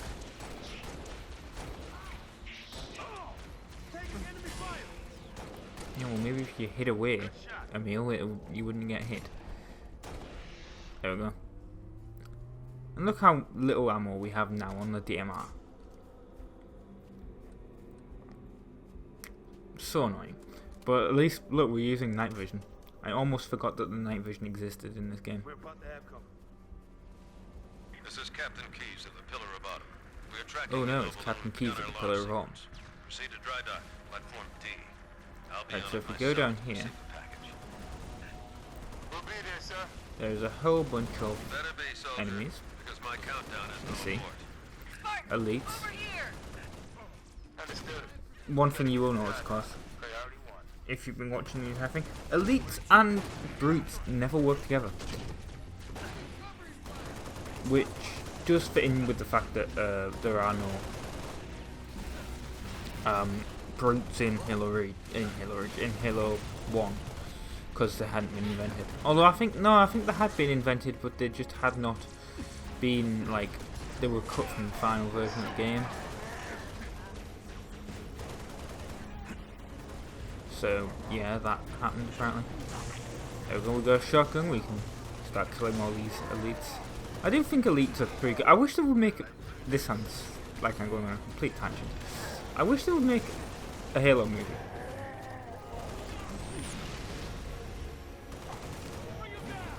Like, I wish that was a thing. Because I think Halo would fit a movie quite well. And I think I've mentioned this at least once in every Let's Play. But, of each of the Halo games. But I really do think Halo would fit a movie well. And, it would be quite... I think it would be successful. Because I think you could probably get a... an audience in that wasn't aware of the games. I mean, there was supposed to be one, wasn't there? I mean, that's why the Halo Warthog got created, like the real life version from Weta Workshop, whatever you want to call them. As a little test, but yeah. Look, that was an edit point. Could you tell? I probably could have done that a bit smoother. It's because I was sniped in this next scene, which of course you won't see because I edited it out. But yes. Even though I'm using a sniper myself, I managed to get sniped by, I can't remember what sniped me now. It was probably a jackal, because jackals are the ones that snipe. There we go, he's dead. So, you know. No, actually, I think it was the shade turret that killed me.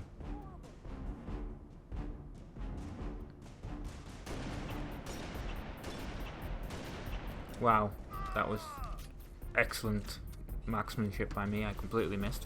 Of course, if this was like real life, they wouldn't have shields, so that would have been an instant kill.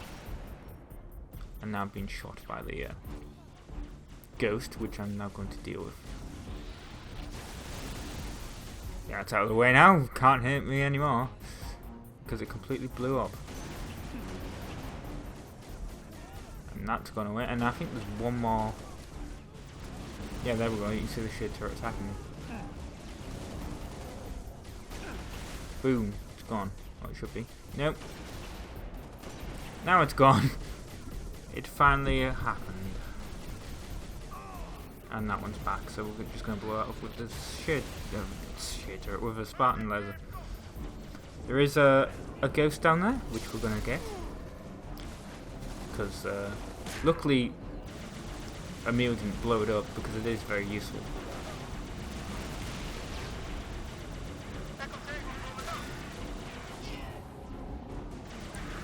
But, yeah, if you can get hold of a ghost in this level, it's quite, well, I would say it's quite important.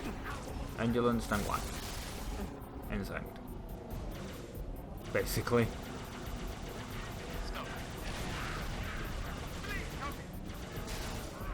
It can be so useful. You'll see. I should have just went straight into the shit turret. But no, I just had to fight it with the ghost bullets, or plasma turrets I should say.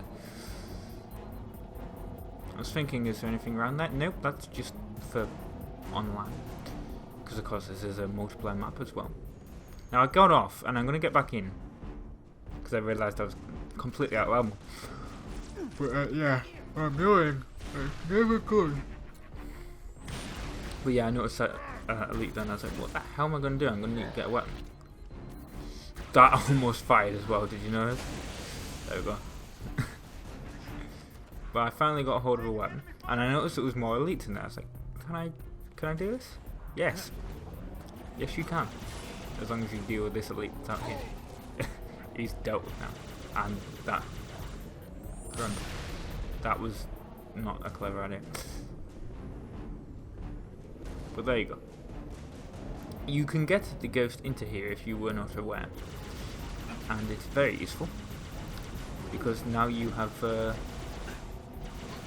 got superior firepower over every enemy in the game in this section of the level. Basically. You'll also notice, if you haven't been paying attention throughout the entire Let's Play, that I've made Noble 6 look like Master Chief. Or I tried to anyway. It's just because I really wanted to. I thought it'd be interesting. Yes, we go through that door there. And yes, you can even fit the ghost through here. Not a good idea to, like, shoot that. I think they do say don't shoot because we want to have the element of surprise. Ah well, I guess we don't now because I destroyed that, but unless they, you know, they could have thought that it was an actual Covenant attacking. Covenant. Yeah, like the Covenant could have thought it was another Covenant squad attacking the Marines. Now this is a bit annoying because they're down there and I can't really get them. You sort of have to wait for them to come up here, which is a bit of a pain, especially if they immobilize you from moving. But that is a thing you can do.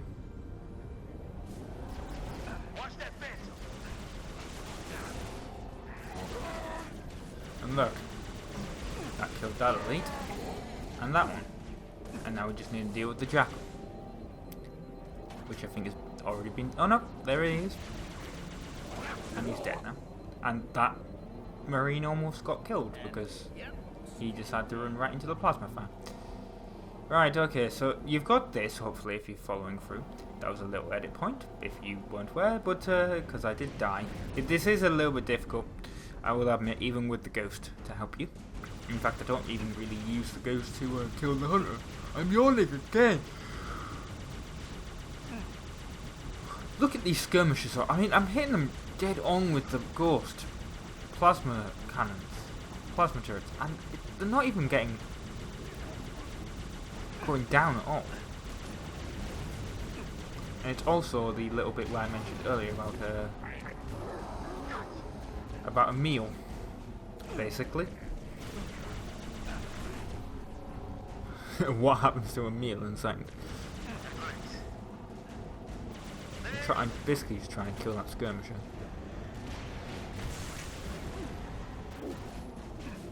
How I wasn't killed there, I have no idea. And I've gone back around here, so that's even worse.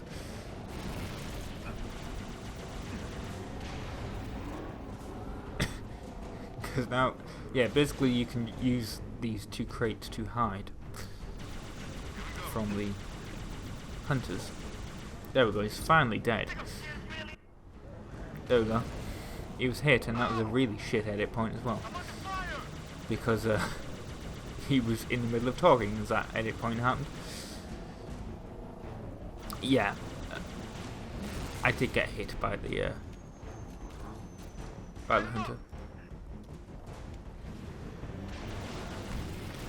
I'm quite good. Well, no, because I did get hit and killed on a ghost. But I was going to say I'm quite good at avoiding the whole attacks by the hunters. I think I just got incredibly lucky. Anyway, if you look, you'll see that a meal is like attacking the hunter here, and it's sort of not working well for him. But because of that other hunter, like, knowing I was here, I couldn't really help him. And look, he's out of the level! Yay, we lost him.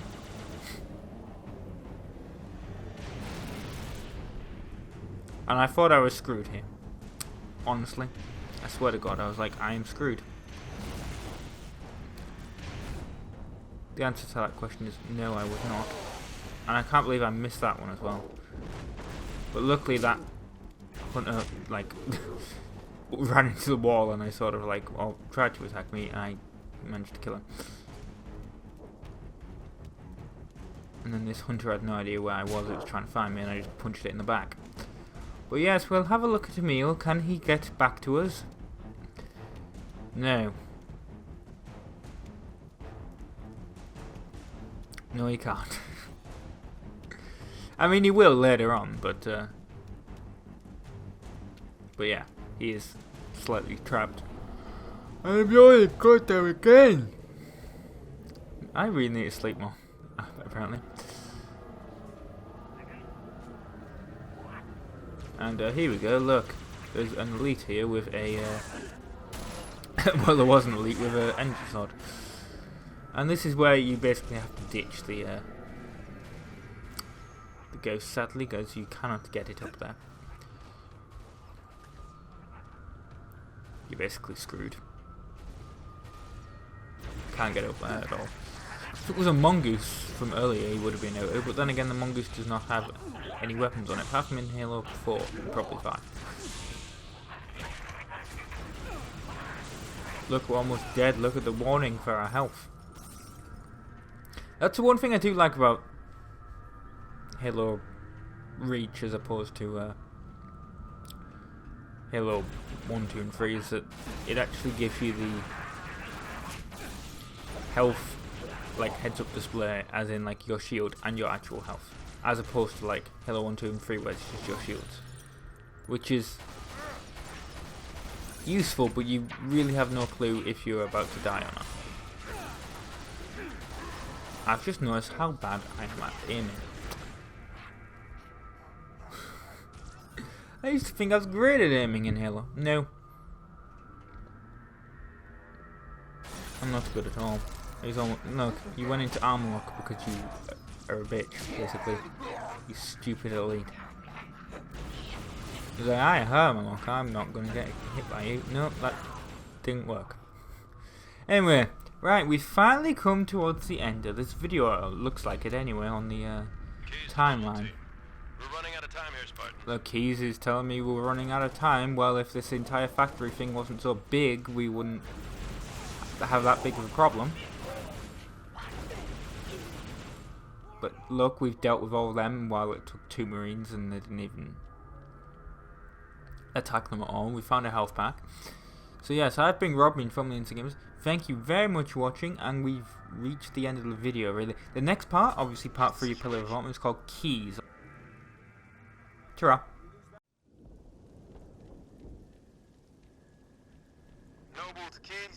Hello everyone, my name's Rob, I'm from the Insane Gamers. This is part 33 of Halo Reach, part 3 of level Pillar of Autumn. And yeah, so I'm going to explain a few things first before this video continues, because this is the first video back from the PC going.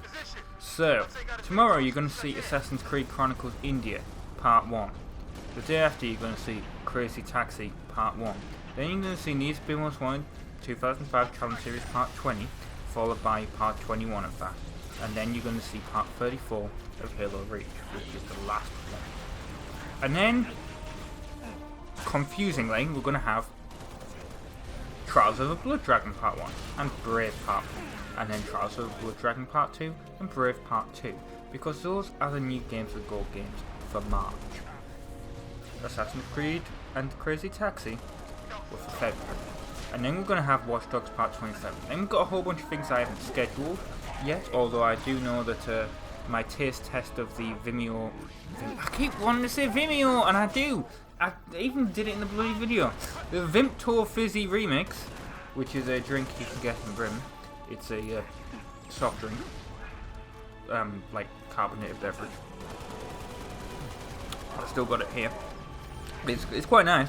You'll see it in the video. But I taste tested that and some other videos, and then later in the month you're going to see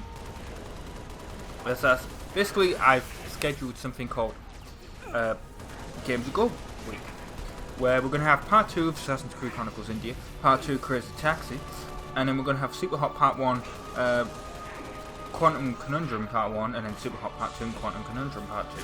So yes, that is what is going to happen upcoming for the rest of February and March.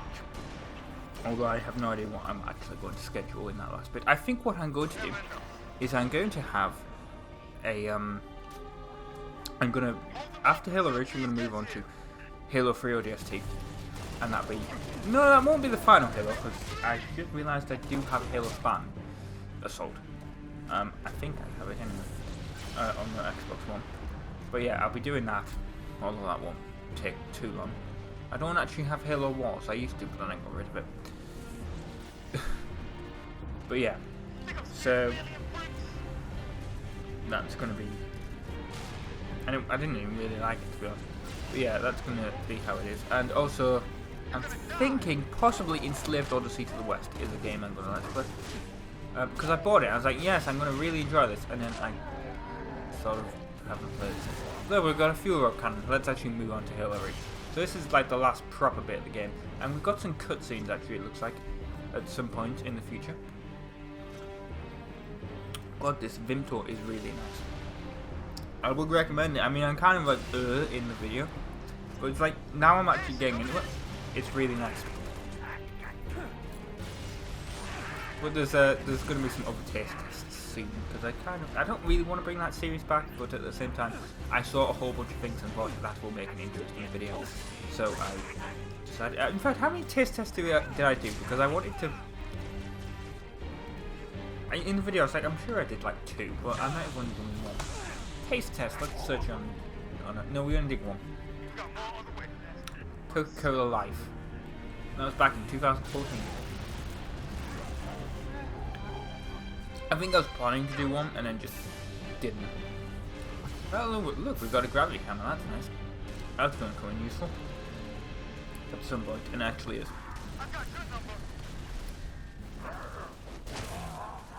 But yeah, we've got Halo Reach and the finale coming up soon, and we're going to have the Watch Dogs finale coming up soon, because I know there's 48 videos in that series. Although back when Reedy did it, he said, you know what? If you want to do, he said basically, I'm going to do the DLC, and then he never did. But yeah, I got permission from him, so that's nice.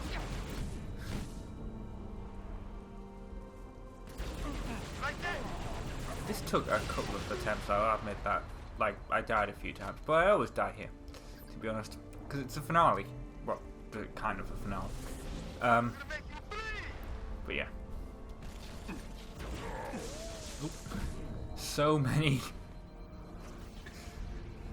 brutes. So little time to kill. But we will have yeah, I can see there's a cutscene coming up, and then I know we fight a whole bunch of elites after that cutscene, and then we do something else, which I've never done before, because I've always used to play this game in co-op, so I never actually did this final level solo, which is amazing, now that I think about it. But yeah, look, we've got the gravity hammer back, which is useful, because we're going to need it after the cutscene, which is after the ship launch, basically. So yes, stay tuned.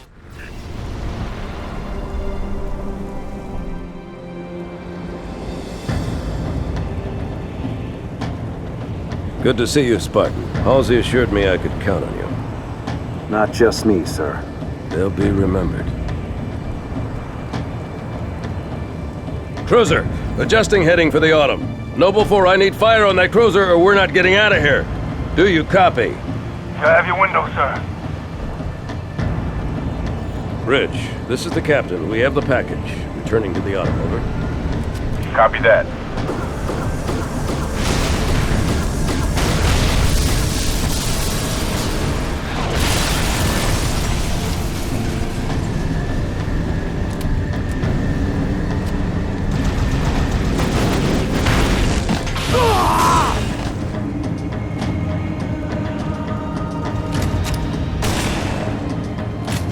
Who's next?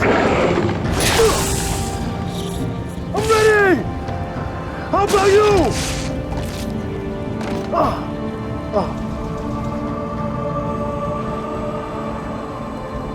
Lieutenant, get aboard! We gotta get the hell out of here! Negative. I have the gun. Good luck, sir. Good luck to you, Spartan.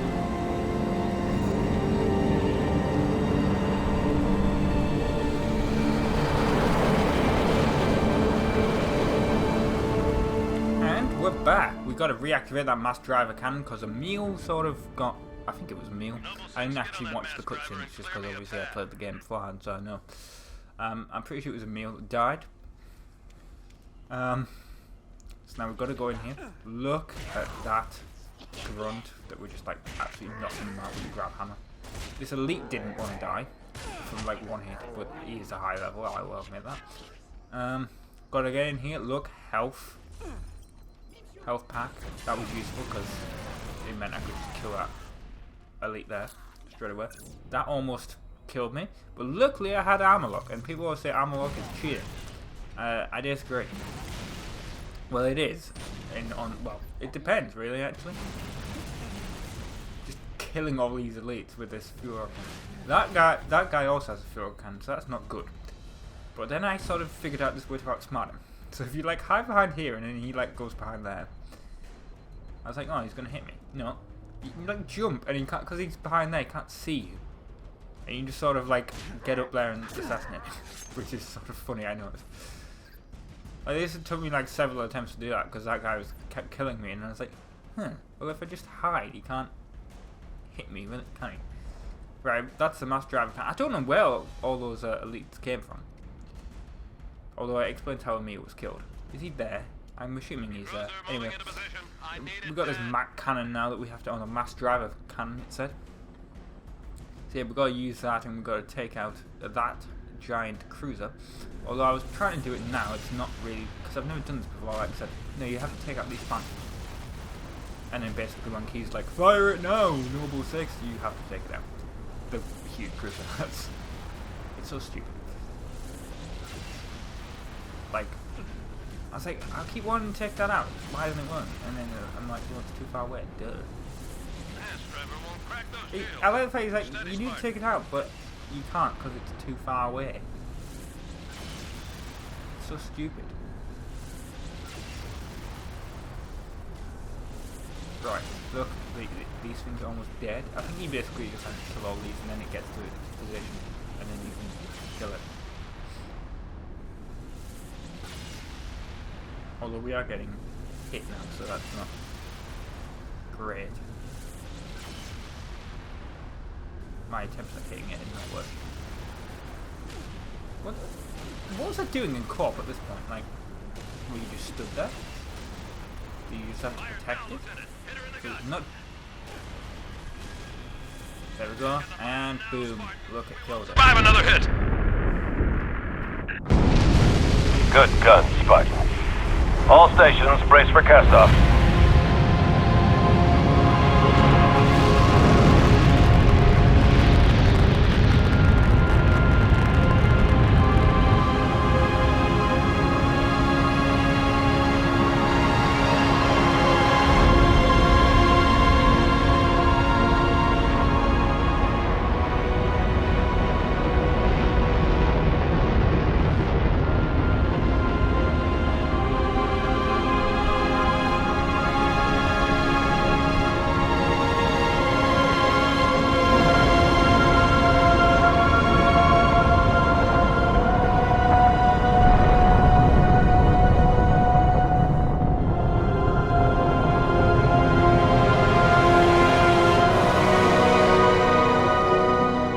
Pillar of Autumn. We're away. The package is with us.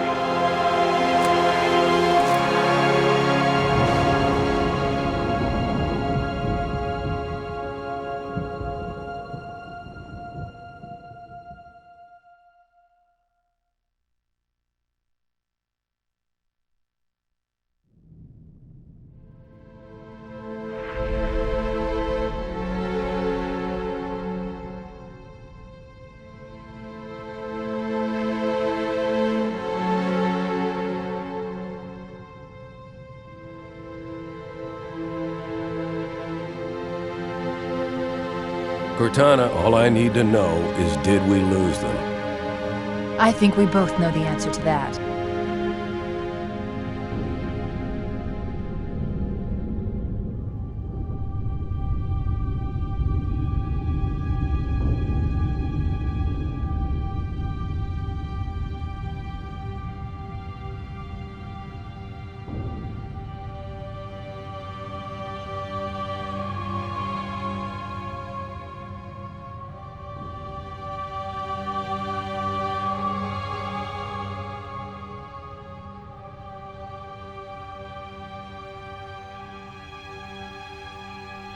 Right, so this is the credits. Watch them. They're people that worked on the game and they deserve to have their names seen by you at least. You can thank them for designing the environment, or being the 3D art lead, or being a concept artist, or being a multiplayer design lead, or being a test engineer, or being a sky artist. All these things you don't think about, but now you will, seeing the credits. Basically, all I'm going to say though is yes, next Halo game is Halo 3 ODST, although I've only ever played that once, because I didn't really enjoy it, but I'm going to try. I've said the same thing with Halo 4, and I really enjoyed that after playing through it. So, I'm going to try Halo 3 ODST again, and yeah, thank you very much for watching. Enjoy the credits, and I would say enjoy them, because I think there is a short cutscene at the end, or I could be wrong. I'm not sure, so yeah, it's worth to watch. So yeah, thank you very much for watching, and ta-ra.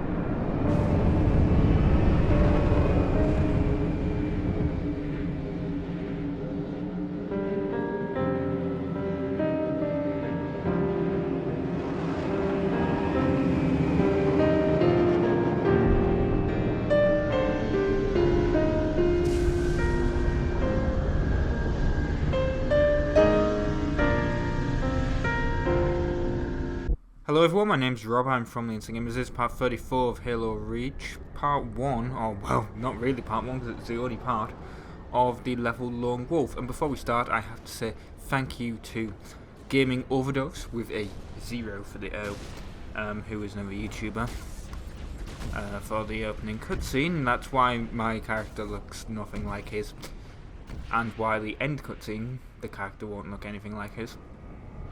But basically what happened is, the way I record, basically the way Halo works is, you play the level, and then you get the ending cutscene of the level, in most levels anyway, and then it fades out, and then you get the opening cutscene of the next level, and then that's what happens is I press pause, I stop recording, and I end the game.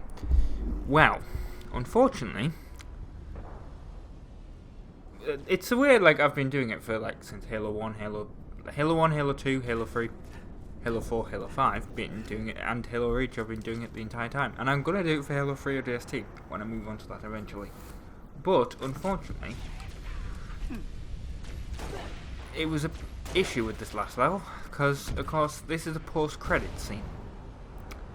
If you didn't watch the end of, I believe, I forgot the name of the level now, but I'm pretty sure it was Pillar of Autumn was the name of the level. The credits played. And I think you can tell what happened there. The credits played.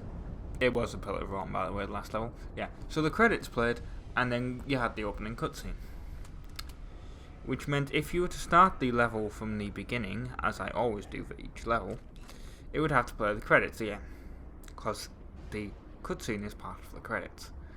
And that meant that the end cutscene wasn't included from the start of this level. And I deleted the previous footage because I thought, well, I have no need for it. And it had gone from the recycle bin. So, yeah. That's what happened. Basically. So yes, this is a firefight and you have to survive basically. Now you will see towards the end I get a little bit bored. And I just deliberately try to die. There's a Spartan laser there apparently. Let's kill that elite. There we go, look. Look how good I was. I killed that elite with 2 shots from a sniper rifle. You'll also get damage to your helmet, which I believe is something that I can't really remember, but I believe that's things that they put into Halo 4 and Halo 5 in towards the end of those levels. Like towards the end of the game. Like your helmet was being destroyed. Oh no, wasn't it a cutscene in Halo 5? I can't believe that elite just dived and died. But yeah. So there's not really, so there we go, see we got hit in the helmet and that made a crack.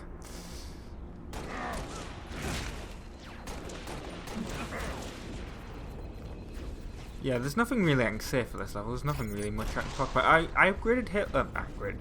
I upgraded Vegas. I upgraded from Pro 14 to 15, which was nice. I mean, it's a bit annoying because the thing about Halo, I keep wanting to say Halo. The thing about Vegas was the arm to record button was like visible. You need to basically arm the audio track for you want to record on that, and then you need to hit record, which is that button. And it was always visible, so I could always see if I'd hit it. But unfortunately, in like Vegas Pro 15, it's not visible anymore. Unfortunately, it's not like I can go back because what happens with these is what happens when you upgrade Vegas. Is that as soon as you open a file, as soon as you open the previous project, it's now a Vegas 15 file, and it says it can't be opened by anything less, basically. Which is a shame, but it's something that happens, so I'm okay with it, really. I'm okay with I'm okay with Pro 15 now. I'm getting used to it now, but that is the one pain in the arse, basically, that happens. Yes, this bit here is like a little hiding spot if you really want to see how long you can survive. Now I'm yawning, but by hiding behind it, it's very useful. Unfortunately, there's like no elites or any Covenant at all coming to attack me. What would be interesting is if the elites and the brutes were working together on this level. Maybe there's brutes later if you survive long enough, but I don't think so.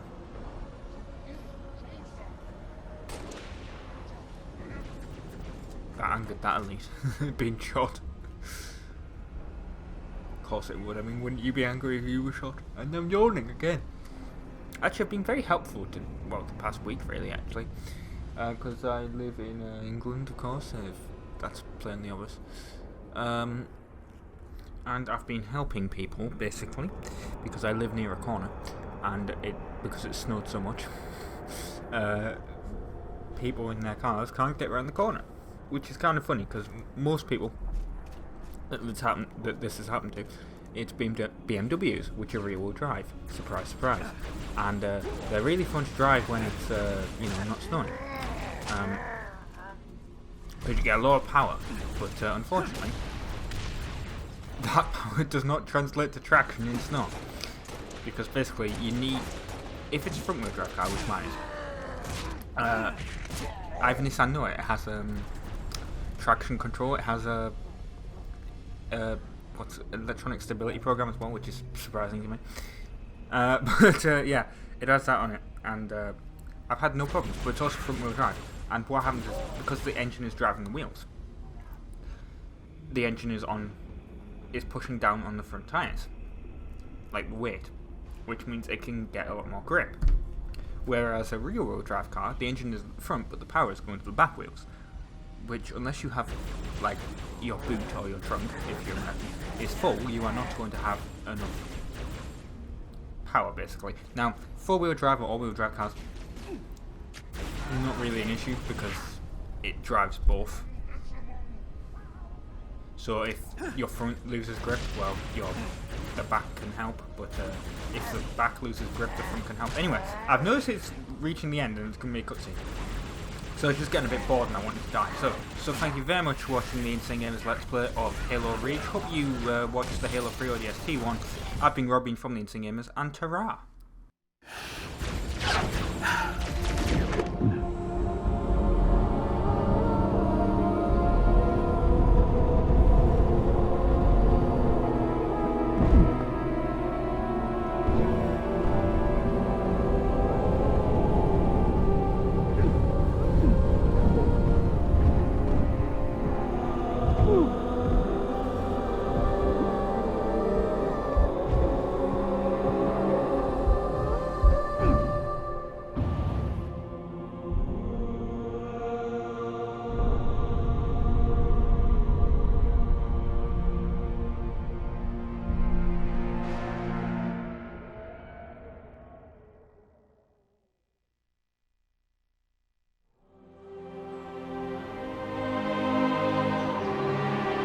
It didn't take long for Reach to fall.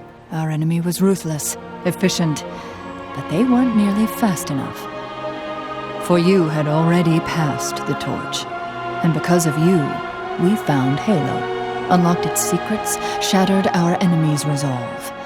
Our victory, your victory, was so close. I wish you could have lived to see it. But you belong to Reach. Your body, your armor, all burned and turned to glass. Everything. Except your courage. That you gave to us. And with it, we can rebuild.